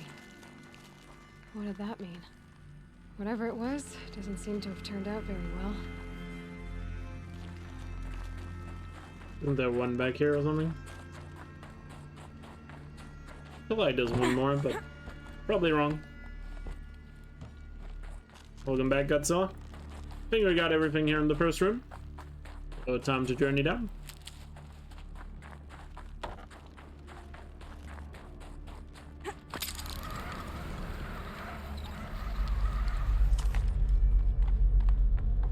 Must have been where the soldiers slept. What was this place?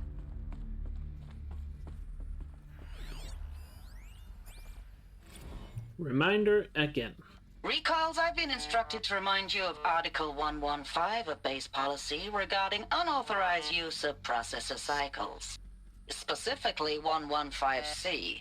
Any holographic simulation not directly related to operational training or efficiency. Consider yourself reminded and enjoy your gaming.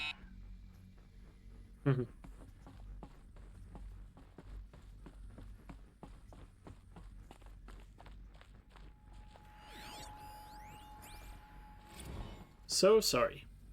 I know it's been days, honey. I'm so sorry. Deployments are getting real long and tougher every time. The swarm's getting better at predicting us. Less of us now. And we have to put in 10 times the work for everyone gone. Like a family business on hard times, only... this isn't my family. It's not with you. I still try to see you. The life we had in the eyes of the people out there. I remember when they were glad to see us. When they still had hope. It all seems to be slipping away. I don't even recognize the places we're defending. The only thing I know I'm still fighting for is... you. For Zero Dawn to turn this around? Whatever the hell that is.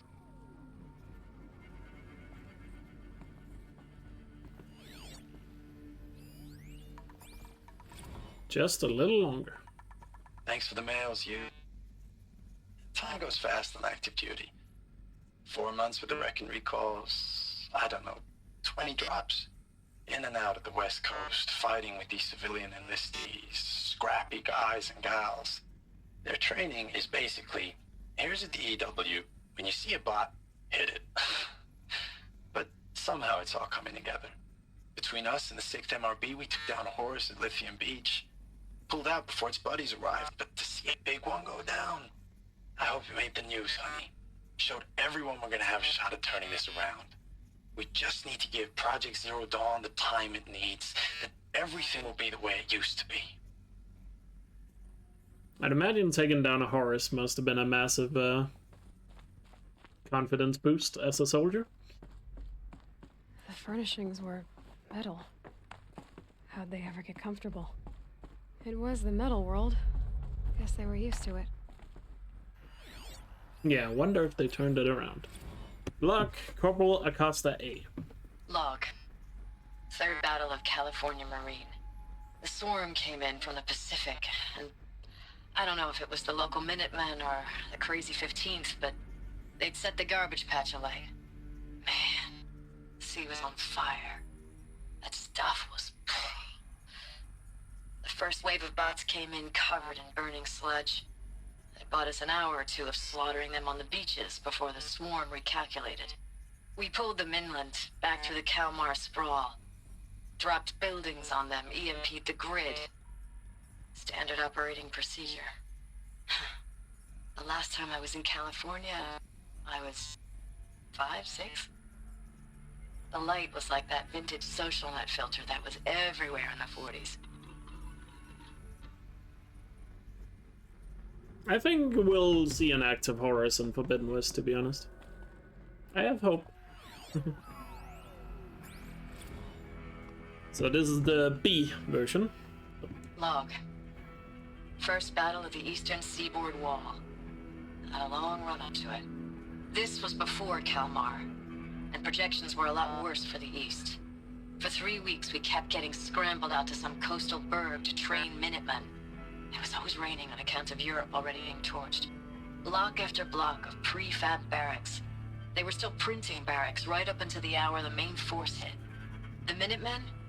We ran combat drills with them in the streets where they'd lived, trying to pretend they might live to die somewhere else if they paid attention.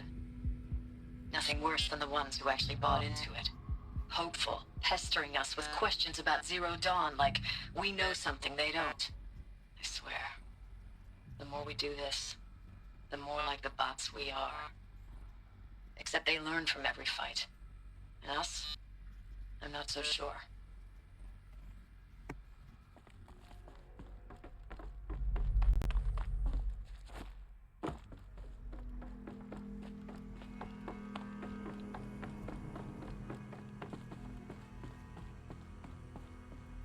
Isn't there Aloy dialogue here? Yeah. Just one bed. Maybe their war chief's room. Just wanted to trigger that dialogue first. Corporal Saraya A. Looking back, I thought 64 was shaping up to be a pretty good year. No more drinking and no more mercenary sector work. Stripping offshore wind farms for the OE set. Just me and a plasma cutter, 400 feet above sea level. Then I got the recall alert. Read them up on a turbine in the smell of cooking ozone. They covered every angle. Better pay amnesty for any combine wars you'd fought in. Guaranteed citizenship. We should have thought, okay, what's the catch? But what we did think was, I guess we're better than the bots after all. Big talk from Harris about pride and duty. Smart guy, he was right. I'd been proud to be a US soldier. I jumped at the chance to be one again, and look what I landed in.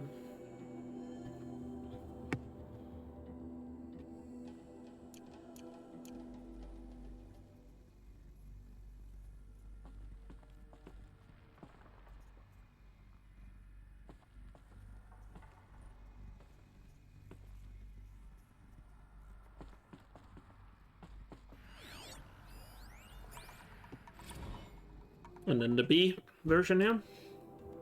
Last night we got talking about D-Day 55. I was a kid then, only a few years out of boot camp. General assembly in a drone hangar. Summer and the sky was bare. The heat was a killer.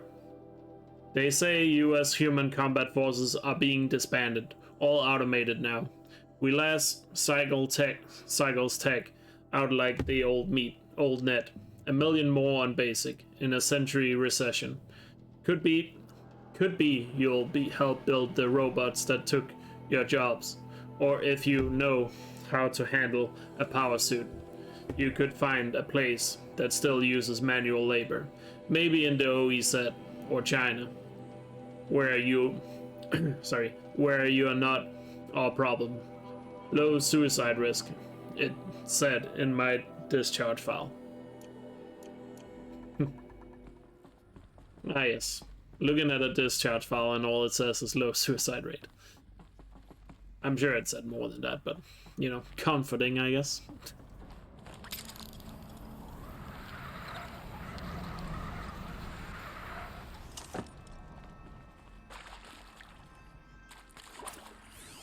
Red light.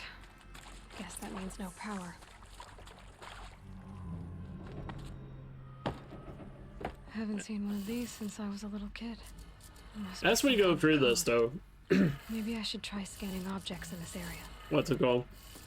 As we go through these, you know, I 3 power lines. really hope that one day we could get like a Operation Enduring Victory game, where you can't win the game. It's just basically like a horde game where you just have to survive long enough,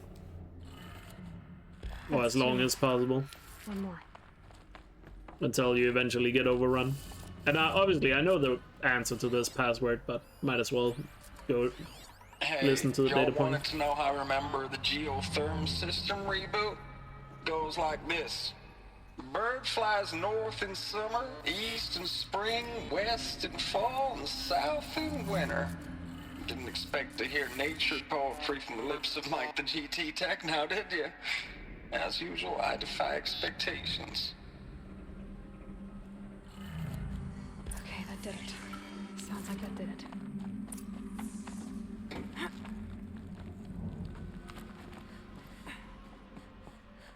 That's kind of how Halo Reach was, yeah. I mean, they have Bungie now. Get Bungie to make Operation Enduring Victory. Being used. More clips. Imagine that. Bungie makes a Horizon Operation Enduring Victory. I'm gonna have to figure this out. It's them, all right. They're not looking for answers, just weapons. Let's have some fun here and try and kill them. I know there's no data points here, but I feel like killing.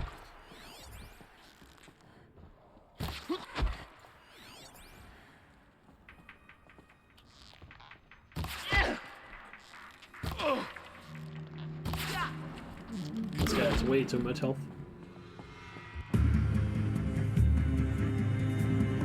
Where'd you go?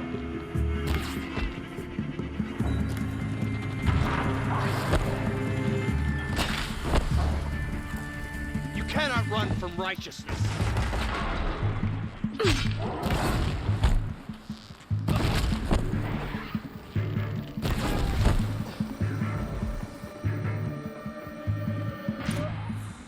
Nice. It's actually a really fun fight to do here, but sadly the game doesn't force you to complete it. Would be a cool fight to be forced to do in speedruns. Oops.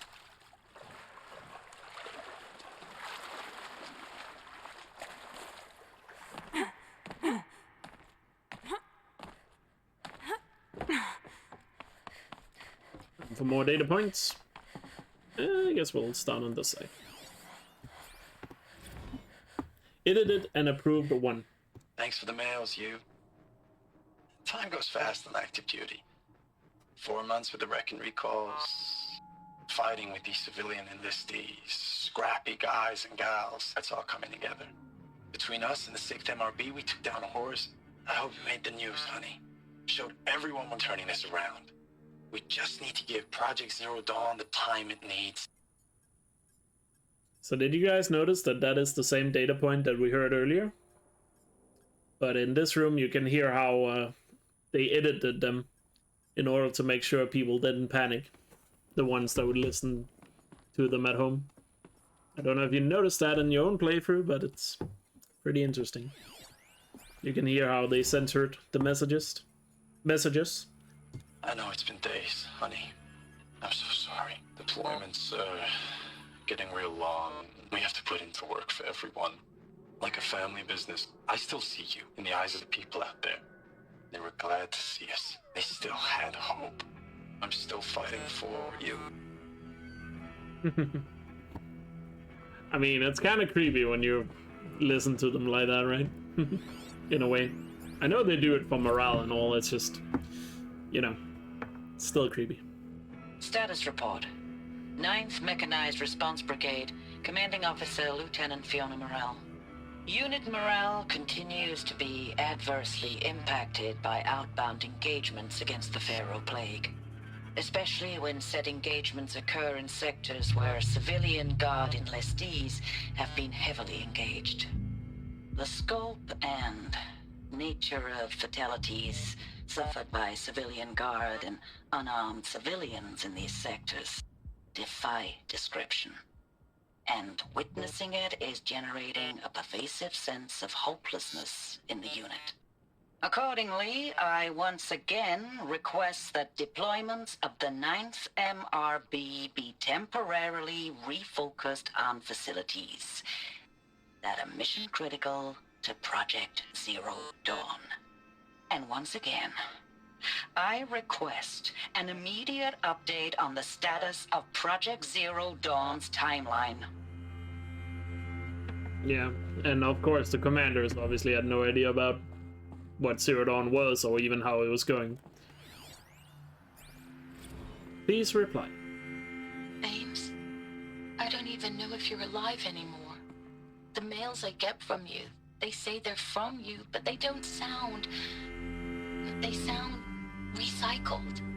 Phrases put together, and you don't say anything about the news I pass on. The containment zone, the rebreathers, the rioting, One Earth. What happened in the Dallas bubble, Ames, that wasn't the robots. They won't even give me a straight answer when I demand to know if you're still alive. They just say if your messages keep coming, then you're still operational. It's not fair, Ames. It's not fair that you won't be with me when the lights go out. I love you. That's so sad. And notice, if you pay attention to the subtitles there, you can even see messages were cut out there a little bit too. Do you think there's something about the story or lore that isn't immediately apparent after just one playthrough? I just finished the game last night. I would say there are some things you probably don't realize until a second playthrough. Can't think of an example right now, but I know that was definitely the thing that happened to me when I played like second or third time. Back in the day. I believe in you. Ames, I know I mail you too much. I'm just proud of what you're doing. Everyone back home is.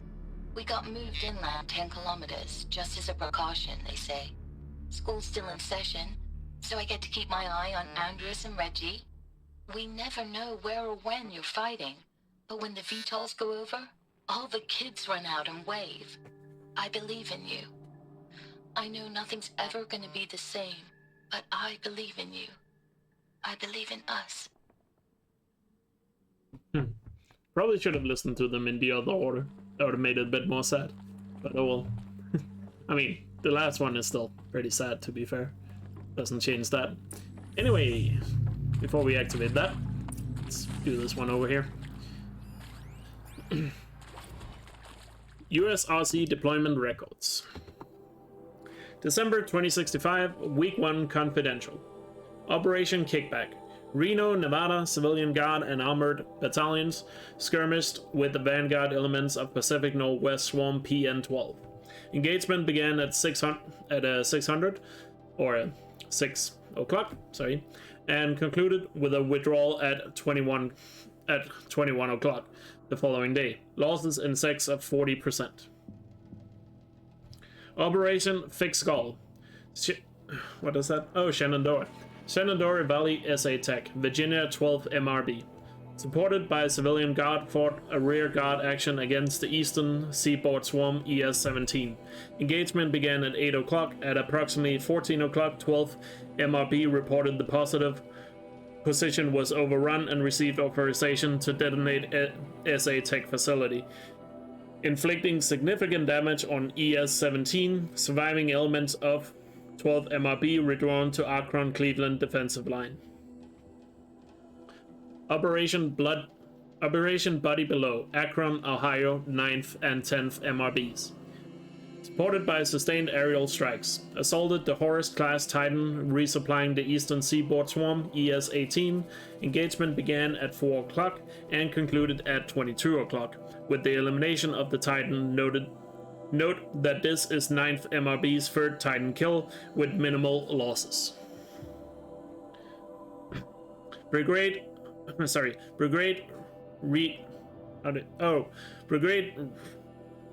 you say that? Readiness?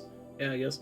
Brigade readiness status. 3rd MRB refused recall orders from Operation Pin's Head. Deployment along Pensacola, Tallahassee defensive line. Court-martial proceedings underway. 7th MRB recalled from New York engagement zone to reinforce Wichita theater ready. 9th MRB refitting at USRC facilities ready. 10th MRB transferred from Kalmar, data corrupted. So a little bit about the battles going on around the US as the swarm closed in on the US. Alright, time to figure out that the Earth is not flat. What is this? That? It's a map.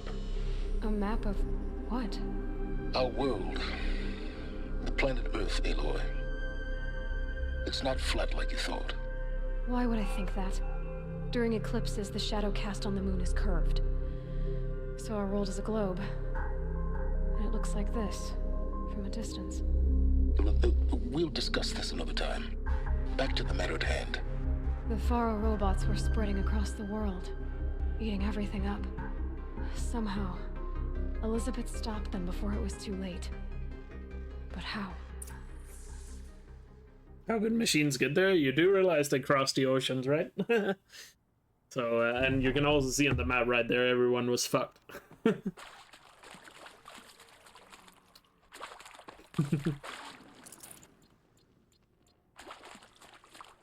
Yeah, Australia was one of the first places to get hit.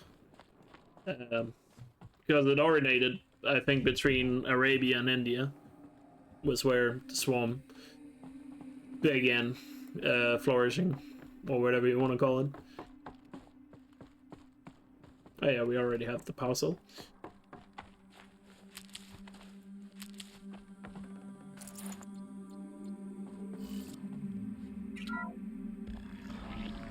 Can we let Horizon 2 come out first before we speculate about that?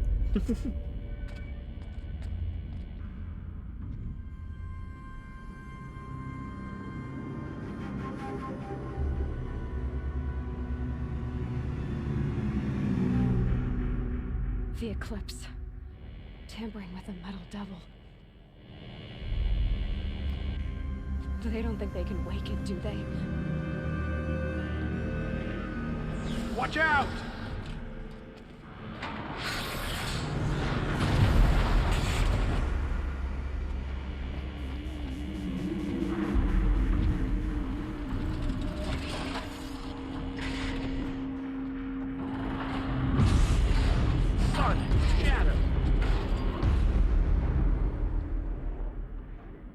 Another Kopish. And this one can move.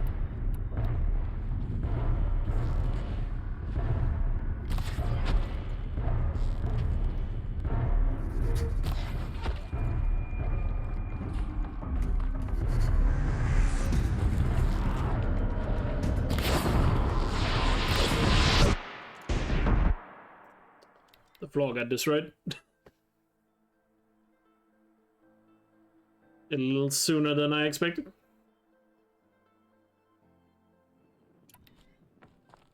Whoops.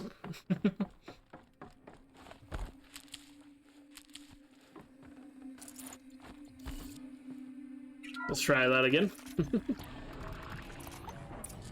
I'll skip the cutscene because we already saw it. And this one can move.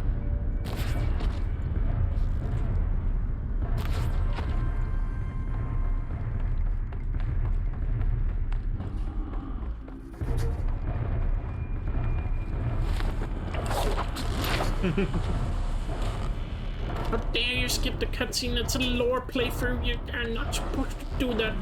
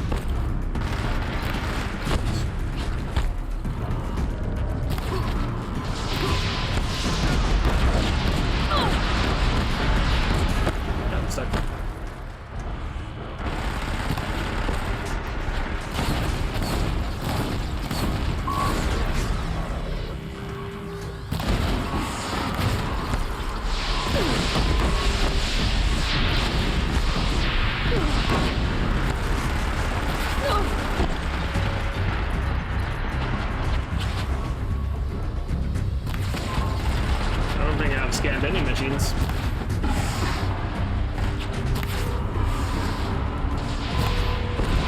To be honest with you. There we go. Get those kneecaps up.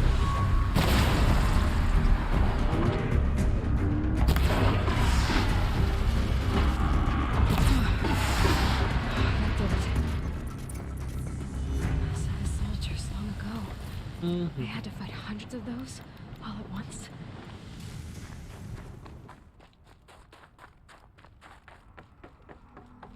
Let's get the loot here because we still have some holograms to watch. Obviously, in speedrun, I would get this during the hologram, but away. Really gonna sit down and watch the hologram this time, so no skipping. Or no picking loot prior. Or doing it. This is one of the best parts of the main quest. Yeah, Grave Hall is one of the coolest spots for sure.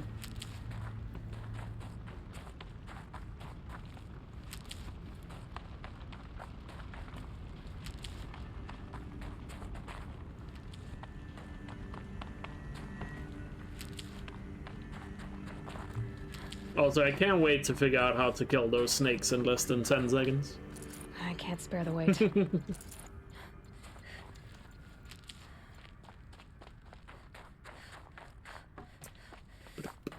Because speedrunning.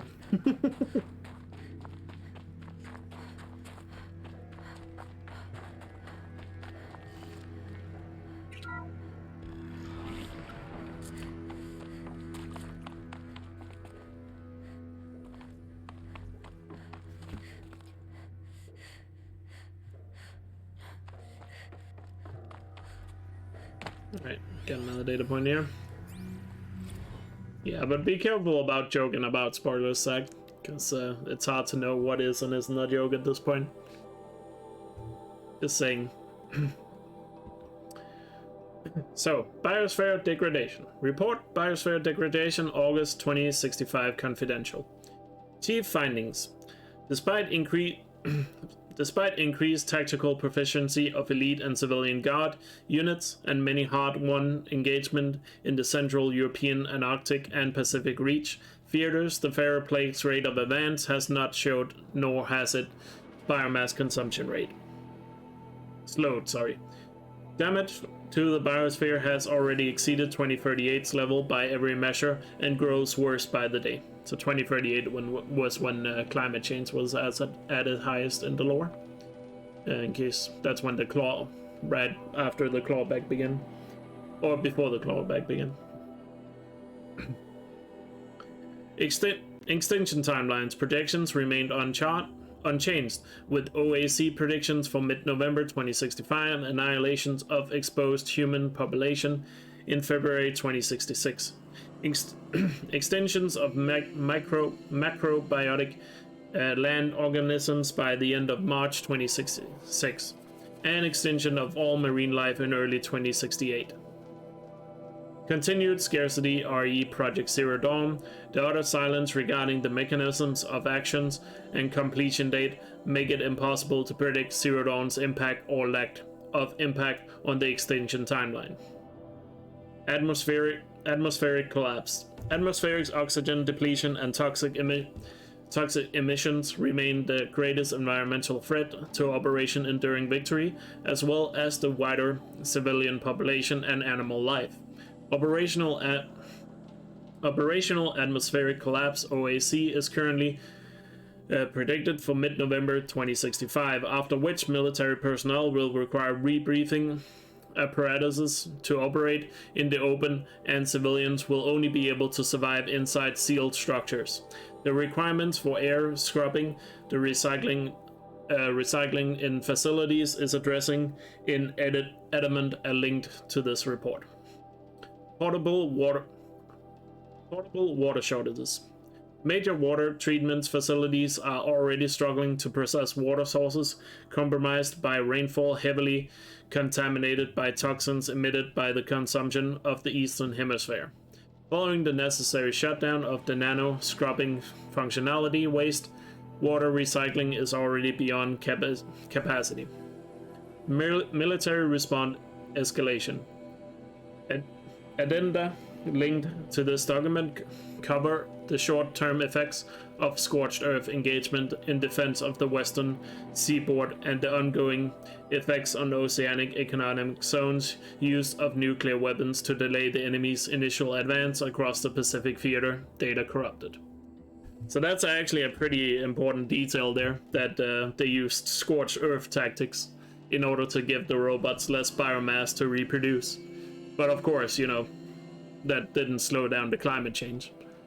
So like they burned like every plant they could in order to not give them any biomass to work off.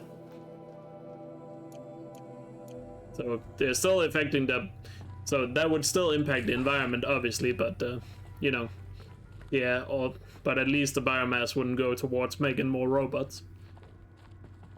A small detail, but I find it quite interesting personally. We are gonna listen to this one first.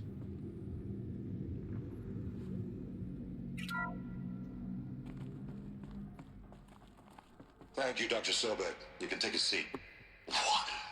You're going to thank her after what she just said? Dr. Sobek has made the situation very clear, General, and given us an option. We should all be thanking her. Oh, it's just... I mean, my God. Maybe take this discussion offline. There's not going to be any discussion. You saw the numbers. Now, Pharaoh, he'll foot the bill, but his money can't buy the time necessary to complete Zero Dawn. That can only be paid for in blood. Oh, come on. If we upgrade our fleet, crack the code somehow... Were you not listening? Robots can't do the fighting for you this time. When it comes to hacking, this rogue swarm is an apex predator. Anything automated you throw at it, they will hijack and take over. But this... we'd be throwing civilians into a meat grinder. Commanders, the enemy we're facing self-replicates faster than we can kill it. And it eats biomass as fuel. Zero Dawn is all we've got. So we put a railgun in the hand of every civilian strong enough to carry one, show them where the trigger is, and point them to the front? How the hell do we sell that? By giving them something to fight for. Zero Dawn.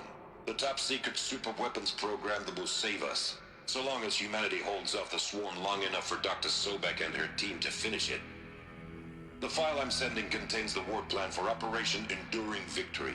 War plan? This is a war crime. It may be ugly, but it's something. Consider the alternative.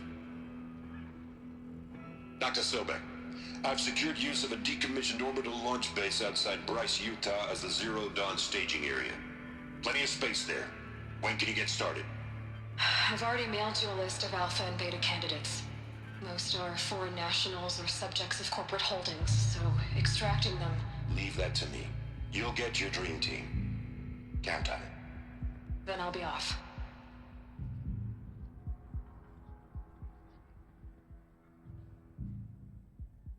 Orbital launch base. What is that? What did these people do? What did Elizabeth do? Don't worry about it, Blue Breeze. I expect most people to do that normally watch me. I assume most people that watch my content is gonna play the game for themselves before they come and watch me. So I fully expect people to do that, because I would do the same.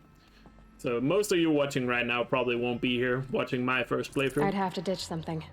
But of course, it will be on YouTube whenever you want to see it, because I'm sure some of you are interested in seeing my first playthrough once you've beaten it yourself. And of course, like, by the time you finish the game, there hopefully is a lot of content for you to come back to. But yeah, I fully expect people to, you know, play themselves first, because that's what I would have done. Zerocom, EV, ZD, bunch of X's and 1s and O's. So let's play this one. Dr. Sobek, as projected, the Wichita salient has collapsed. 5 Horus-class Titans have broken through. We predict contact in 34 hours.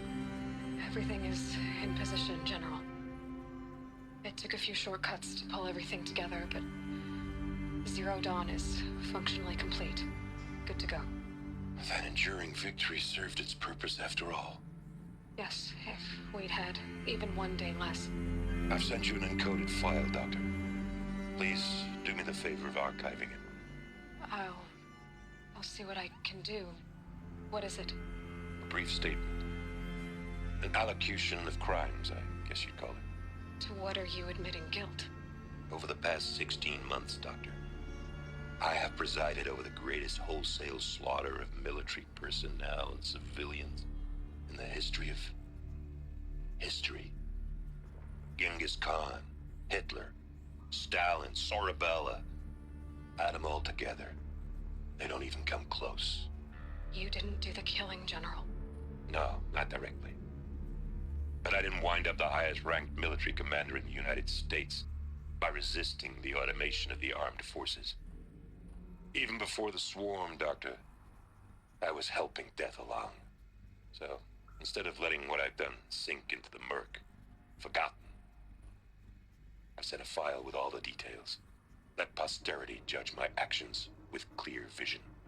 I'll do as you ask, General. But you should consider that were it not for your actions, our actions, there wouldn't be any posterity to judge us. Perhaps. Dr. Sobek. At ease, General. And goodbye. Hell of a thing. There you go. When we get to the Zero Dawn facility later in this playthrough, we'll be able to hear what he sent to Sobek. Which would have been part of Apollo, but got deleted, of course. You know?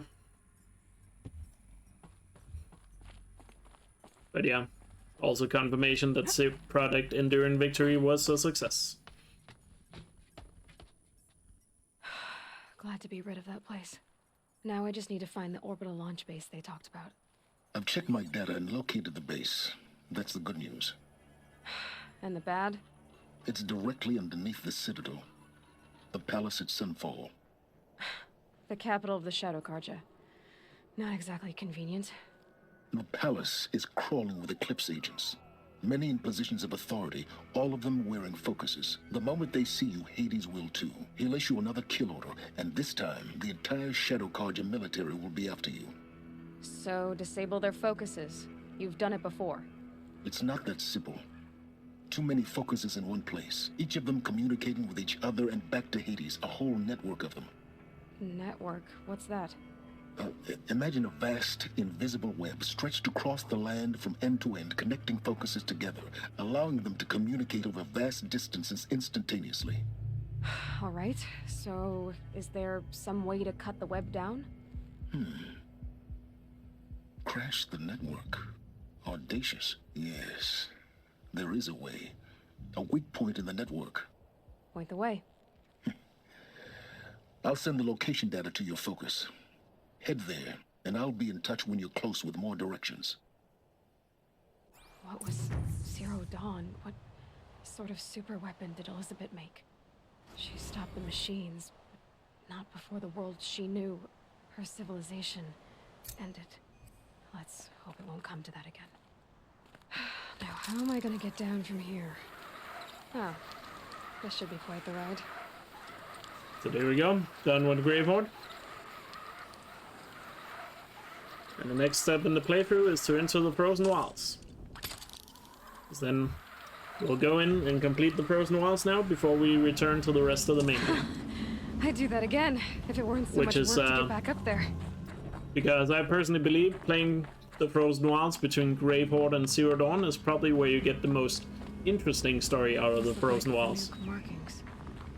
Is this the way to their territory? Because in case you don't know, what's it called?